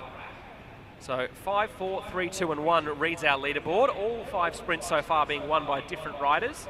No one's tried to have 2 bites at the apple just yet as Lilith Jones continues the trend. The tall rider in the navy blue of the VIS comes through for 6 points and a share of the lead. As our first bit of aggression now starting up. This is Lavinia Ward in the purple there. Not just content to roll through and get her points, a bit of an attack down the outside, the rider from Blackburn Cycling Club. So that's 7 points for Lavinia Ward. And unlike everyone else, she's not happy just to swing up the track and let someone else have a turn. She wants a bit more for herself. So she's coming through now. She'll pick up another sprint there. That will be 8 points for Lavinia Ward. That'll put her clearly in the lead. She swings high up the track and lets the cards reshuffle now. So that will mean that a lot of the other riders will have some chasing to do to haul in the lead of Lavinia Ward. Quinn Rothenbuehler it is now coming up towards the line. So she did score the first point of the day. So the 9 points there will push her all the way up to 10. So Quinn Rothenbuehler now up to second place as it's Amy Masters in the red, black and white of Blackburn Cycling Club now looking to come through and take some points. But Alana Hribar of Case Nostromo attacker closes in. I think she just managed to get her on the line there. And it was indeed Alana Hribar, winner of the Women's A grade sprint classification at last year's Tour of Bright. Coming up towards the line now. So she'll take 2 sprints in a row as it's Miller Marston and Alana Forster, the 2 teammates from MBO Crane Tech Racing, now trying to chase down Alana Hribar. So Hribar now comfortably in the lead with 21 points, but when there's more points on offer every single lap, no lead is ever truly comfortable. So Miller Marston will take the points there on that lap. She'll get 12 as they're now through 3 laps to go. So that will leave Alana Forster, Alana Hribar and Amy Masters in there as well as Miller Marston. So Alana Forster pushing hard, unable to resist the last thrust there of Alana Hribar, just manages to get it on the line. So that gives her 34 points as opposed to Lavinia Ward and Miller Marston. They're tied in second place on 15 points each. Coming up towards the bell now, Alana Forster gets the second last sprint and 14 points there. So it looks like our final sprint for 15 points will come down between the 2 riders from MBO Crane Tech Racing and Alana Hribar, the rider from Nostromo Keisha Taka now coming down the outside. She will get the win in the end. So Alana Hribar wins that last sprint. She'll go out the comfortable winner with 49 points. Second place for Alana Forster of MBO Crane Tech Racing. And I think it might have been, yes it was indeed, a tie between Miller Marston and Lavinia Ward for third place. Miller Marston will get it on the count back because she placed better in that final sprint.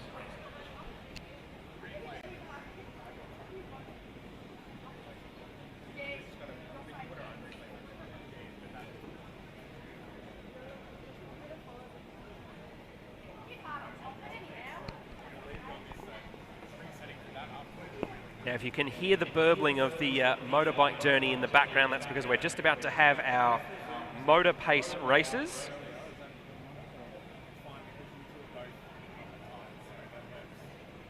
So riders will be paced behind the Vodo for the vast majority of the race.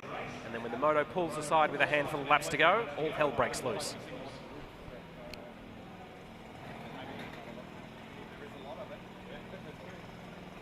But interestingly, I've never really seen it look like this, maybe because we never see it during the track. The shot looks pretty cool. Yeah.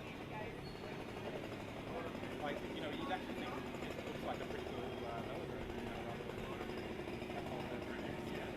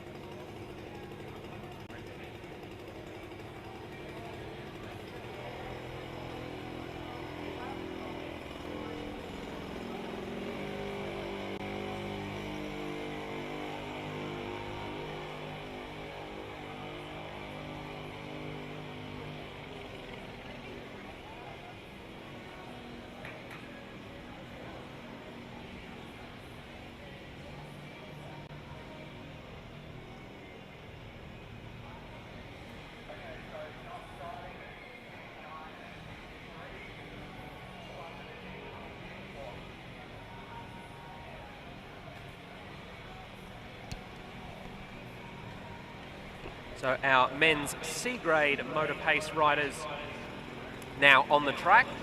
We'll just wait until we're in one long line and everyone is together before the whistle blows, and there indeed it does.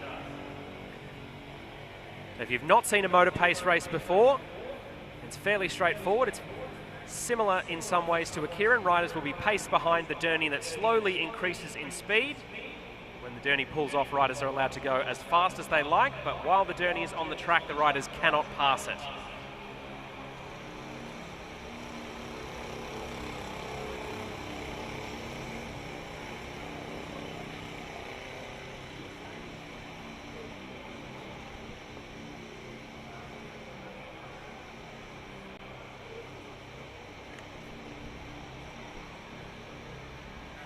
So 14 riders in total taking to the start line of this race. The first rider behind the Derny there is the rider from Shepparton, that's Simon Hall. Riders here from a number of different clubs, including Ballarat, Brunswick, Blackburn, Shepparton, Preston, Castlemaine, Horsham and Eureka Cycling Club, based in Ballarat.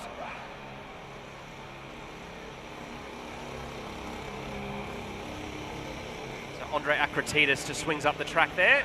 So the rider now pacing behind the Derny. This is Raphael Larson-Howe of Brunswick. Raf's a very keen volunteer in a lot of the events that Brunswick runs throughout the year. And always willing to have a crack at a new discipline of cycling. He managed to get bullied into trying cyclocross at Dirty Deeds CX this year on about 2 days' notice. He fell over a few times, but he had fun. That's the important thing.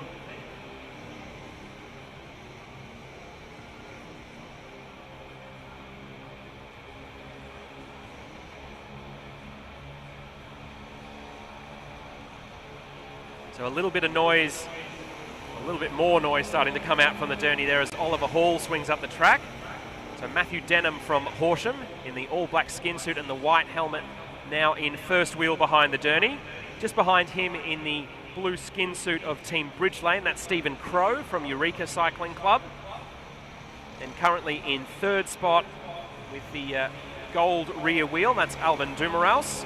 He had a little bit of trouble getting started in his initial Melbourne Cup on Wheels heat about half an hour ago, but acquitted himself very well when he was allowed to start in the subsequent heat.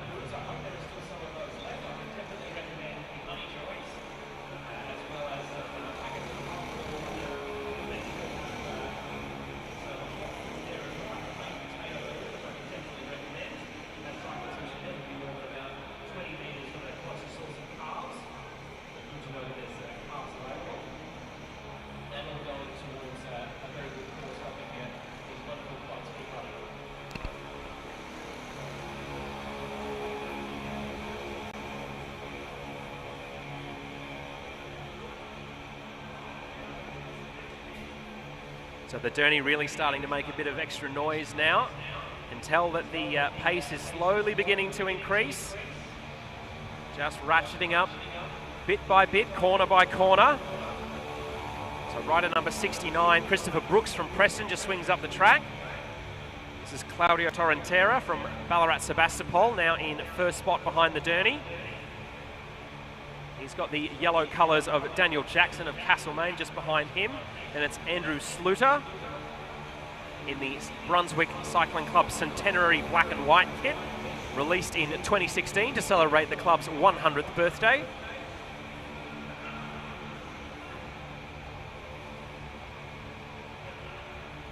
Things starting to get a little bit more serious. Riders not as content to just roll around in twos and threes. Everyone's in one long line. And it won't be long until riders start looking at each other. A few furtive glances side to side.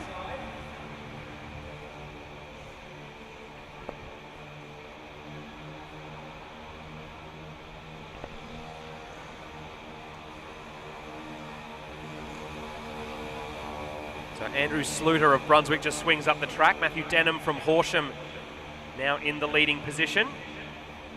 That looks like Shay Dungy of Brunswick in second spot. Shay's a rider who just loves getting on his bike. There was a club race up in Broadford earlier this year. Racing started at about 10 in the morning, and Shay decided to get up at about 5 a.m, ride 100 k's out to the race, enter the race, just missed the podium and ride home again. So by contrast, the 4.5 k's of this Motorpace race will feel like blinking an eye for Shay Dungy as he swings up the track now. This is Simon Hall from Shepparton in the black and green behind the Derny as people are anticipating the Derny pulling away now. Some riders definitely starting to make some moves towards the top of the track. That long line is gone. And as the Derny pulls away, the action begins. So Oliver Hall it is from Shepparton who starts them out. Shay Dungy quick to respond there, the rider in the orange and purple of Brunswick. So Hall it will be from Shepparton. Coming through and getting the bell. 1 lap to go now. Shay Dungy in second spot. Will he have the power to come around?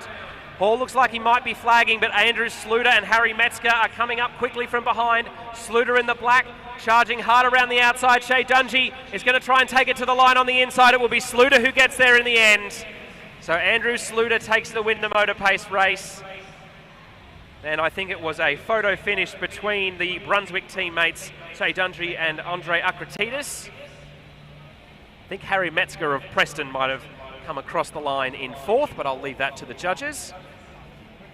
So the results confirming Andrew Sluter in first place, Andre Akratides in second, Shay Dungy in third, Harry Metzger in fourth spot.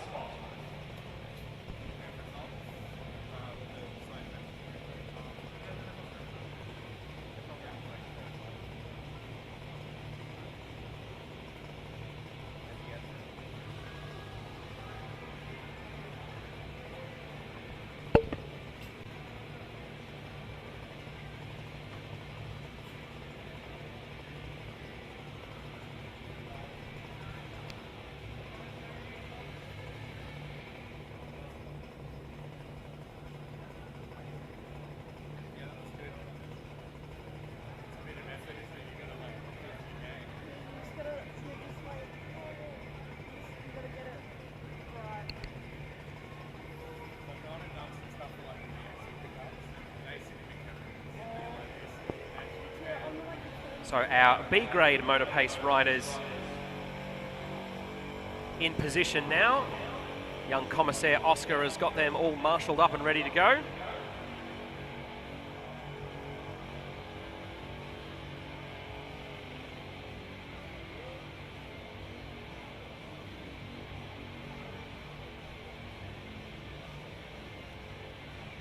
So the field just rolls out there behind the Derny. We'll wait for them all to be on track and bunched together before we blow the whistle and start us off.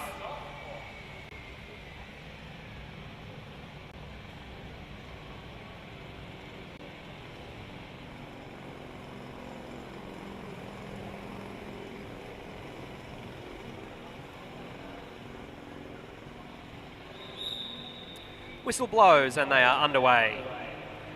So behind the Derny at the moment, it's Thomas Williamson of Brunswick, the tall figure with the orange sleeves on his jersey.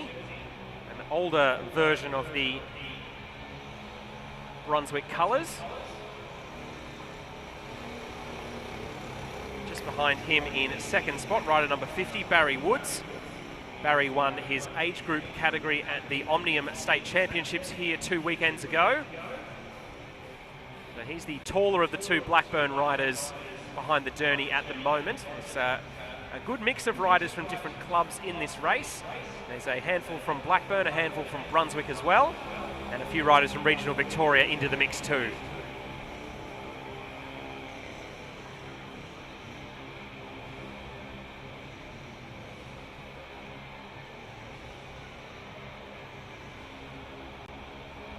Looks like this might be Andrew Bain of Blackburn, rider number 55, in the lead at the moment. He's on a rich vein of form at the moment, is Andrew Bain, winner of the men's B-grade criterium at the Hawthorn Cycling Club Teardrop Crits on Wednesday. Though there were certainly no criteriums happening anywhere around Melbourne with all the rain around today. So the only racing action is here at the Darebin International Sports Centre. And there's never been a better time to be on a track bike. So Sebastian Freer it is, the rider from Bendigo and District Cycling Club. He's in the green colours. Those are not the colours of the Bendigo and District Club itself. That's the colours of the race development team. A squad for riders based in country Victoria, especially in central country Victoria. If you've only got a handful of youngsters in your town who are into cycling like you are, it can be hard to find and make friends, find people to ride with, find people to connect with. So the race development team is helping riders from country Victoria come together, race together, learn about cycling together, and hopefully not be disadvantaged by being slightly further apart than some of their city counterparts.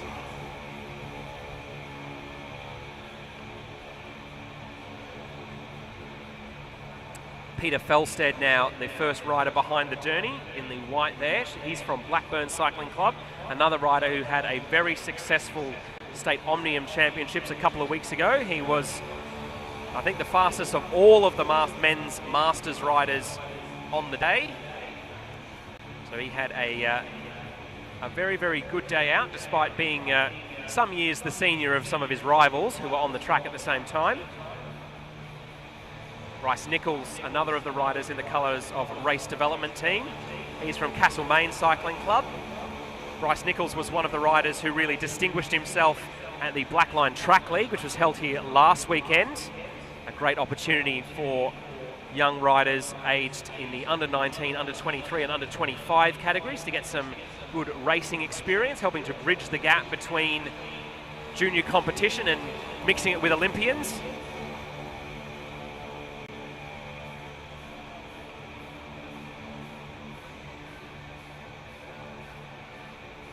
And if you think you might need a little something extra to help you mix it with with Olympians the next time you run into them down a dark alley or on a track, then the folks at Velo Pro have got a counter set up on the far side of the infield of the track, which has a variety of extremely aero-looking handlebars and very aero socks. So if you've decided, like I did quite a while ago, that the fastest way to speed is to buy some speed, then Velo Pro will certainly sort you out, and they'll help you look good into the bargain.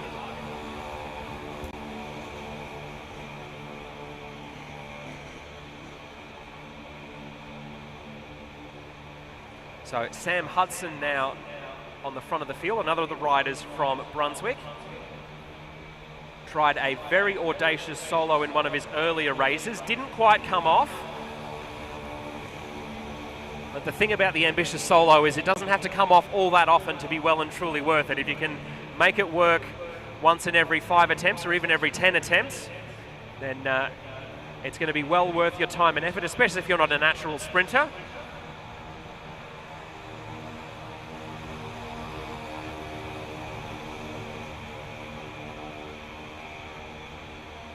So Derny really starting to hum along now. 6.5 laps to go in our men's B-grade Motorpace race. As this is Barry Woods now, just ceding space at the front of the group to his clubmate Andrew Bain of Blackburn. Just behind him in the grey striped jersey, that's John North of Preston.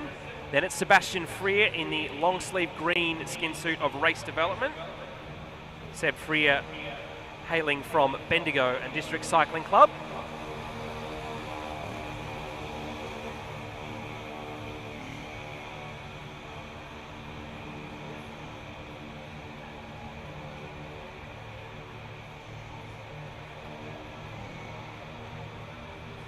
So coming into 4 laps to go now. Don't be surprised if we start to see riders moving up the track, starting to jockey for position when that moto pulls away. So Sebastian Freer currently holding first place. That's Benjamin Holmes, who's in second wheel at the moment. Rider who went out the winner of the men's B-grade cyclocross series in Victoria this year. Peter Felstead now in the white jersey now starting to move up, as is Bryce Nichols. A big move starting to come around the outside. This looks like this might be Barry Woods from Blackburn trying to attack as soon as the Derny pulls away. So it is Barry Woods who's come from all the way at the back. He's got himself 10 metres at the moment, but Bryce Nichols has recognised the danger. The rider from Castlemaine quick to try and get across to him as they come in towards the bell now. Woods checks over his shoulder, but Nichols is closing quickly. Noah Brooks from Blackburn in third wheel comes past Barry Woods now. As it is Bryce Nichols leading up the back straight, coming into the home turn. Will Nichols be able to hang on? It's going to be close. Yes, he will. So Bryce Nichols, number 42, taking the win there, just ahead of Noah Brooks. And then his race development teammate, Sebastian Freer, I think it was, who got up for third spot. It was Sebastian Freer in third. And Peter Felstead, who ended up taking fourth place on the line.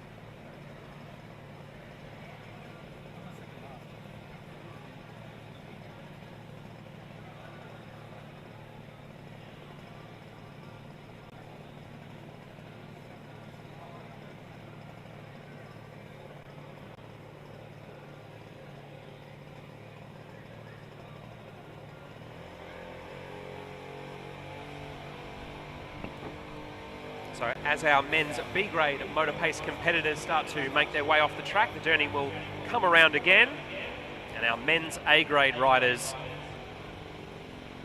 are in the chute, just about ready to start.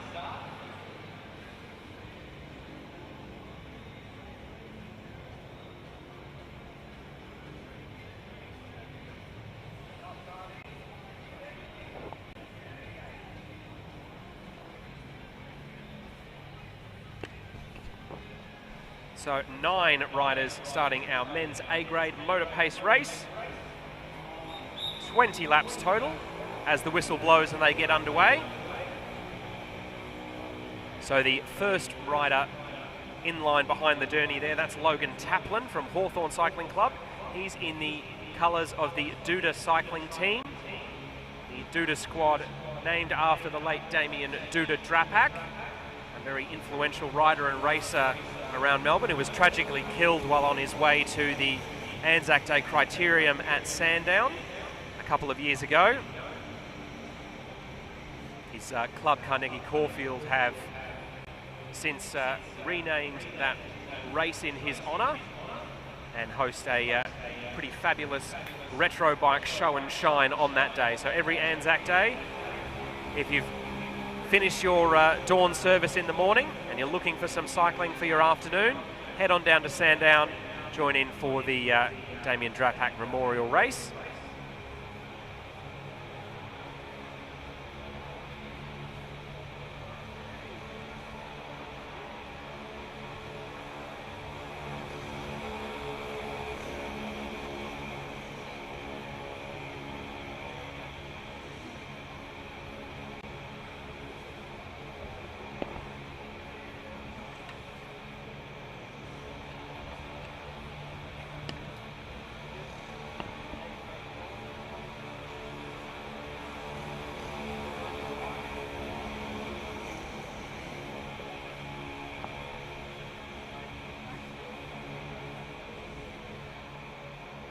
So riders represented in this race from a number of different clubs. One interstate rider, Caleb Antrell from Canberra Cycling Club. He's in second wheel at the moment.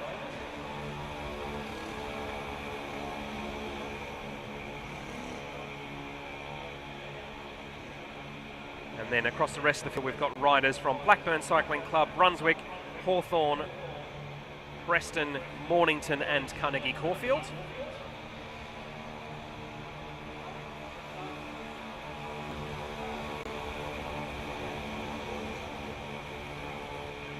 Alasdair Norris in the grey colours of Royal Bikes on that bright blue bike.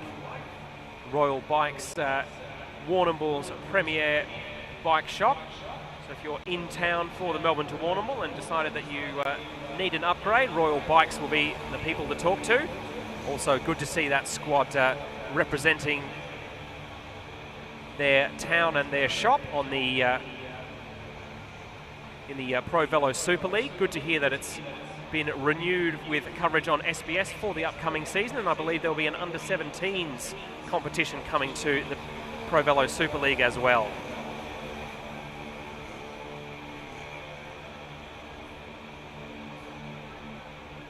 So Oscar Gallagher from Blackburn in the navy blue skin suit of the Victorian Institute of Sport now, just behind the Derny at the moment. Another of the riders who had a very impressive showing last weekend at the Blackline Track League. Nicknamed the Giggler by his clubmates.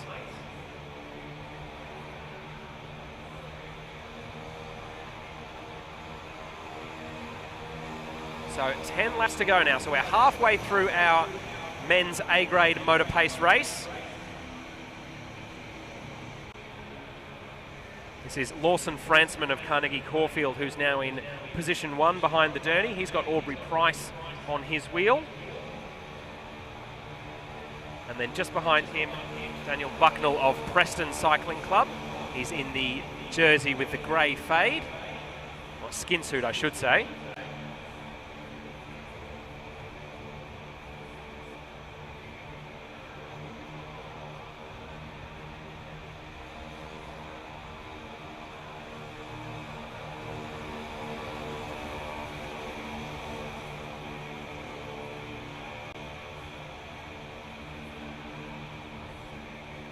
So 7.5 laps to go in our men's Motorpace race.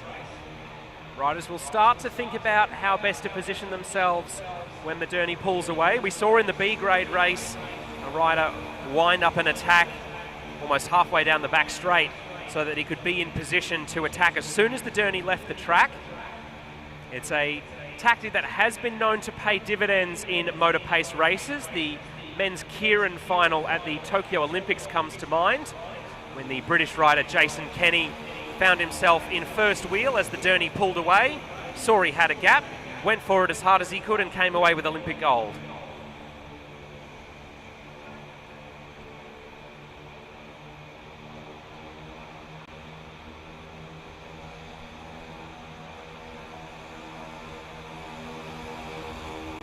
So our interstate rider Caleb Antill from Canberra leads for just a little while, then swings away, lets Alistair Norris of Blackburn come through. Behind Norris, there are two riders in the colours of the VIS. The taller of the two is Ollie Jirovic, rider from Brunswick who represented Australia at the World Track Junior Championships a couple of months ago. He's got the darker blue on his helmet, Oscar Gallagher with the lighter blue.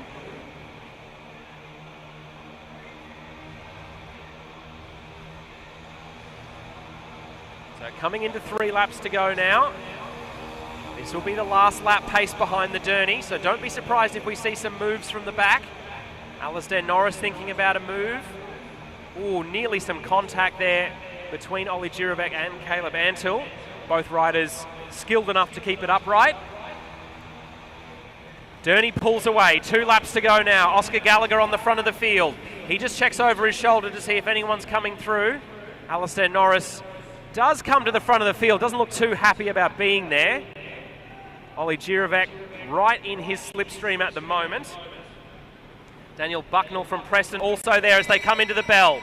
Norris opens up his sprint now. Bucknell trying to come around the outside in the grey fade there as the VIS long sleeve skin suit of Ollie Jirovic also challenging Alistair Norris as they come through turn 4. Coming up to the line, it's going to be close down to the throw. It was Oscar Gallagher in the end. Oscar Gallagher just with enough gas to get there. Quite a late charge, but timed to perfection.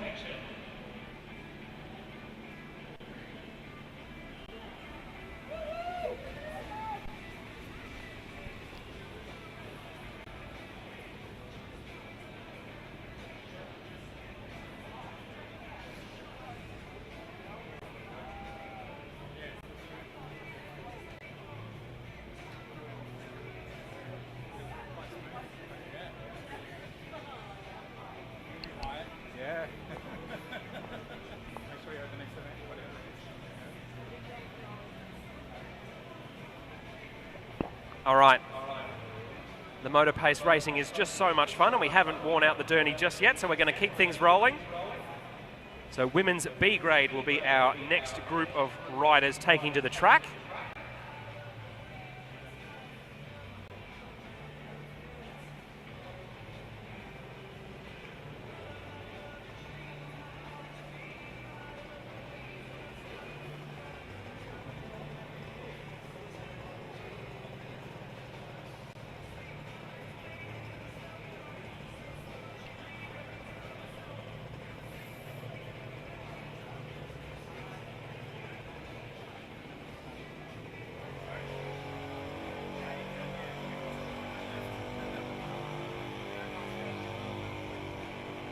Journey starts to get up to speed. We will have, looks like 10 riders taking to the start line in our Women's B grade Motorpace.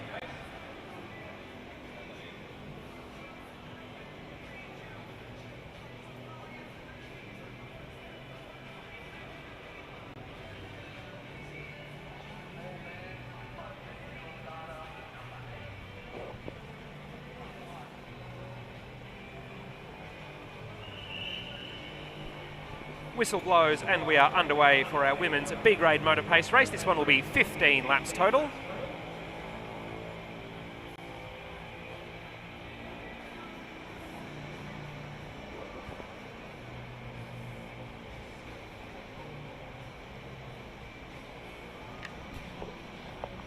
So 10 riders taking to the start list. Taking to the start line, I should say. 10 riders also on my start list that I've got on the paper in front of me. So just behind the journey at the moment, that's Addison Tor, the rider in the race development kit. She's another one of the riders from Bendigo and District Cycling Club. Just behind her in the bright pink skin suit there, the pink shoulders and the black helmet. That is Pippa Denham from Horsham. Then in third wheel there, that might be one of the riders from Blackburn. Get a closer look at their number the next time they come around.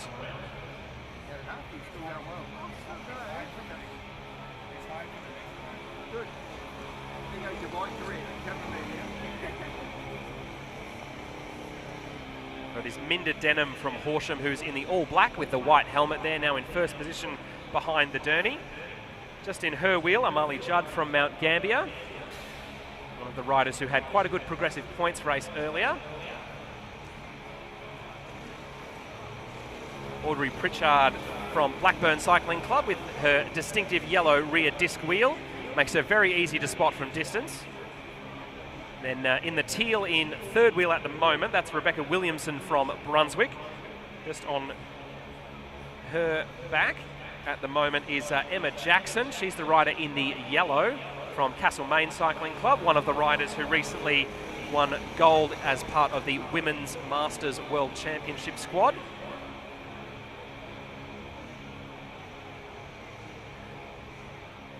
The other rider who was part of that trio that was victorious overseas, actually all three of them are in this race.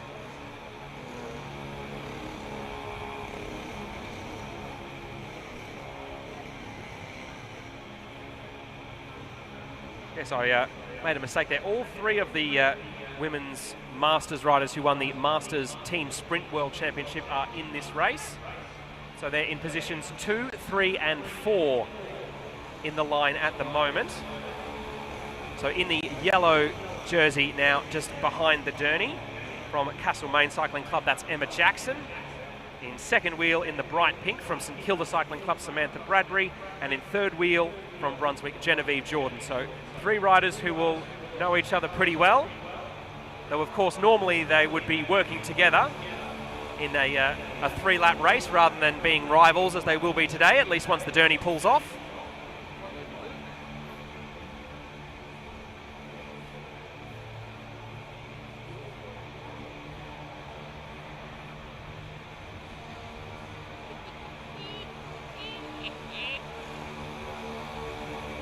So 6 laps to go now.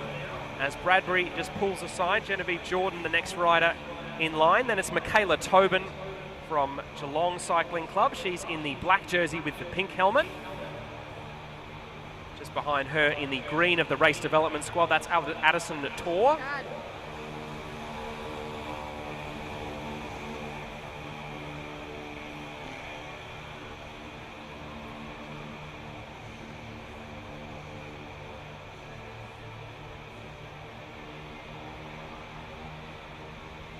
So pace really starting to wind up now. I think there'll be some riders looking to improve their position over the next couple of laps.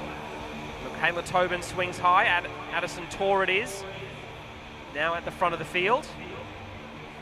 So the two riders in the pink, Pippa Denham on the lower side of the track, she's wearing black socks. Samantha Bradbury on the high side of the track, she's in white socks. They are only very subtly different shades of pink between the two of them. Pippa Denham has slightly more black on her skin suit than Samantha Bradbury does. That's also a clue of how to tell them apart.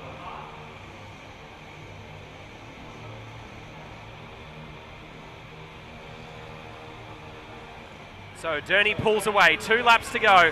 Almost immediately an attack down the outside by Amali Judd of Mount Gambier. Samantha Bradbury pedaling hard, trying to close the gap now. Amali Judd, knowing the quality of some of the sprinters behind, might be fancying her chances of going early and getting the win. So she'll take the bell, 1 lap to go. And it is, a big fall there.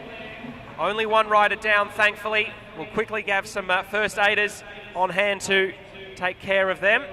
As the sprint is unfolding now, coming up towards the line, it'll be Emma Jackson challenging Samantha Bradbury, coming all the way to the line. I think Jackson just managed to get there. So just an advisement for riders, please swing wide between turns 1 and 2. We have a fallen rider.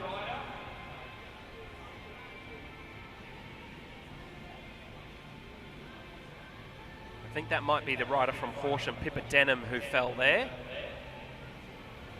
So red flags are out, the race is over, but we do want to make sure that she's given as much space as possible so she can get the medical assistance she requires.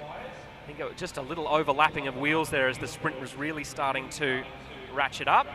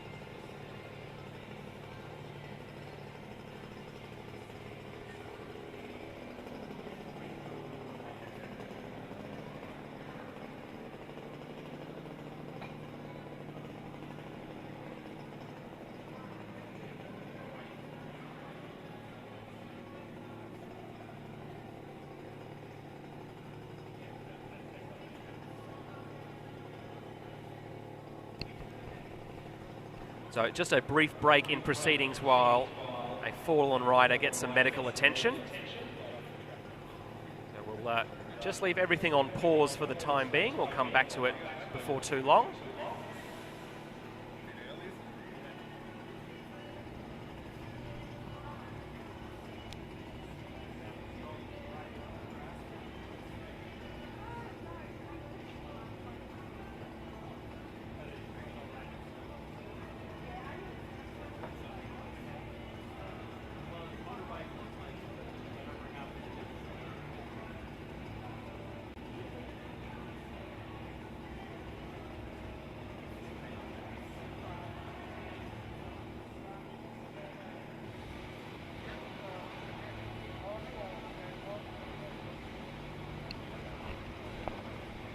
So the good news is our fallen rider, Pippa Denham, is up on her feet and walking unassisted. So that is definitely some good news. Hopefully she's okay in the long term and the bike's okay. Not sure if the skin suit might survive this trip. That one might be for the trainer box, I think.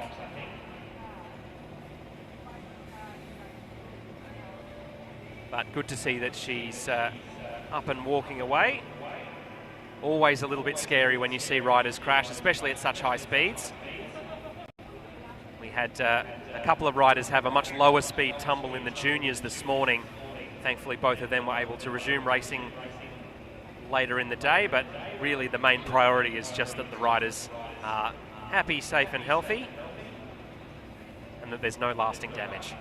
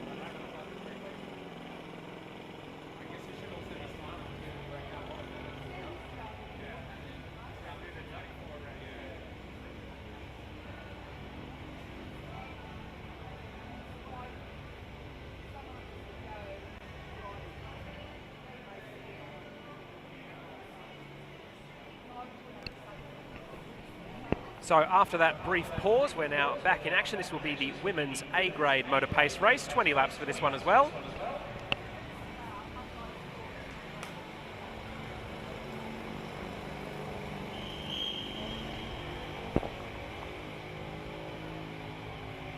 So 8 riders taking to the start line for this one.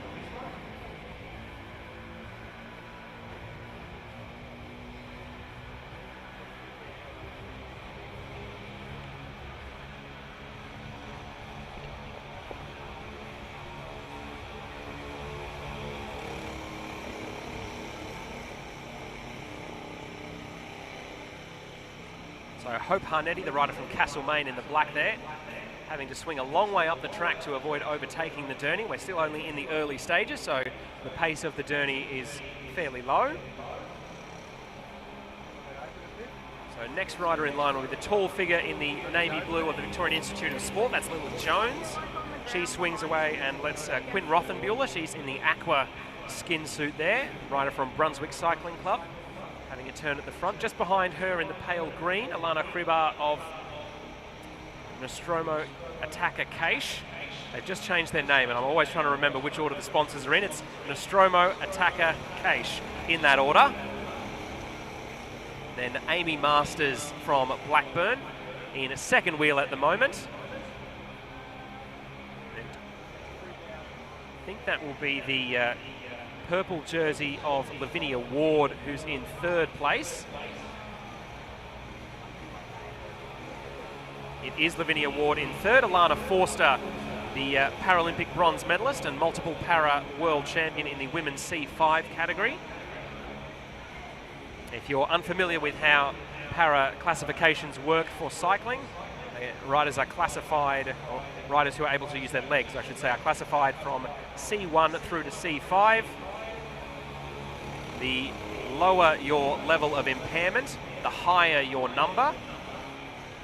So Alana Forster has competed in the Paralympics as a C5, so that's the lowest level of impairment in terms of categories.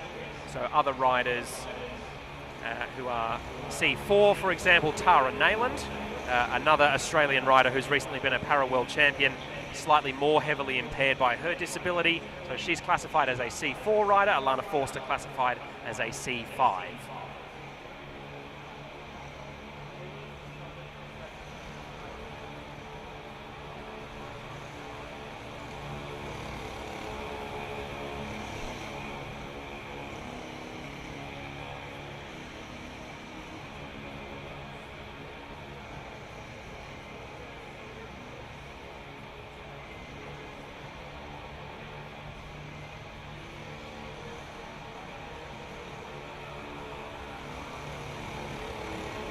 this is Miller Marston, the rider in the red helmet there, also of MBO Crane Tech Racing, a team started up by Brenton Jones, former professional rider with Delco Marseille KTM, rider who competed twice in Paris-Roubaix, now lives in Gippsland, and is a big driver behind the AusBike program that's getting young kids in schools learning how to ride and gain extra skills on the bike, not just to ride safely around their neighbourhoods, but to have fun doing it as well, building skills for the future.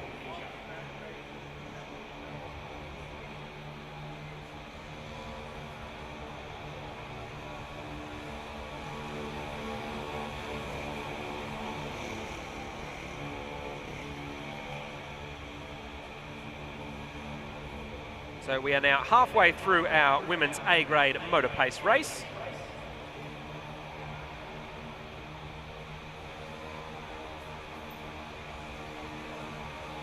Rothenbuehler it is, who's flicking the elbow there to her fellow rider in a shade of green. That's Alana Hribar.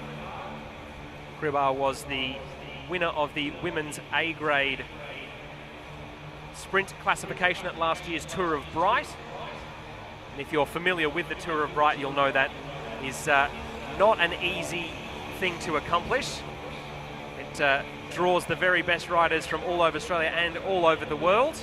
Already the start list for this year is looking absolutely packed. Former Australian road champion Brodie Chapman is going to be there for the elite women.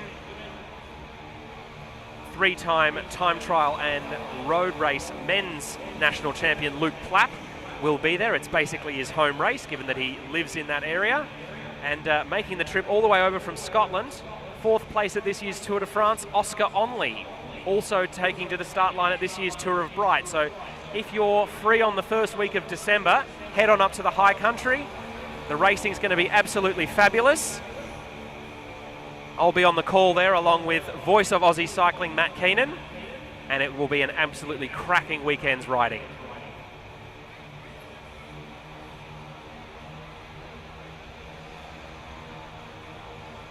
So 5 laps to go now.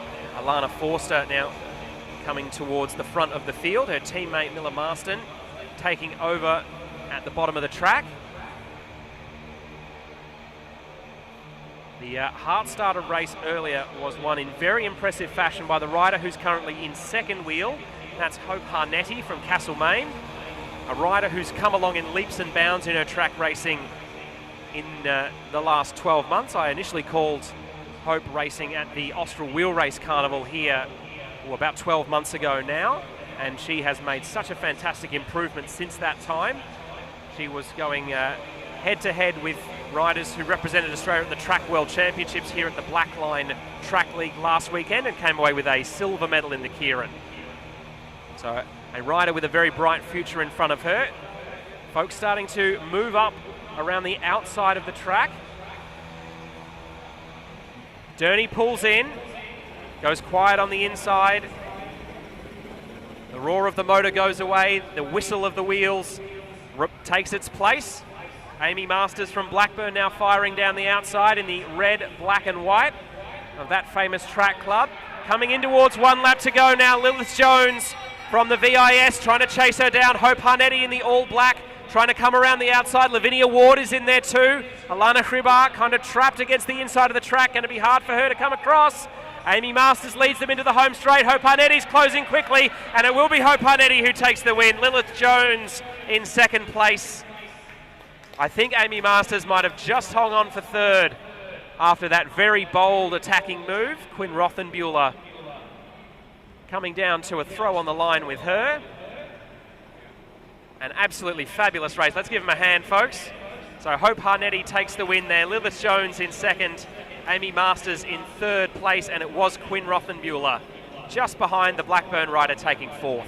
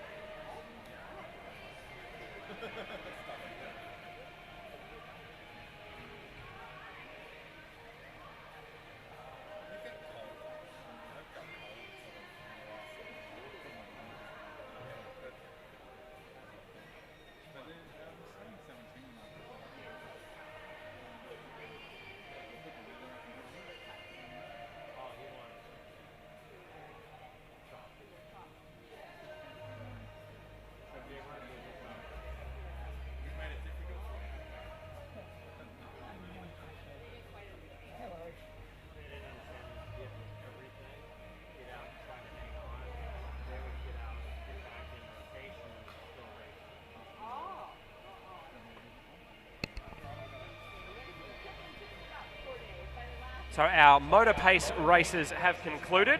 We're going to go into our scratch racing now, because today we are racing for the 2026 Victorian Scratch Race State Championships. So we'll have our men's C and B grade scratch races first. These won't be championship races, but some of the ones later in the day certainly will be. So 12 riders taking to the start line for this one.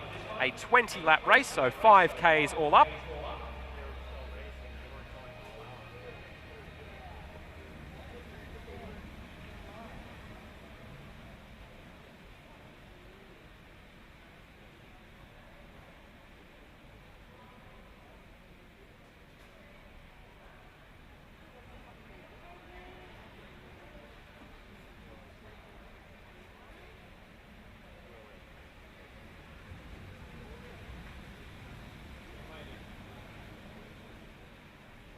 So this is Stephen Crow of Eureka Cycling Club at the front of the front of the pace line now,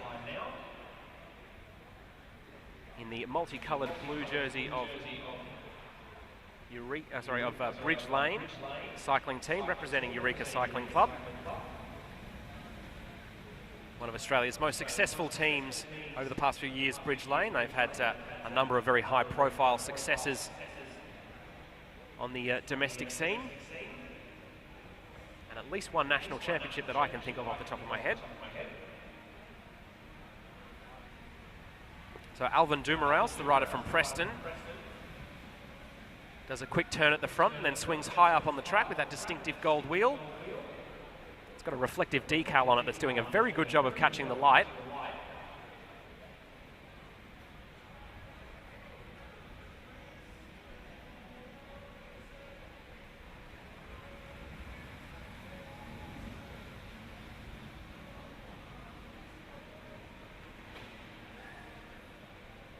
So Claudio Torrentera now at the front of the line for Ballarat Sebastopol Cycling Club in the all black with the white helmet, riding the white bike. He's got the eager beaver Raphael Larson-Howe on his wheel, and of course no sooner do I say how eager Raph is than he goes out on the attack. Flies down the back straight there. There's still 3/4 of this scratch race to go, but he's not afraid to have a dip. So Simon Hall from Shepparton has decided that move looks like fun, as does Andrew Sluter of Brunswick in the black, and Daniel Jackson from Castlemaine in the yellow. A gap of 50 metres now to the other Hall rider from Shepparton in this field. That's Simon Hall.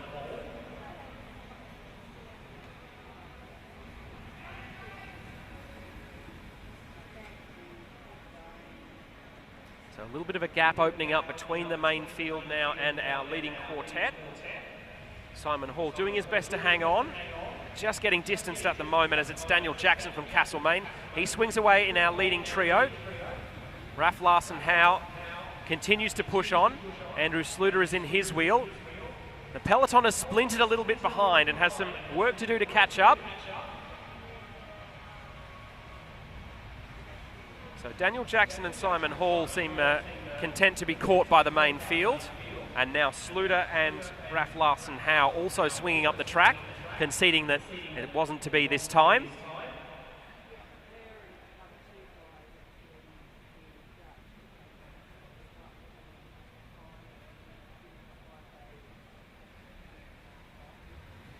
All right, things settle down just a little bit as it is Shay Dungy from Brunswick who comes through, flicks the elbow there. Harry Metzger from Preston just in his wheel.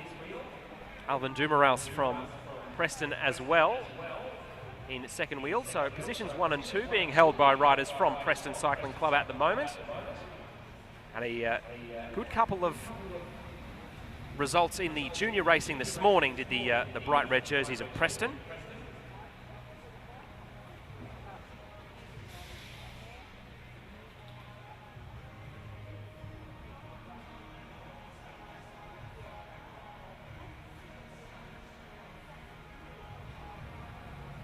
So this is rider number 60, Oliver Hall there. He's on the white bike. Simon Hall on the blue bike towards the back of the field. Stephen Crow from Eureka now at the front of the field. This is Andre Akratidis, another of the riders from Brunswick who's in this field. They've done me the courtesy of all wearing different colours of Brunswick jersey. There are 4 different Brunswick riders in this race. They're all wearing Brunswick club jerseys, but they're all slightly different, and for that I thank them.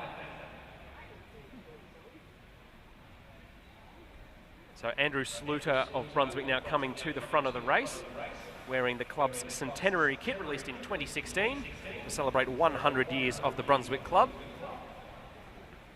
Well, a bit more of a serious move coming now from Harry Metzger, the rider in the red. Oliver Hall close on his wheel. Raf Larsen Howe also wants to be there when the whips are cracking. So 4 laps to go now.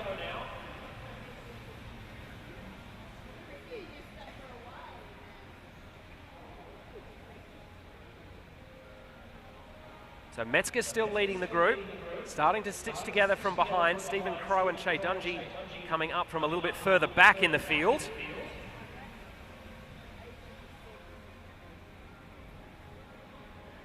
Andrew Sluter of Brunswick does a quick turn on the front, but is quick to move up the track and cast his eyes downwards.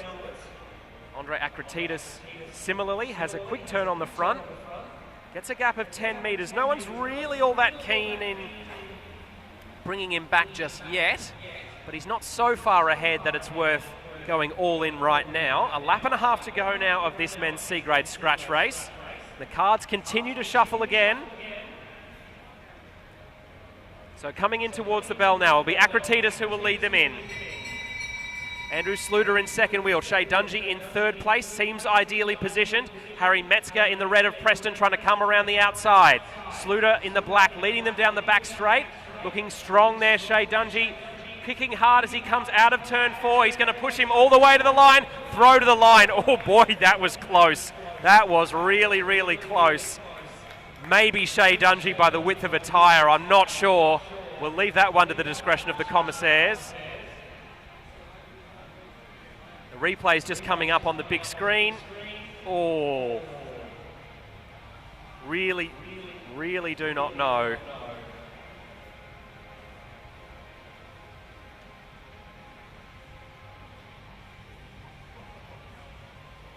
Your guess is as good as mine.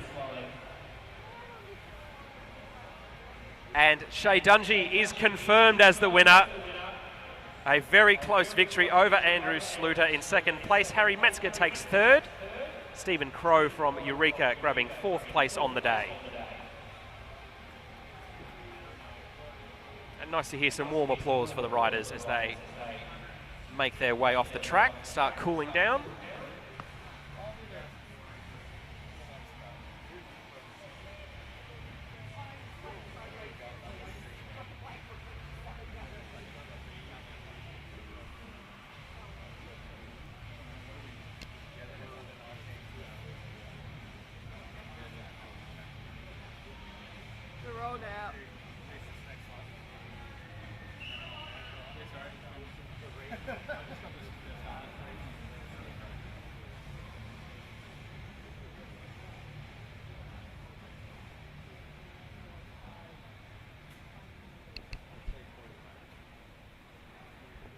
All right, moving quickly on to our men's B grade scratch race.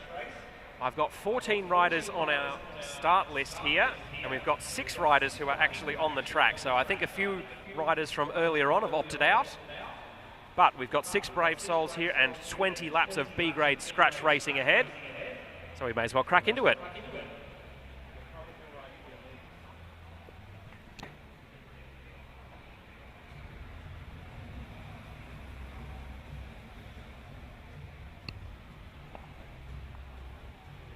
And the mystery is solved almost immediately by someone who thought about it more thoroughly than I did. So all of the riders who have pulled out are either in the elite or under 19 state championships a bit later on. So they've pulled out of this one to save their energy for the bigger prizes a bit later. Makes sense when you think about it. But that means we have 6 intrepid B-grade souls out there on the boards at the moment, coming through to get 17 laps to go.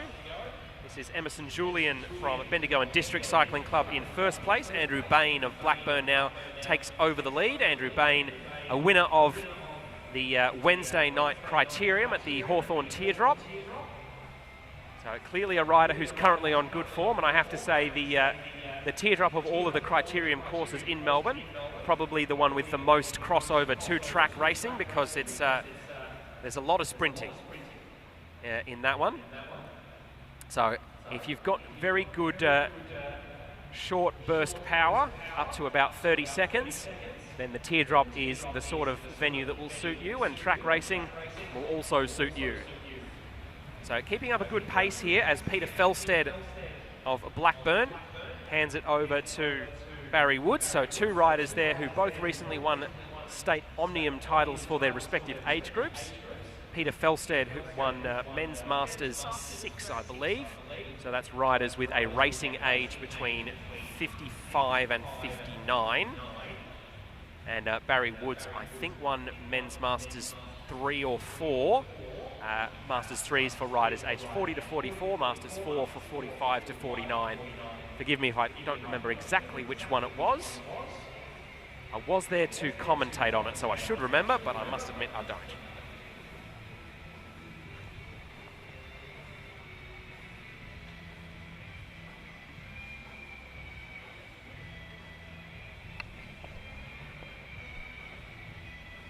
So a good little crowd forming in the stands here. Always nice to see folks willing to come down and watch some high quality track racing. Especially when you consider that the alternative would be watching sports outside in Melbourne today, and that doesn't seem like a particularly appealing prospect. Everyone in here gets to stay nice and warm and dry. So 11 laps to go now, as it's the rider Emerson Julian from Bendigo and District in the all black who's leading them down the back straight.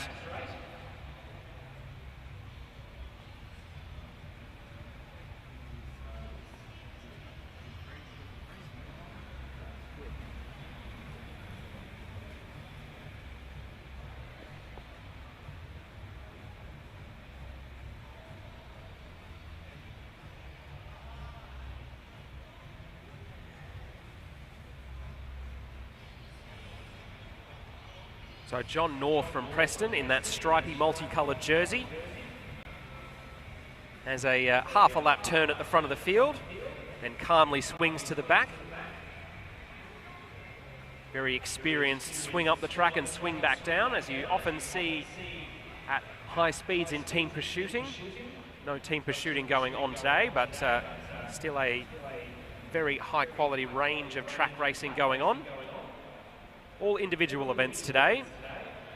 We will have some other track racing coming to you from this Darebin International Sports Centre in the near future. The state track championships are just over a month away now, so that will be 2 weekends before Christmas, and then the week before Christmas we will have the Austral Wheel Race Carnival. So that will be 4 straight days of the best track racing that you will see all year in Melbourne. Riders not just from all around Australia, but internationally as well. Last year we had riders from New Zealand, Japan, China, Hong Kong, and Iran, if memory serves. And we'll also have Graham Frisley, who now represents the USA, though he was a Brunswick member until quite recently.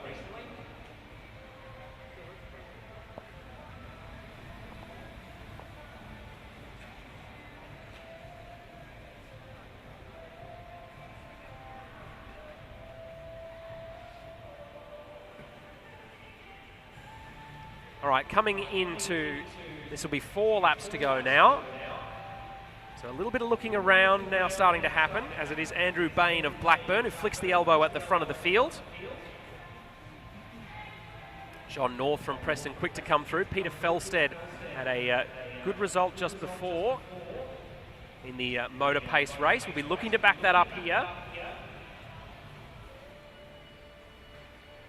Barry Woods of Blackburn, the taller of the two figures in the red, white and black jerseys.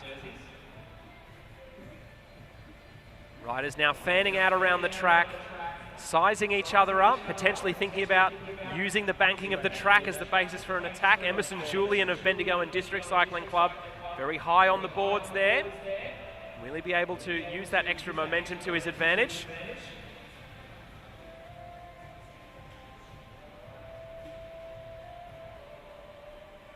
And now Emerson Julian drops down from the top of the track, uses that momentum to gain a 5 or 10 metre advantage.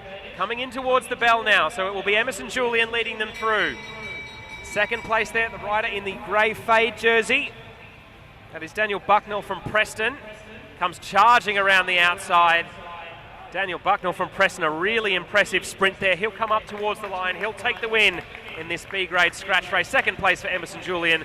Third for Peter Felstead. Fourth spot in the end for Barry Woods of Blackburn. Fifth for John North of Preston. Sixth spot on the day for Andrew Bain of Blackburn Cycling Club.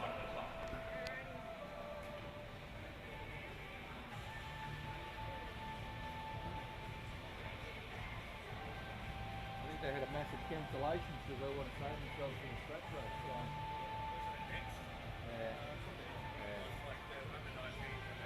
Yeah, it was scratch race. Some of them, well, not scratch, they shouldn't have been entered in the first place. Because they're only supposed to do one of these scratches. So they call Men's B and C, but basically, like, the actual championship.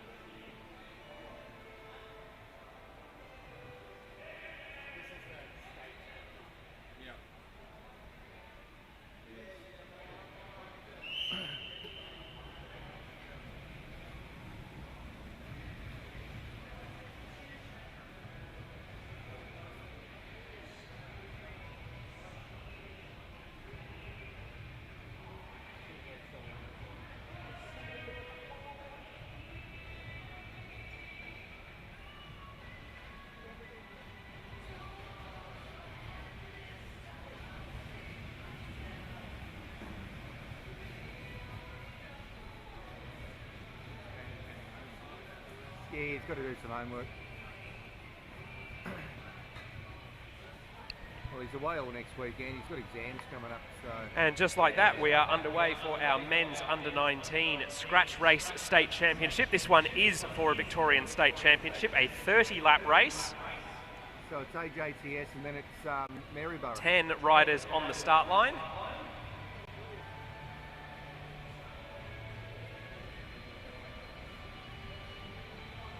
So leading them through there, that's James Maxted from Mornington Cycling Club. He hands over to Lucas Fitzgerald from Brunswick, who swings high up the track. Then it's two riders from Blackburn. Alistair Norris is in the grey of the Royal Bike Squad. And it's Ben Woods from Blackburn in the black helmet. He hands things over to Sam Hudson. Don't be surprised if you see Sam Hudson try and attack from range to try and win this one. The pace really going on at the front end of the race there. That's Ollie Jirovac in the navy blue of the VIS, the Brunswick rider. Seb Freer in the green of the race development team for Bendigo and District Cycling Club. Quick to flick the elbow there. And almost without trying, there are two groups of 5 here and a little bit of a gap to close. Sam Hudson now trying to come across the gap, the rider from Brunswick. Just getting into the slipstream of Alistair Norris now. Alistair Norris has decided that he's going to try and open up a gap early on here. So there might be 23 laps to go, but he's got the elbows tucked in an aero position, and he's going hard. He's got 2 riders from Brunswick right on his wheel. So straight behind him at the moment, that's Lucas Fitzgerald. He's in the paler orange there, and just behind him, currently in 3rd wheel, that's Sam Hudson. So Fitzgerald with the black helmet from Brunswick, and then Hudson with the white helmet. Norris in the grey of Royal Bikes. There's 5 riders chasing just behind. It's probably 20 metres now. Sebastian Freer from Bendigo and District Cycling Club seems particularly keen to shut this one down. He checks over his shoulder, and Ben Holmes from Brunswick has had to let the gap go. Possibly tactical, possibly because he doesn't have the legs, who's to say. James Maxted and Riley Boyd also looking around a little bit in this second group. Everyone looking at Ollie Jirovac there and saying, well, you went to track worlds, mate. I think you better take on the responsibility of getting them back. Ollie Jirovac obviously objects to that and says, well, if I'm going across, I don't want to take any of you with me. So a very impressive burst here from Ollie Jirovac. He will catch our leading trio. So it's now 4 in front. James Maxted and Sebastian Freer chasing hard from behind. They're about to catch and pass a couple of the Blackburn riders there.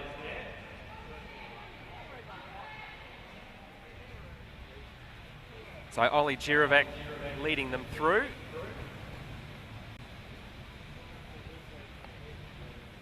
So Jirovac leading, Fitzgerald in second place. Then it is Sam Hudson. Sam Hudson just about to swing over. Ollie Jirovac in the navy blue of the VIS. He's got James Maxted in the black. James Maxted from Mornington Cycling Club.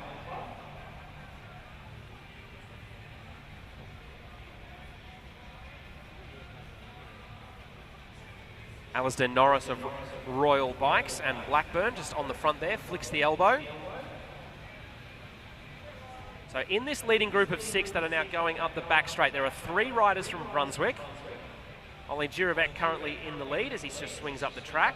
He's got 2 teammates there in the form of Lucas Fitzgerald with the black helmet, Sam Hudson in the white.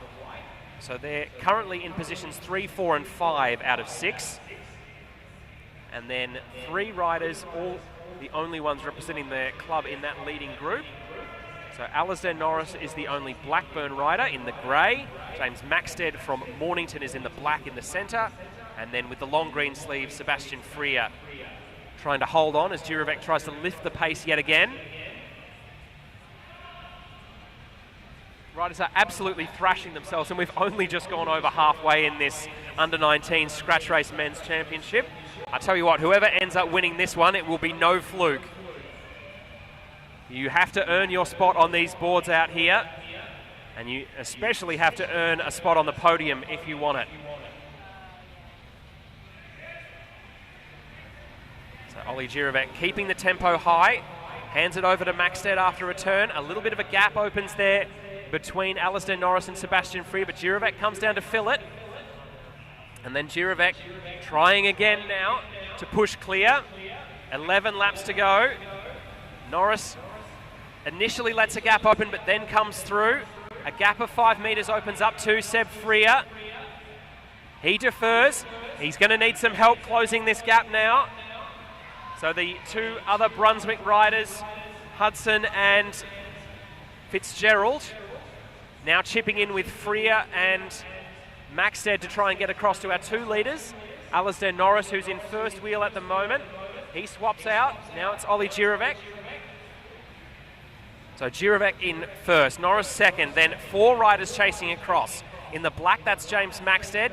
In second wheel at the moment, that's Lucas Fitzgerald. He's from Brunswick, the lighter of the 2 shades of orange there. The darker of the 2 shades of orange, more to the red side, you would say, is Sam Hudson.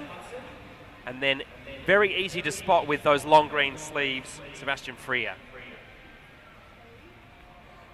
This race has been going so hard that everyone else, apart from this leading 6, have decided that they're better off spending their Saturday doing something else. So just 6 riders left, and if I didn't know better, I'd say that gap is closing. I'd say our 4 chasers are slowly making ground on the 2 leaders here.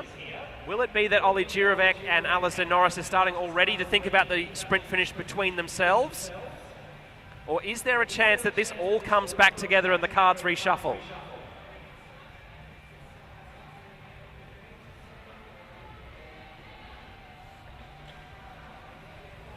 Jirovac comes through for another turn.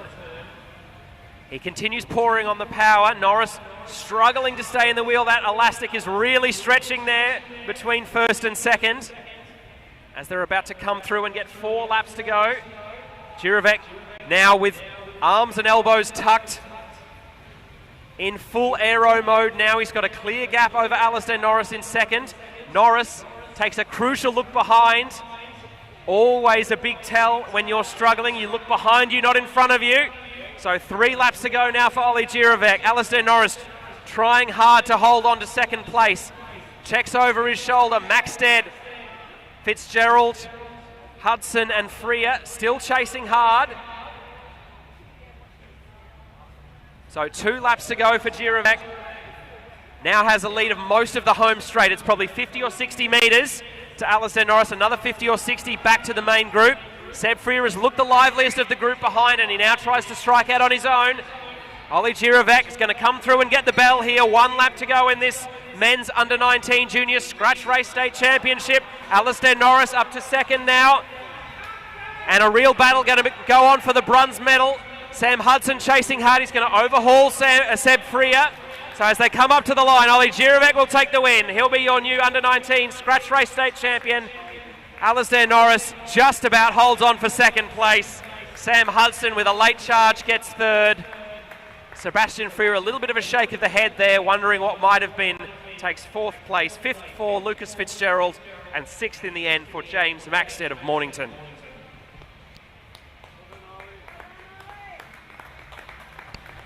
And a big wrap for the crowd, not just for the winner, Ollie Girovac, but indeed for all of our under-19 men's scratch races.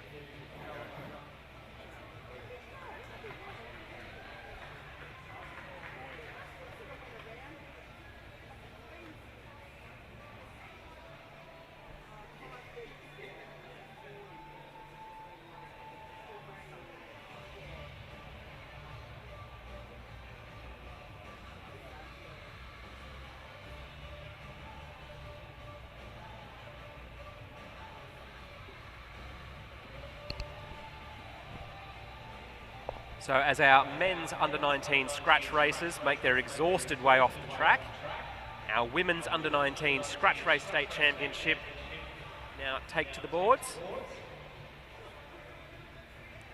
So 5 riders contesting this one. Michaela Tobin on the front of the field in the black jersey with the pink helmet from Geelong Cycling Club. In second wheel in the bright green of Race Development from Bendigo and District Cycling Club, that's Addison Tor. Coming up to take the lead of this bunch now, our sole rider from Interstate, that's Amali Judd from Mount Gambier. And this is an open state championship, so Amali Judd is more than welcome to both race and win the Victorian State Championship if she's got the legs. On the front of the bunch now, in the purple jersey, Lavinia Ward of Blackburn. And then our last rider on the back of the field at the moment with that distinctive yellow rear disc wheel, that's Audrey Pritchard from Blackburn.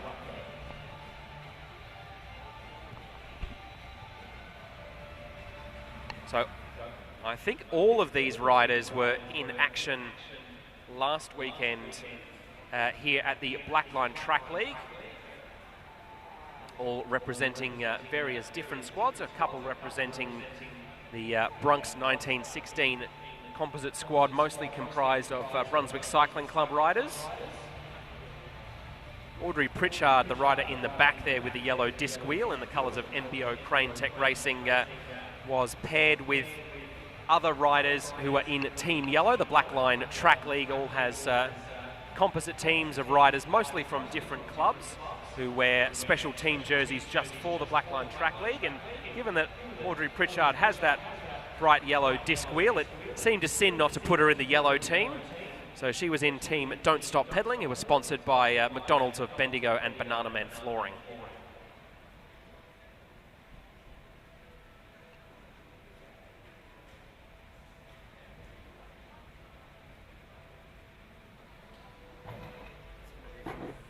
Yeah, cool. So winding up now, A bit of a standing attack there from Lavinia Ward, the Blackburn member. He's got her fellow Blackburn rider Pritchard in her wheel. Addison Tor quick to respond there. The rider in the green from Bendigo and District Cycling Club. Amali Judd from Mount Gambier also in the mix, as Michaela Tobin of Geelong is distanced.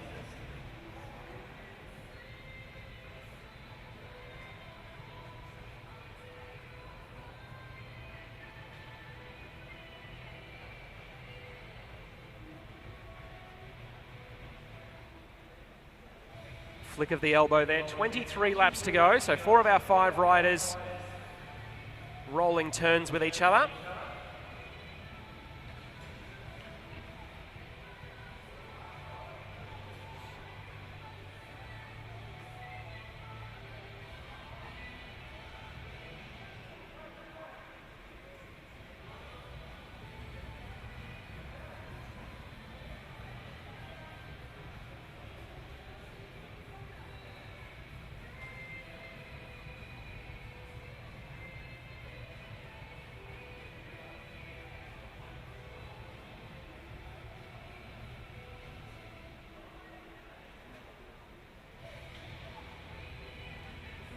So a bit of mood music playing in the background, Evanescence's Bring Me to Life. I'm trying not to think about the fact that that song was probably released before any of these riders were born, because that makes me feel really old.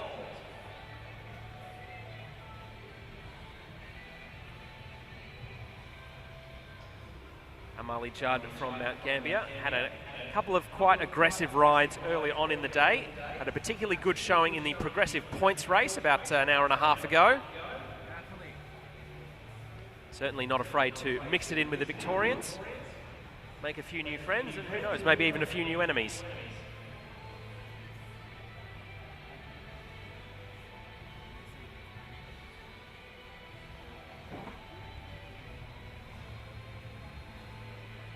So our 4 leading riders in good position at the moment. Happy to rotate some turns, at least for the time being.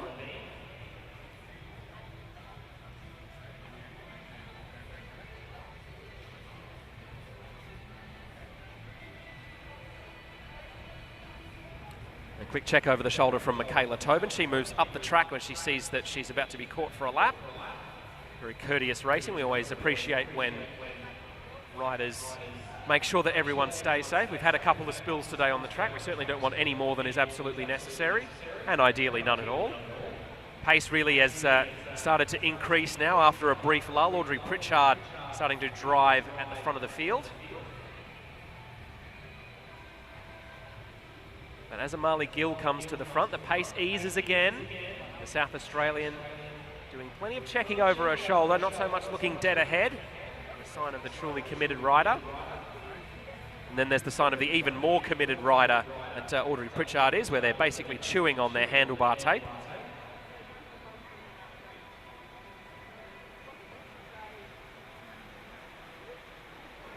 As some more rain is now falling outside.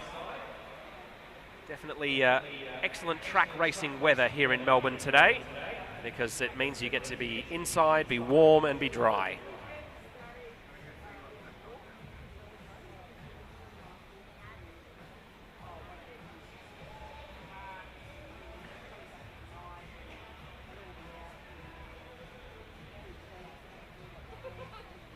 So just over the halfway point of this 30-lap women's scratch race now.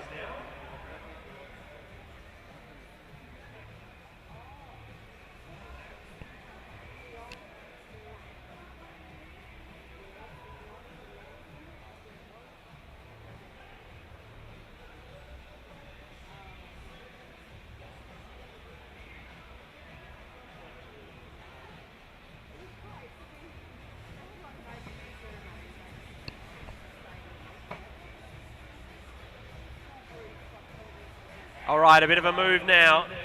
Starting to make things a little bit more serious now. So this is Lavinia Ward going on the attack, the rider from Blackburn Cycling Club. Had a very productive race meet here last weekend at the Blackline Track League. Found herself mixing it up with some of the country's very best young track athletes. And after that attack, she's found herself with a gap of 75 metres. I'd say it's probably holding rather than expanding right now as she comes through and gets 11 laps to go. Almost a little shake of the head there from Billy Russell as she came through the line, almost like she was expecting someone else to come through and give her a chop out.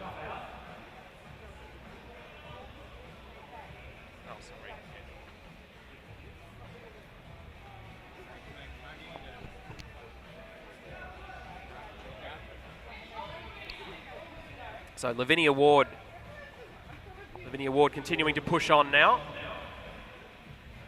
I mixed her up with her clubmate Billy Russell just before. It is Lavinia Ward from Blackburn who is now out the front. Follow the other crew.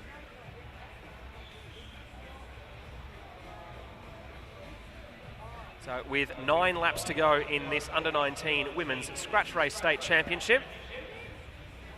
Billy Russell just checks over her shoulder as she's now almost half a lap up. I think she's concluded that this is the kind of effort that doesn't do anything but hurt. If she's going to hold this all the way to the line, there's not much to do but put her head down and go.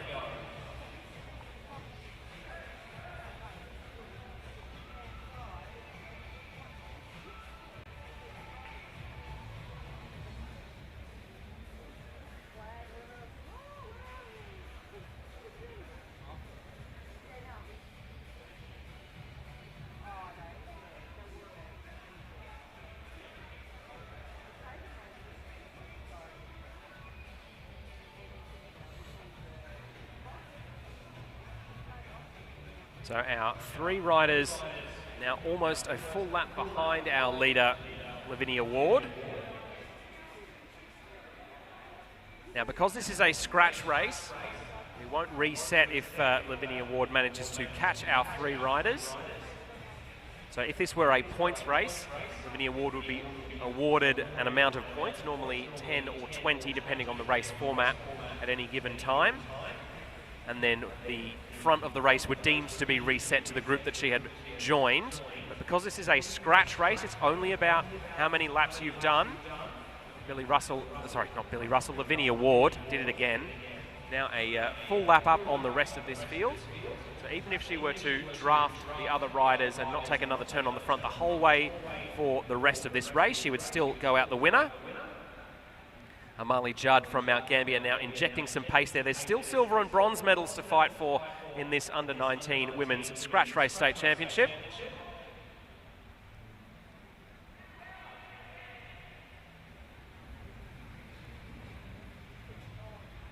So Audrey Pritchard now coming through at the front of that bunch. 2.5 laps to go. Some looking around there. Amali Judd just checking the position the rider in third wheel, Addison Torr. Torr now coming into the lead. Lavinia Ward just sort of hanging off the back, I think, perhaps content to let the 3 riders fighting for silver and bronze duke it out amongst themselves. So coming in towards the bell now. Addison Torr will lead them through. She's got a good little gap here. A fight on behind between Audrey Pritchard and Amali Judd. As Lavinia Ward accelerating now, trying to get across to Addison Torr there as they come into the home straight. So Lavinia Ward will go out your state champion in the scratch race. Addison Torr takes second place. I think it was Audrey Pritchard who ended up third. And no, it was Amali Judd in third, actually. I stand corrected. Audrey Pritchard in 4th place.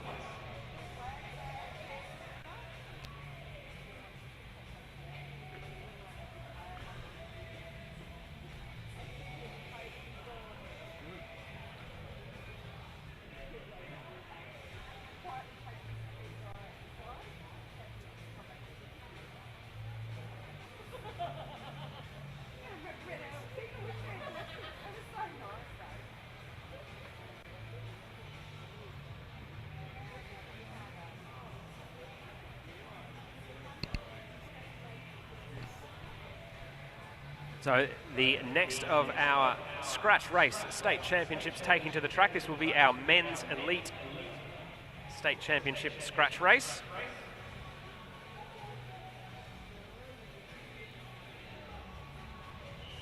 So 12 riders on the start line for this men's elite state championship. So Oliver Hall from Shepparton leading them out. Raf Larson Howe of Brunswick in second place. Then it's Andre Akratitis in third. Thomas Williamson, the tall rider, number 49 in fourth wheel. Then it is Logan Taplin in the grey of Duda. The interstate rider, Caleb Antill from Canberra, is about halfway down the field in the black skin suit with the white helmet. Lawson Frantzman just behind him, the tall figure with the white torso and the blue sleeves. Bryce Nichols in the mix there, the black and green of Race Development, the rider from Castlemaine Cycling Club. Then in the navy blue Victorian skin suit, that is Oscar Gallagher. He'll be looking to back up the win that his VIS teammate Ollie Jirovic had in the earlier race. So 40 laps total, 10 kilometres for this Victorian Elite Men's Scratch Race State Championship for 2026.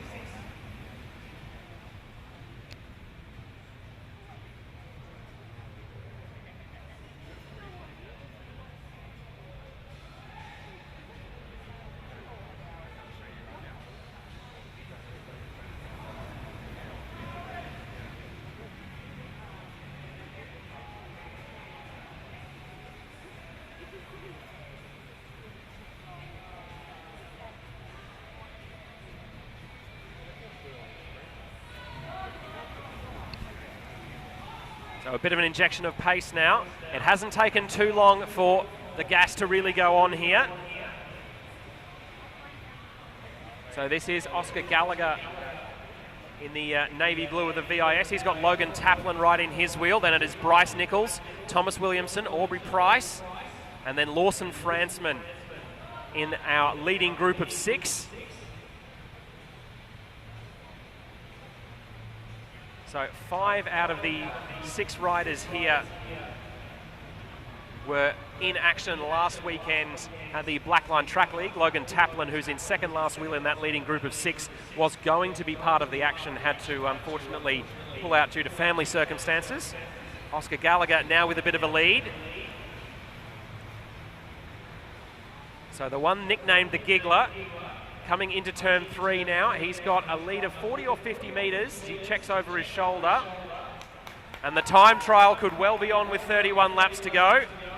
Logan Taplin and Aubrey Price are still not convinced that they can't get across this gap themselves. So Taplin in the grey of Duda swings up the track and lets Aubrey Price have a turn. Oscar Gallagher just checks over his shoulder there, the rider from Blackburn. Taplin chasing hard with Price in his wheel. Then there's another 2. That's Frantzman and Nichols in 4th and 5th. They're just about to be joined by Caleb Antill, the rider from Canberra.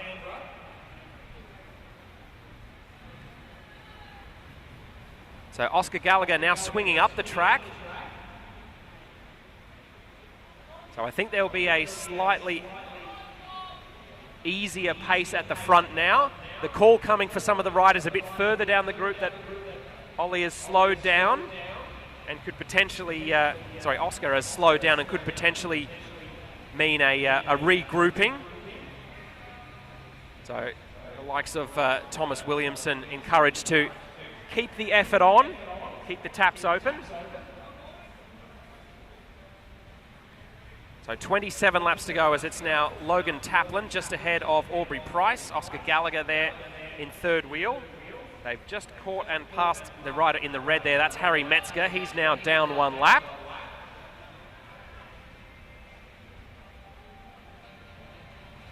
So we've got 3 riders at the front and a little chase group of 3 just behind them.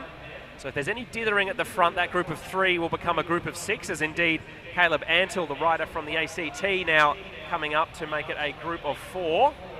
Some of our earlier riders who have been lapped starting to pull themselves out of the action.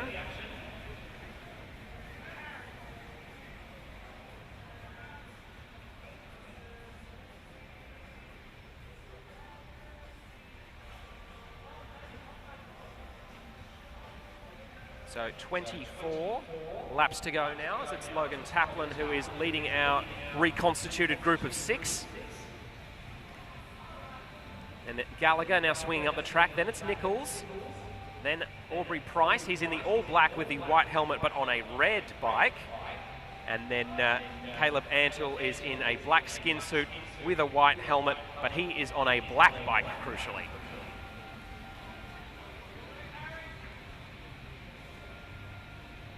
So despite being a lap down, Harry Metzger fighting hard to try and stay in touch with this main group.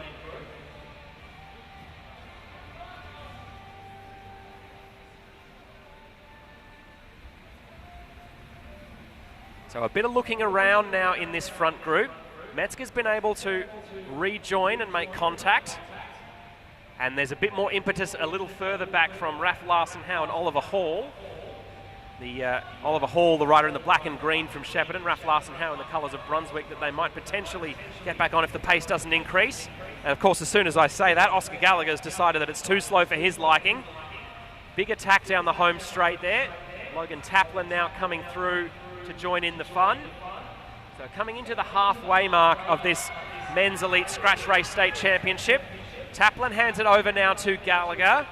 Aubrey Price there in third wheel for Preston. In the all black, Lawson Frantzman chasing hard, as is Caleb Antle. Bryce Nichols has been shelled off the back, so our group of 6 has now become 5. I think this might be the strategy potentially from Oscar Gallagher. He has got a good sprint on him, but he figures that if he can cross the line on his own, then that's a way to be guaranteed the win. Which is true, but it is the method that tends to hurt the most. Gallagher drapes his hands over the front of his handlebars there. Flicks his elbow for Logan Taplin to come through and have a turn. Taplin having absolutely none of it. And a little bit of positional game playing there has allowed Caleb Antle a chance to come through and lead now. He checks over his shoulder, the rider from Canberra. Gallagher and Taplin quickly to his wheel. Probably another 10 metres to Aubrey Price, and then another 10 after that to Lawson Frantzman of Carnegie Caulfield.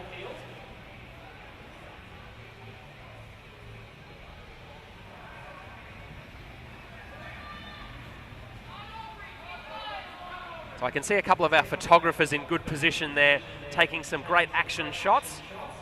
Track racing is one of the cycling disciplines that tends to look particularly spectacular when captured in photo, especially with a nice long exposure to really get that sensation of speed. So 3 riders leading this Victorian Elite State Championship as they go down the back straight. They've got 20 metres over a group of 2 who are chasing. So Oscar Gallagher at the front. Logan Taplin has clearly established a strategy that he's not going to come through all that often after Oscar Gallagher. Of course, as soon as I say that, he does do it, obviously. Commentator's curse. So 13 laps to go now. Caleb Antle leading this group of 5. Gallagher in second. Then it's Frantzman, then Taplin. Aubrey Price on the back. He's in the all black on the red bike. Antle in the all black on the black bike. And a couple of our riders, Harry Metzger and Bryce Nichols, despite being some laps down, swing out of the way and let the others through. Thomas Ayres have made the decision that all riders currently on the track will get to finish this Elite State Championships.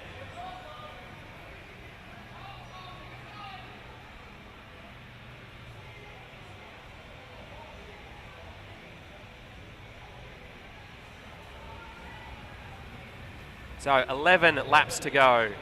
So we're nearly into the last quarter of our Men's Elite Scratch Race State Championship for 2026. And there's still a possibility that the title leaves Victoria if Caleb Antle can end up getting the chocolates. Because this is an open state championship, it is very possible for riders from other states to not only compete but also to win the big crown.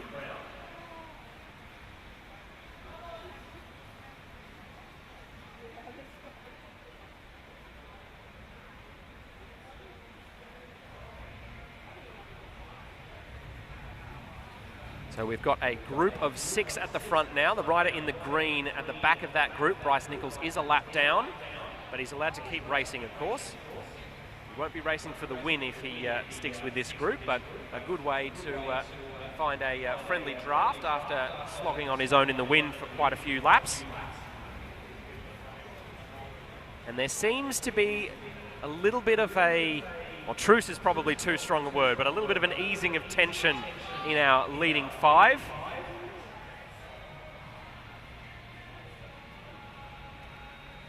So 7 laps to go now. Oscar Gallagher just checking over his shoulder. Logan Taplin is right there. Aubrey Price also in close attendance. Lawson Fransman it is with the white torso and the navy blue sleeves. Riders starting to take longer turns, bunching up a little bit in some of the corners. All indications that the pace is slightly off. But there's a state championship on the line. That's only going to be a temporary state of affairs.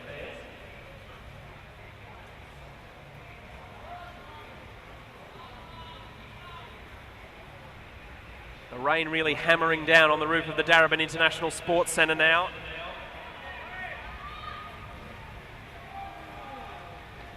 Bryce Nichols now moving out the front of our group of 5. If he could take a whole lap over the course of the next 5 laps, he could theoretically still challenge for the win, but that's a lot easier said than done.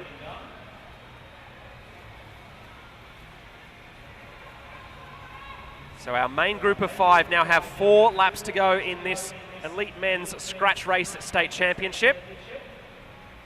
And a move down the back straight now by the rider from the ACT, that's Caleb Antill. Oscar Gallagher quickly recognises the danger, doesn't want to let anyone get too much breathing room with 3 laps to go. Logan Taplin continues holding on to his strategy of being in the slipstream of Oscar Gallagher. Gallagher is a slightly shorter rider, so he won't get much of a draft, but it's more about knowing where his most dangerous competition is at any given moment. Aubrey Price is kind of trapped against the bottom of the track here. Going to be difficult for him to move into some clean air unless he tries to go on the outside of Logan Taplin, which he could now do if he so desired. So a lap and a half to go. Scratch Race State Championship's going to come down to the wire here, folks. As they're charging through the home straight, Logan Taplin now trying to come around the outside of Oscar Gallagher. Gallagher holding strong on the inside of the track. The rider from Duda has kept his powder dry all throughout this race. Will he have enough to come up and take it at the very last? It will be Logan Taplin. Logan Taplin takes the win. Second place there for Aubrey Price from Preston. Third for Oscar Gallagher. I think 4th in the end for Caleb Antill and 5th for Lawson Fransman. Logan Taplin very clearly had a plan there in the last few laps of that race, and it's come to fruition. The rider in the grey of Duda Racing will take out the 2026 Victorian Elite Men's Scratch Race State Championship.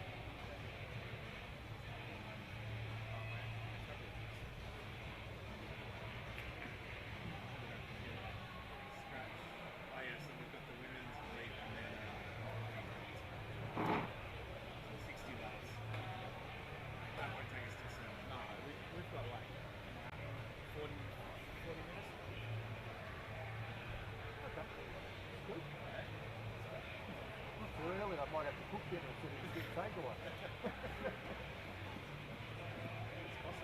I sent that over to get pizza and then the rain came.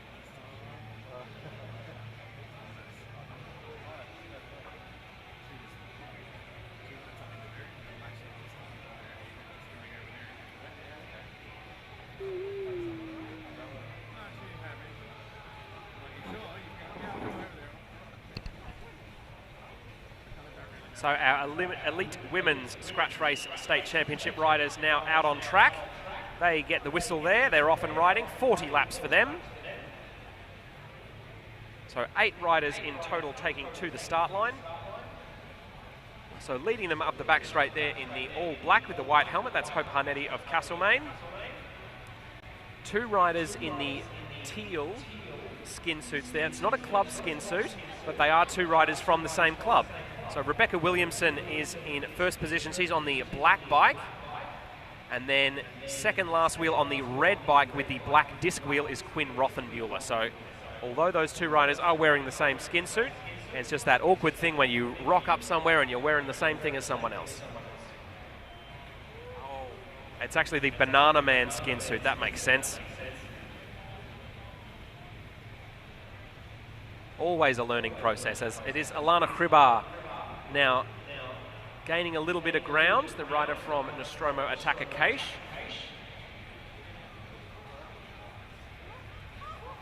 She's got the elbows tucked, which is generally an indication that a rider is happy to go solo.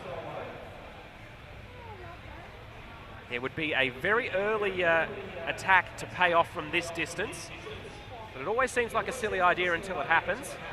And as soon as I say that, Alana Hribar realises that it might actually be a silly idea. She swings up the track, lets the cards reshuffle. Hope Harnetti now coming through the field, and then it's Alana Forster in the blue and red multicoloured jersey of MBO Crane Tech Racing. She's got a teammate in this field. They're just side by side at the bottom of the track now. In the red helmet, her teammate is Miller Marston from Hawthorn Cycling Club. So Marston is leading them down the back. Quinn Rothenbuehler in second wheel in the teal skin suit of Banana Man with the red bike there. So Alana Forster, Paralympic bronze medalist and multiple para world champion, swinging up the track. Lilith Jones also swinging up the track, the tall rider there in the navy blue of the Victorian Institute of Sport.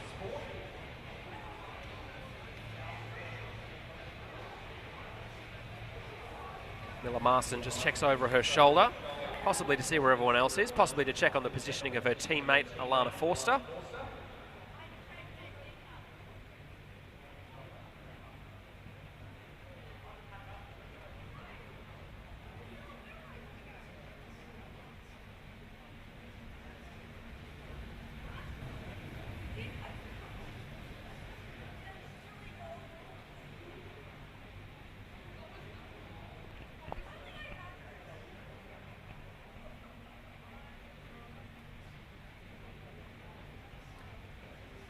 So Quinn Rothenbuehler now just handing it back over to Miller Marston. 31 laps to go, so almost a quarter of the way through our Elite Women's Track Scratch Race State Championship. Got there in the end.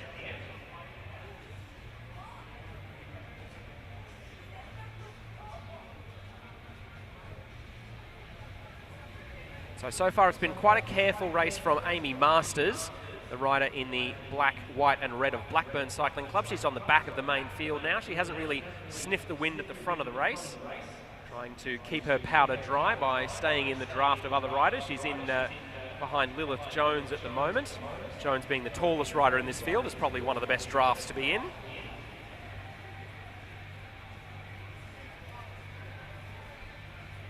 And a little bit of a gap opens up there as a couple of riders strategically find themselves missing a turn. Hope Harnetti almost in no man's land, or no woman's land as it would be in this race.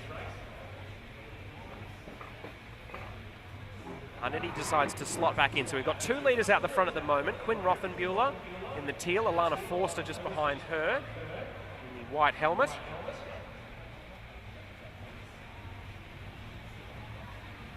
Then Alana Hribar leading the chasing group behind. Amy Masters comes through for a turn. Hope Harnetti also keen to do a bit of work as the gap slowly starts to be reeled in. And if I were in the position of Alana Forster and Quinn Rothenbuehler, not only would I be a much stronger cyclist than I actually am, but I would be thinking that I wouldn't be that concerned if this little move got brought back right now. You certainly wouldn't say that our two leaders are fully committed. They're also just not in a particular hurry to be caught.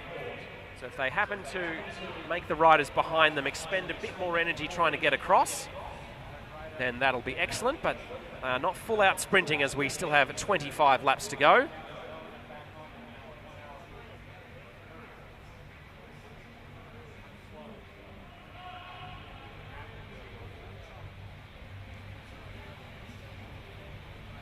So Alana Forster flicks the elbow at the front of this race. Quinn Rothenbuehler now comes through for a turn.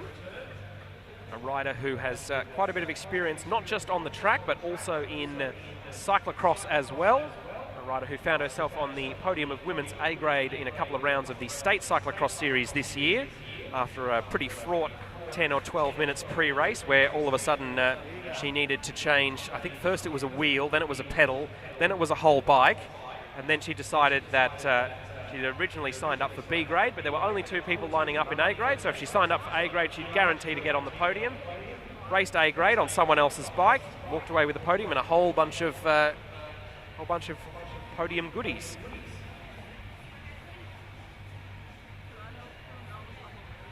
Yeah. Sure can. So we've just had confirmation on the live stream that one of Australia's representatives at the recent Transplant Games World Championships, Tamron Stevens, is watching along. Tam's a big supporter of racing and riding of just about all kinds in Melbourne. So always nice to have folks watching along on the stream at home. Stream also represents a good opportunity for riders who are taking part in these races to maybe do a bit of post-race analysis. Lilith Jones now winding up an attack from our main bunch, trying to get across to our 2 leaders. I think she might have just noticed that the gap had been opening back up in the last couple of laps. So Lilith Jones putting on a bit of a burst of speed to try and get across. Alana Hribar in a very aerodynamic position, quickly into her draft, trying to get across. Amy Masters waiting for Hribar and Jones to commit themselves before responding. Very smart riding there for the rider from Blackburn. Easy to spot from a distance in the all red.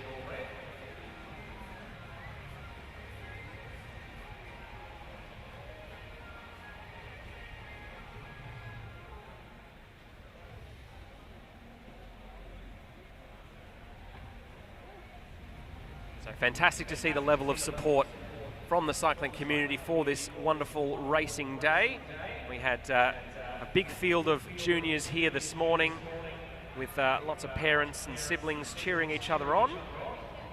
We also very earlier had, a little bit earlier had voice of Aussie cycling Matt Keenan here. He's discreetly snuck away now, but even someone as big time as Matt Keenan was more than happy to come down and observe a little bit of track racing, what's otherwise a pretty gloomy Saturday.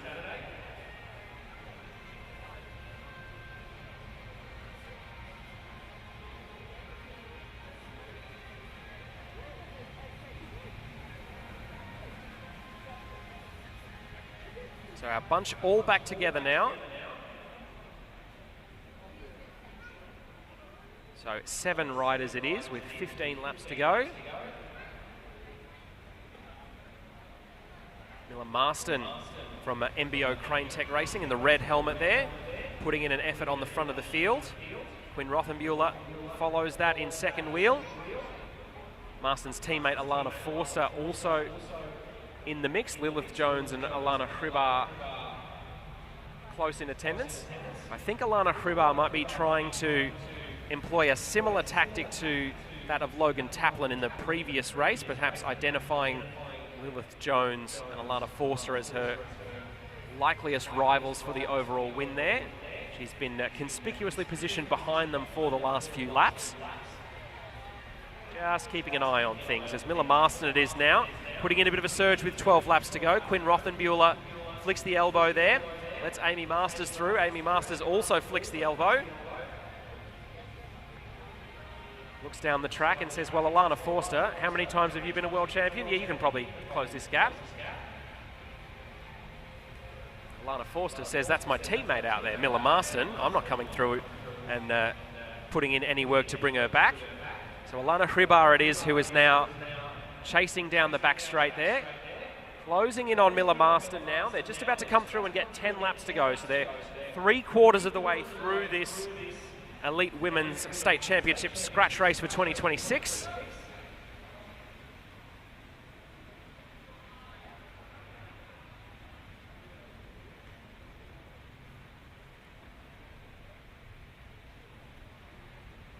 Alana Hribar swings up the track, looks to the inside, sees that the others are closing.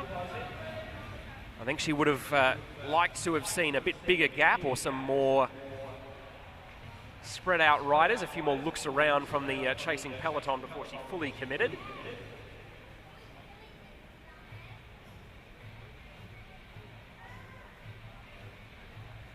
Quinn Rothenbuehler now casting an eye to the inside of the track where it's Alana Forster leading. Forster flicks the elbow. Hope Harnetti still in the mix. Harnetti, another of the riders who have been content to mainly follow rather than lead so far. And Harnetti has been shown to have a very strong finishing kick in some of the earlier races today. She won the women's A-grade Heart Starter earlier. And the more looking around there is, the more it might fall in the favour of the rider in the all black from Castlemaine.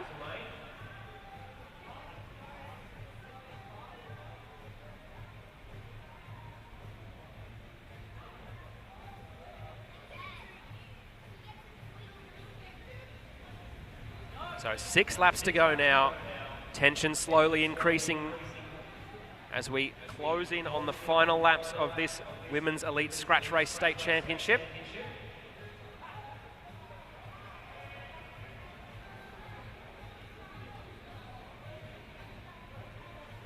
Lilith Jones from the VIS leading the group through, flicks the elbow for Alana Hribar. Hope Harnetti, the next rider in the line. She quickly defers to Quinn Rothenbuehler. Rothenbuehler happy to keep things going for now. Miller Marston again finds herself on the inside of the track and keeps pushing on. 4 laps to go now, so just 1 kilometre left. If we were road racing, there'd be a red kite overhead. As it's now the 2 riders from MBO Crane Tech racing in positions 1 and 2 on the track. Miller Marston just ahead of her teammate Alana Forster. Lilith Jones comes across to Forster. Forster really starting to wind it up now. First big standing acceleration we've seen pretty much all race for the Paralympic bronze medalist Alana Forster. She keeps the power on down the back straight. 2.5 laps to go now. The other riders in this field know Alana Forster's quality. They're not going to give her too much breathing room. Alana Hribar it is who's now at the front of this pack. Quinn Rothenbuehler there as well with 1.5 laps to go. Then it's Lilith Jones. Amy Masters has raced beautifully so far, the Blackburn rider, still in a good position. And Hope Harnetti is lurking as well. They come in and get the bell. Lilith Jones and Alana Hribar in positions 1 and 2 as they come in the back straight. Hribar on the inside, Jones on the outside. Hope Harnetti trying to steal it at the last, all the way around the outside in the black. Alana Hribar will lead them into the home straight. She's going to hold on only just. A late charge from Hope Harnetti will see her take 2nd spot. 3rd there for Lilith Jones. 4th place between Quinn Rothenbuehler and Amy Masters in the end. 4th it was for Quinn Rothenbuehler, 5th for Amy Masters. A valiant 6th place for Alana Forster, I think it was. And Miller Marston also in the mix as well. Sometimes if they're slow in this race, if it's a man had the front, I would take the 2nd pack. And that's probably I can see a bit of what's going on by looking around. I know I get what's happening here and there. I can just have a quick look. So I'm standing back a bit and I can see a bit what's going on. So. I usually look when the camera's down.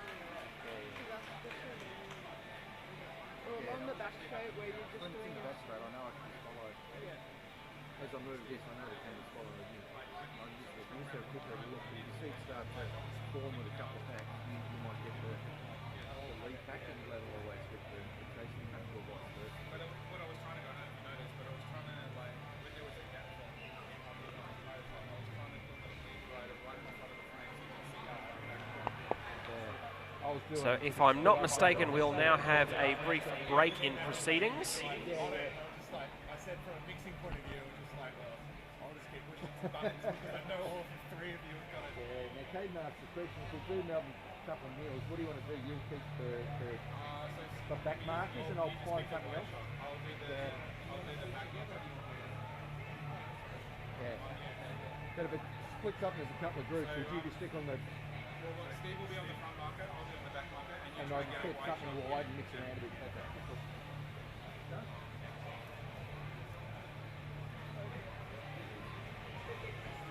Sometimes you do the wide view, so if you see something going on, you can move around a bit and do pick it up. I feel like on Yeah, you can move your pick up. That's great. I'll do it. So, yeah.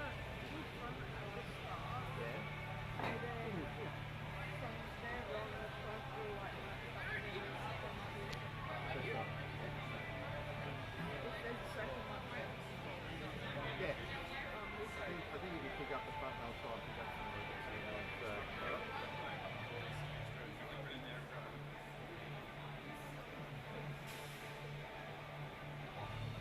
what's first?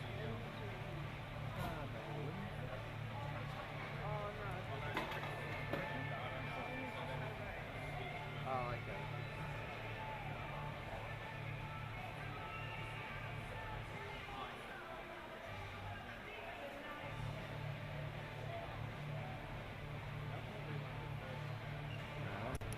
Maybe I'd swing around and get a bit of that. Can't get it in there.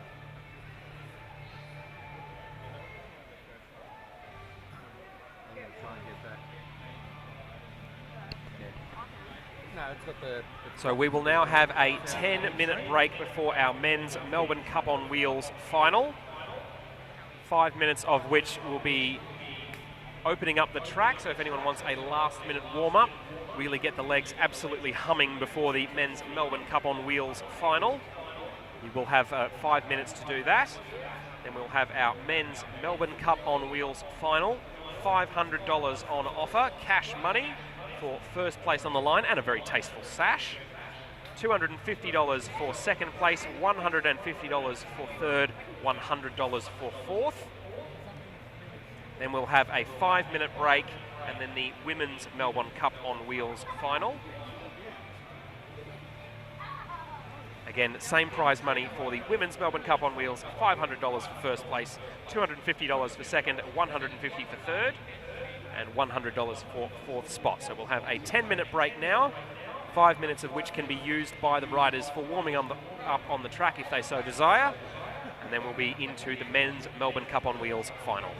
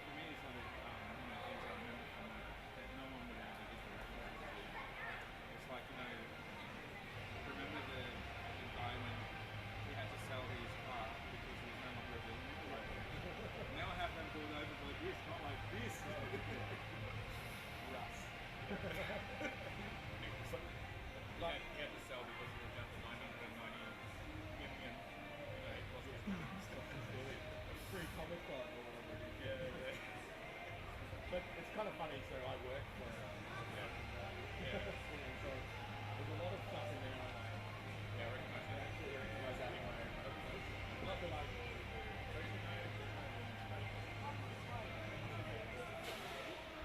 okay.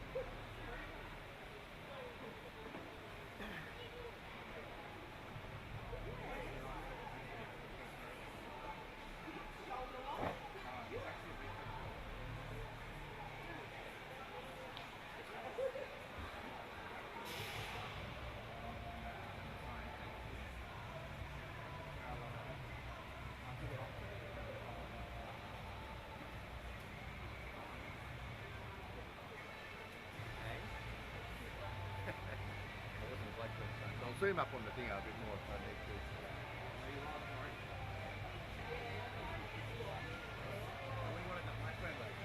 Well, I'm happy to put Blackburn logo there. I was trying to, I didn't want to upset the other two clubs that were part of it.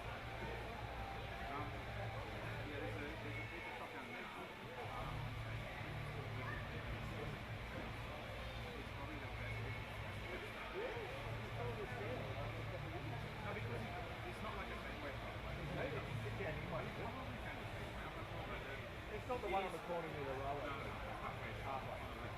And it is like there's like 25 different structures and none of them are called tropical or whatever. They're all unique flavors. And there's one called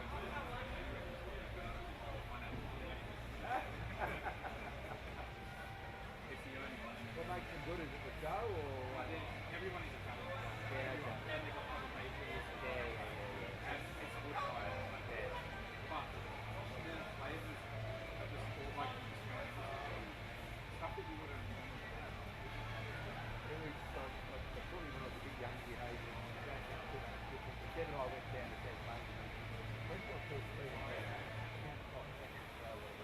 You go on this old style Victorian house, and then it's not open like the rest of every room is set up with like 2 or 3 tables, so drinks or whatever. And then you don't order a mains or this and that. Here's the menu, you can order as many as you want. And then it's all one. And I've had this thing with duck there and probably something different, but we went back again, you know, they're selling it. And I went to take a mate back there and they're closed down. But you know, the guy who runs it all, he's tired after years, he's got it, so yeah.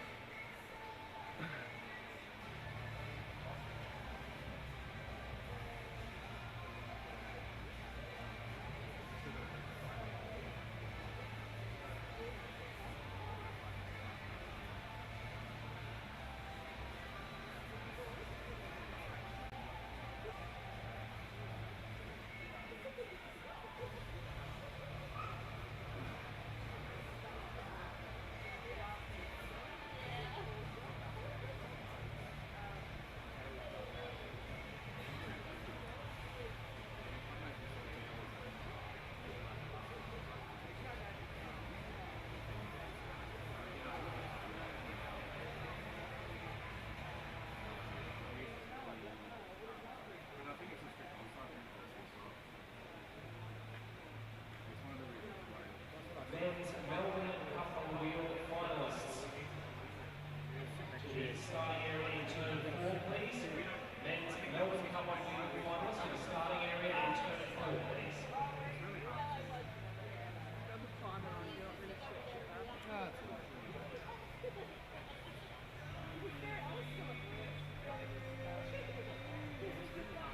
Probably service down to where they're going to start. Not a fly. There's one thing What's going over there? Looks like.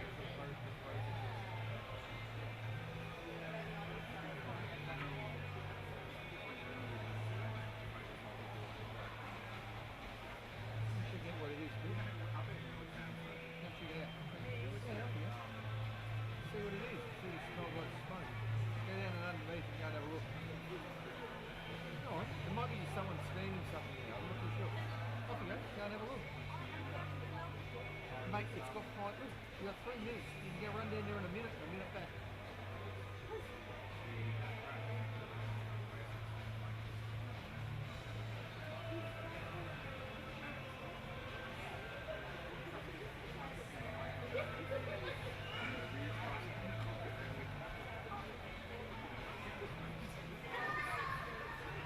is it? Ah, it's kettle. Oh, I can see it's just in front of it. Yeah. Kettle's borrowed. Is this attached right there? Yeah. Okay. Okie dokie. So there, right out. So you want to go and you want to pan down to these riders getting ready? There you go. Got a white footer. There you go.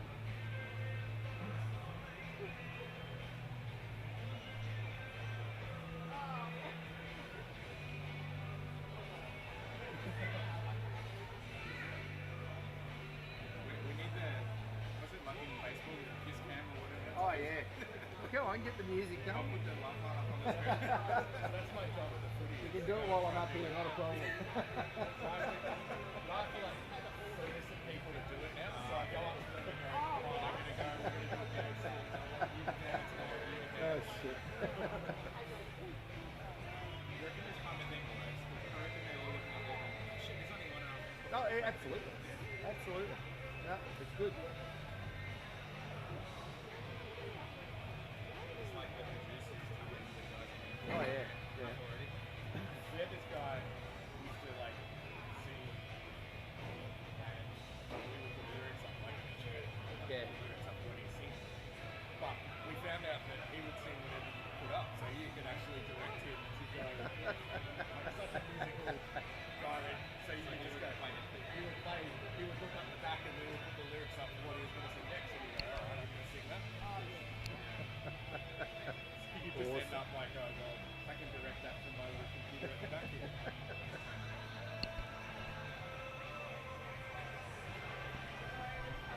So our men's riders for the 2025 Melbourne Cup on Wheels, the 88th edition of the Melbourne Cup on Wheels, are ready to come out on the track. Our limit rider, starting from 185 metres from Brunswick Cycling Club, Che Dungy.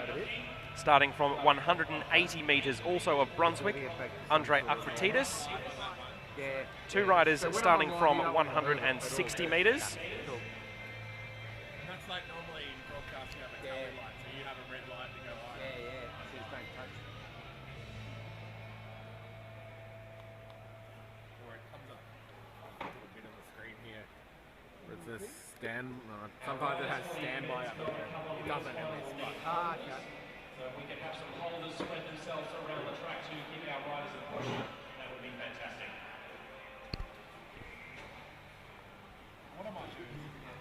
So anyway, as I was saying, two riders will be starting from 160 metre marks, both from Brunswick, Sam Hudson and Andrew Sluter.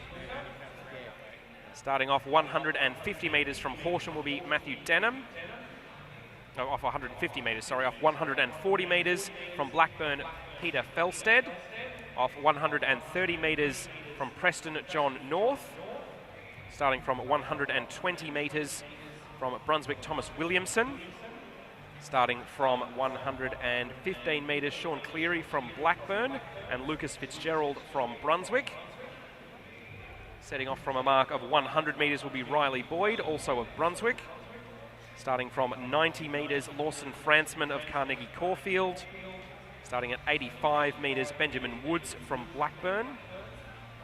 Setting off with a mark of 75 metres, Caleb Antill from Canberra. Starting from 70 metres, Alistair Norris of Blackburn. From 65 metres, we'll be going Aubrey Price of Preston. Our second back marker will be starting from 30 metres. That will be Logan Taplin of Hawthorn. And your back marker in this men's Melbourne Cup on Wheels final, the 88th edition of the Melbourne Cup on Wheels, will be Oscar Gallagher from Blackburn.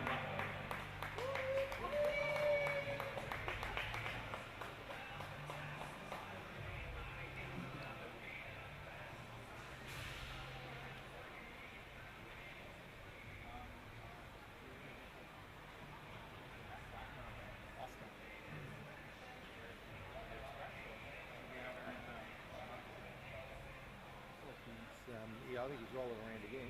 So.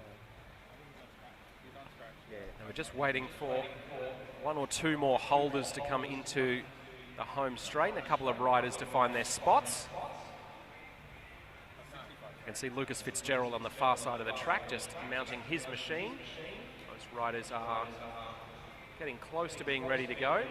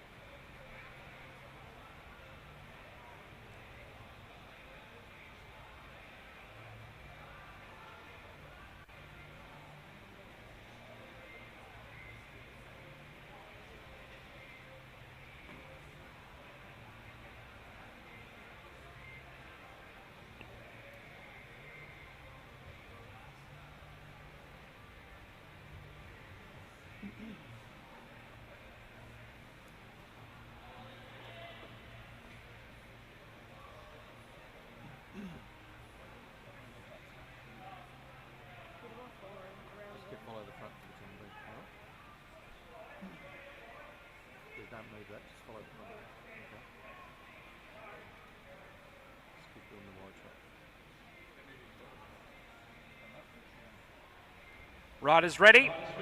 Attention.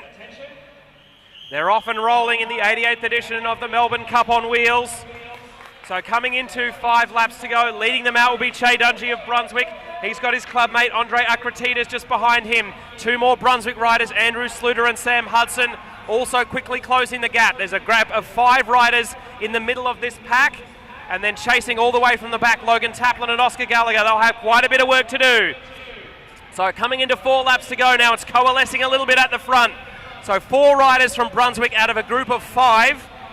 So we've got Che Dungy, Sam Hudson, Andrew Sluter. We've got Denham up there as well, Matthew Denham from Horsham.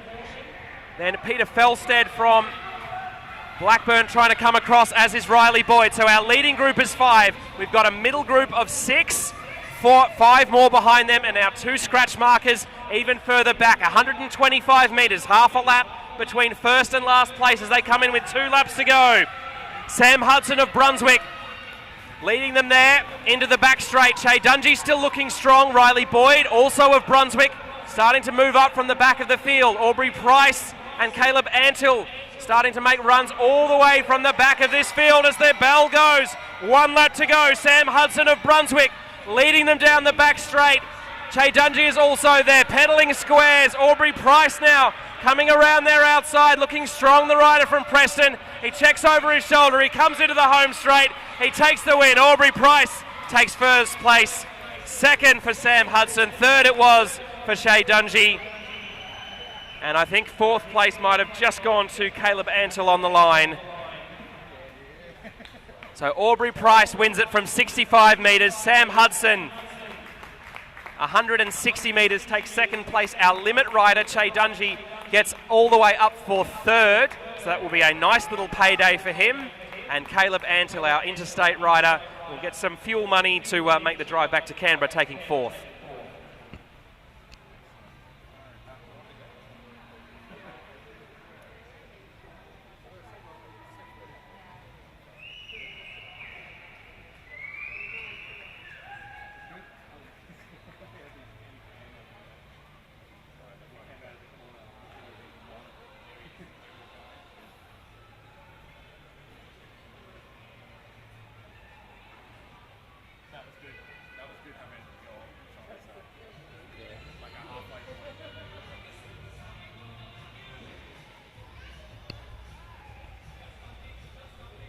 So an absolutely cracking 88th edition of the Melbourne Cup on wheels there. Uncertainty all the way to the line. That's one of the great things about handicap racing. It means that any rider on their best day can challenge the very best in the state, in the country, or even the world.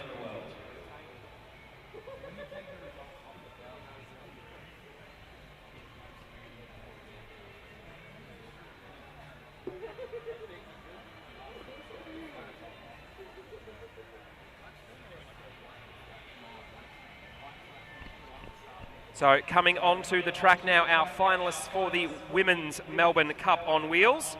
Our limit rider starting from 140 metres from Geelong is Michaela Tobin. 2 riders will be starting from 130 metres, Samantha Bradbury of St Kilda and Rebecca Williamson of Brunswick. 2 riders starting off 115 metres, Pippa and Minda Denham, both of Horsham. Amali Judd from Mount Gambier will be starting from 100 metres. Audrey Pritchard from Blackburn will start with a handicap of 95 metres.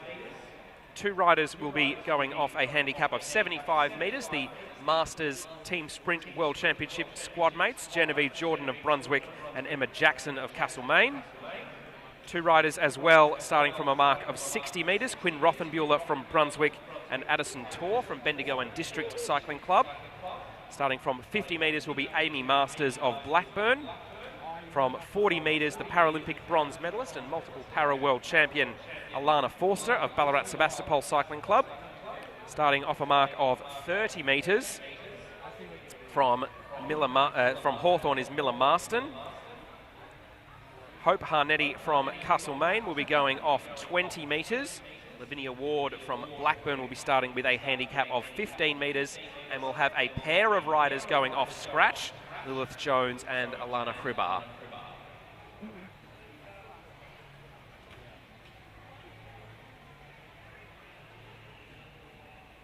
Alana Forster needs a set of hands to give her a push if someone wouldn't mind volunteering.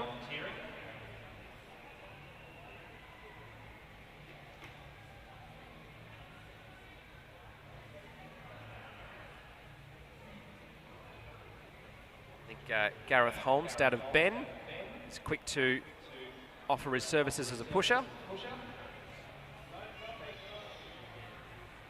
So as with the men, 6 laps between you and Glory, 1,500 metres total, $500 prize purse for the winner.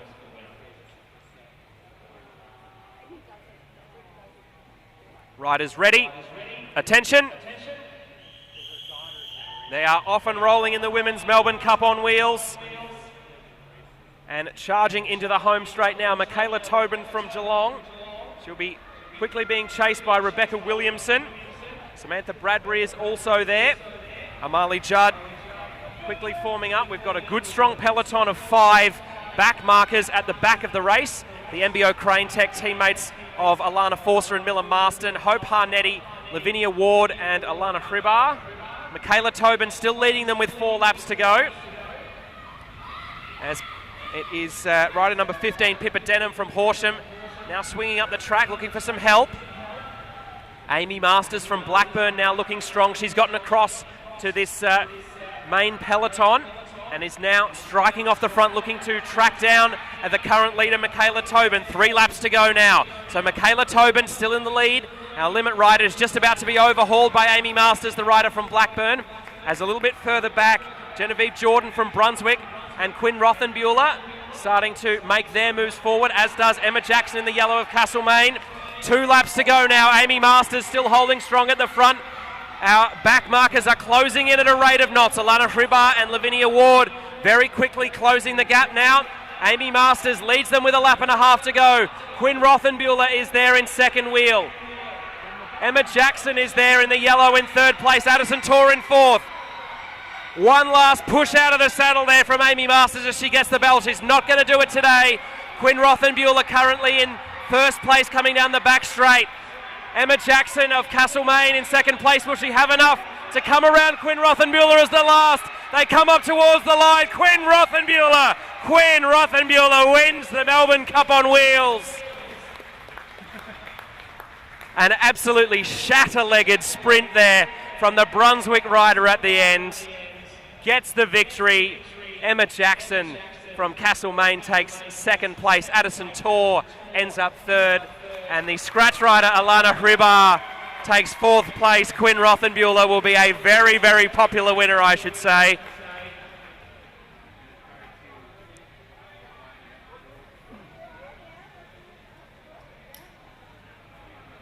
And some pretty broken folks out there. A fantastic edition of the Melbourne Cup on wheels for both men and women. Let's give all of our riders a great big round of applause, folks. Absolutely fantastic track racing from start to finish.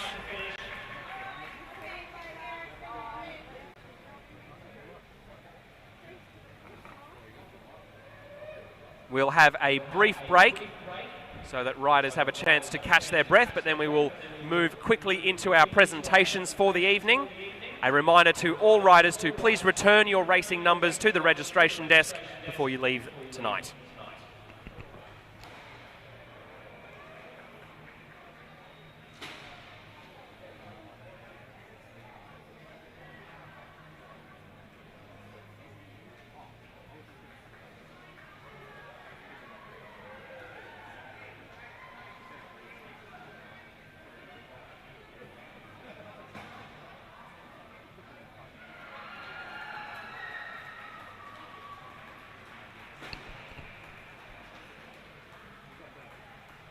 And a big hug for Quinn Rothenbuehler from her dad as she comes off the track.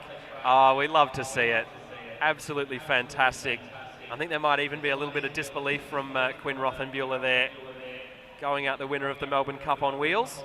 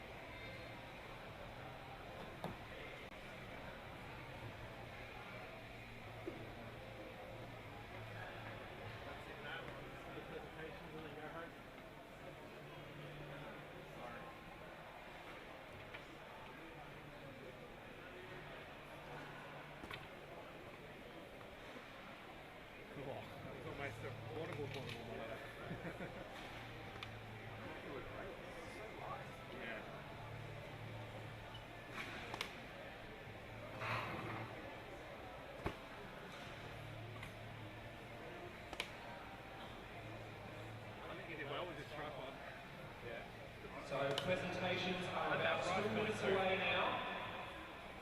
So please get yourself ready for the presentations for this evening's races.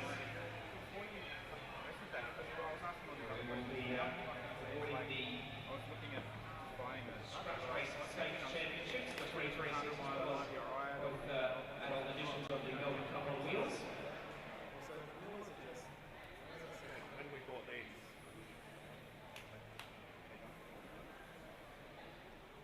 And another reminder to all the riders, please remember to return your race numbers to the registration desk before you leave. Please remember to return your registration numbers to the, your race numbers to the registration desk before you leave.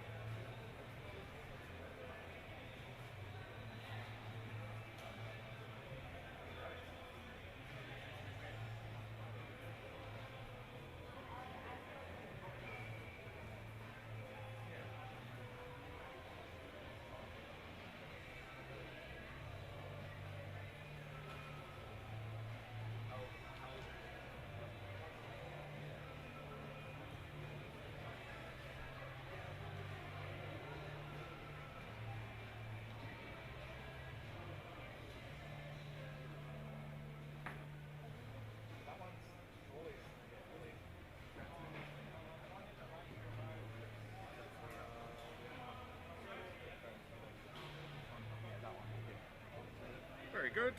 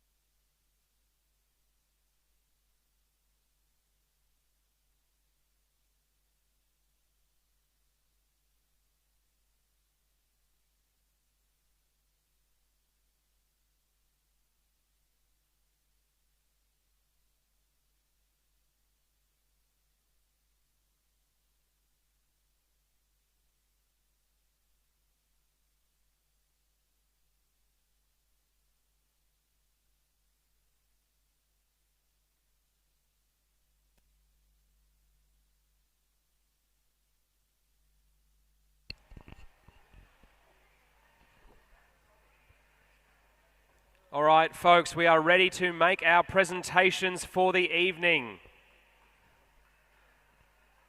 So the first championship race we will be presenting will be the Men's Under-19 Scratch Race State Championship. In third place today, the winner of the bronze medal from Brunswick Cycling Club, Sam Hudson.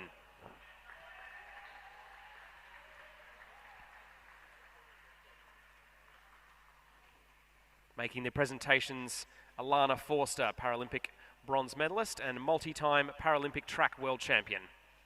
And road world champion as well, I shouldn't shortchange her.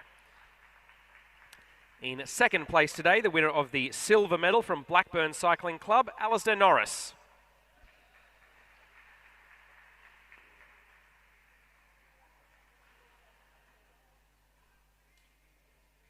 And the winner of the gold medal and your new men's under-19 scratch race state champion from Brunswick Cycling Club, Ollie Girovic.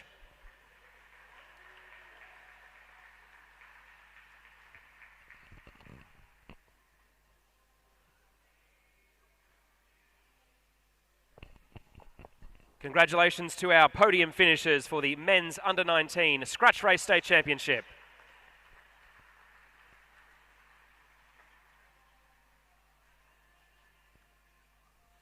The presentation for the women's under-19 scratch race state championship will now take place. In third place, the winner of the bronze medal from Mount Gambier Cycling Club, Amali Judd.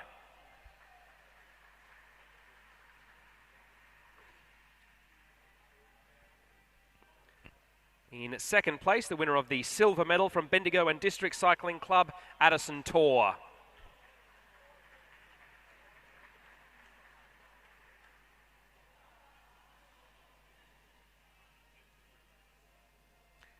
And the winner of the gold medal and your new women's under-19 scratch race state champion from Blackburn Cycling Club, Lavinia Ward.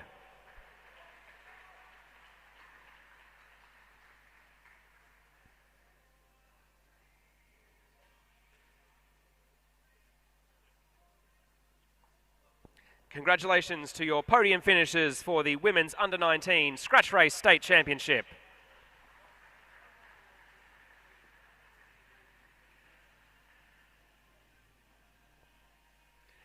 The presentations for the men's elite scratch race state championship will now take place. In third place today, the winner of the bronze medal from Blackburn Cycling Club, Oscar Gallagher.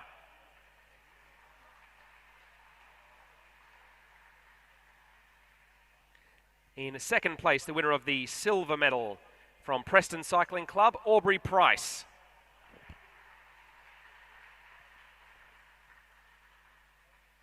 And the winner of the gold medal and your new men's elite scratch race state champion from Hawthorn Cycling Club, Logan Taplin.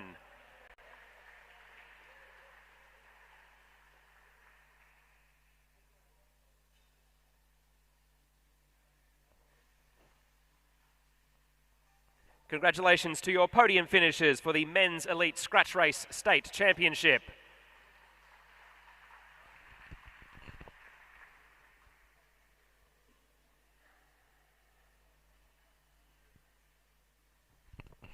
The presentations for the Women's Elite Scratch Race State Championship will now take place. In third place today, the winner of the bronze medal from Bendigo and District Cycling Club, Lilith Jones.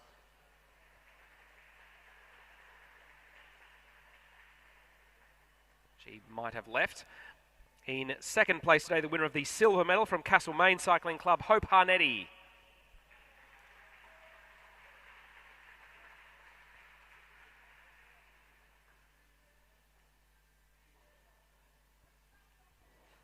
And the winner of the gold medal and your new Women's Elite Scratch Race State Champion from Carnegie Caulfield Cycling Club, Alana Hribar.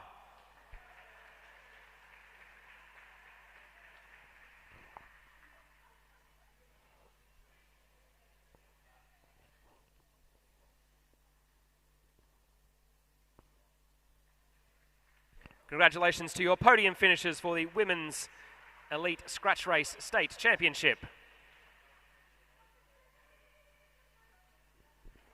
The presentation for the Men's Melbourne Cup on Wheels will now take place. In 4th place today from Canberra Cycling Club, Caleb Antill.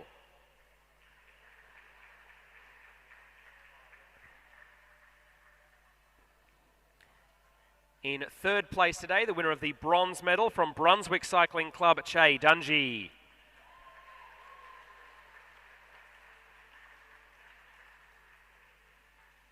In 2nd place today, the winner of the silver medal from Brunswick Cycling Club, Sam Hudson.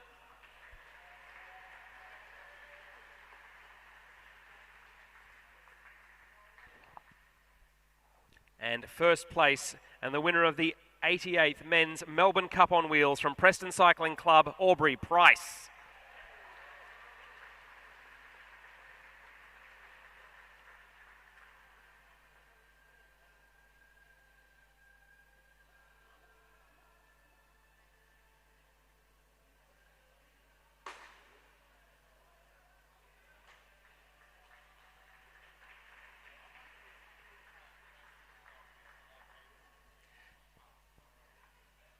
Congratulations to our podium finishers for the 88th Men's Melbourne Cup on Wheels.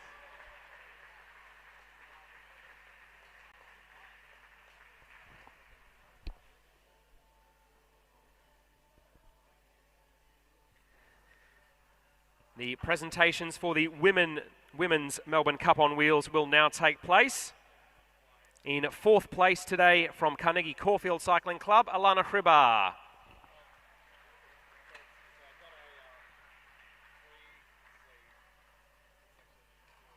In 3rd place today from Bendigo and District Cycling Club, Addison Tor.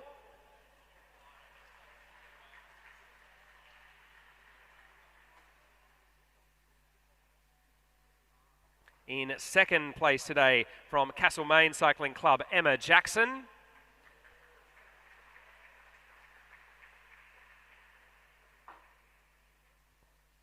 And the winner of the 2025 Melbourne Cup on Wheels for Women from Brunswick Cycling Club, Quinn Rothenbuehler.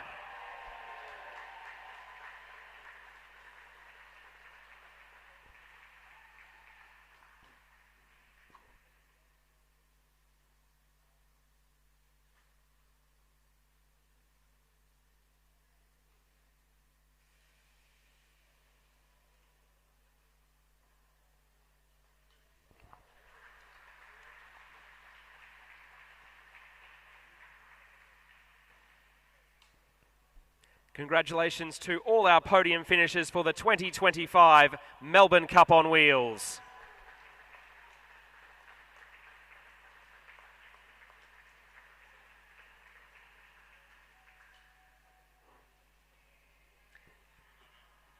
That concludes our presentations for the evening's racing. There might be some additional photos getting organised now for our various podium finishers. But for the time being, we'll thank you all very much for coming along, for racing, for riding, for supporting, for our team of commissaires who helped the racing happen, for those who have spectated and those who have watched along at home. We thank you very much for joining us. We look forward to seeing you with us again, and safe travels to the next one.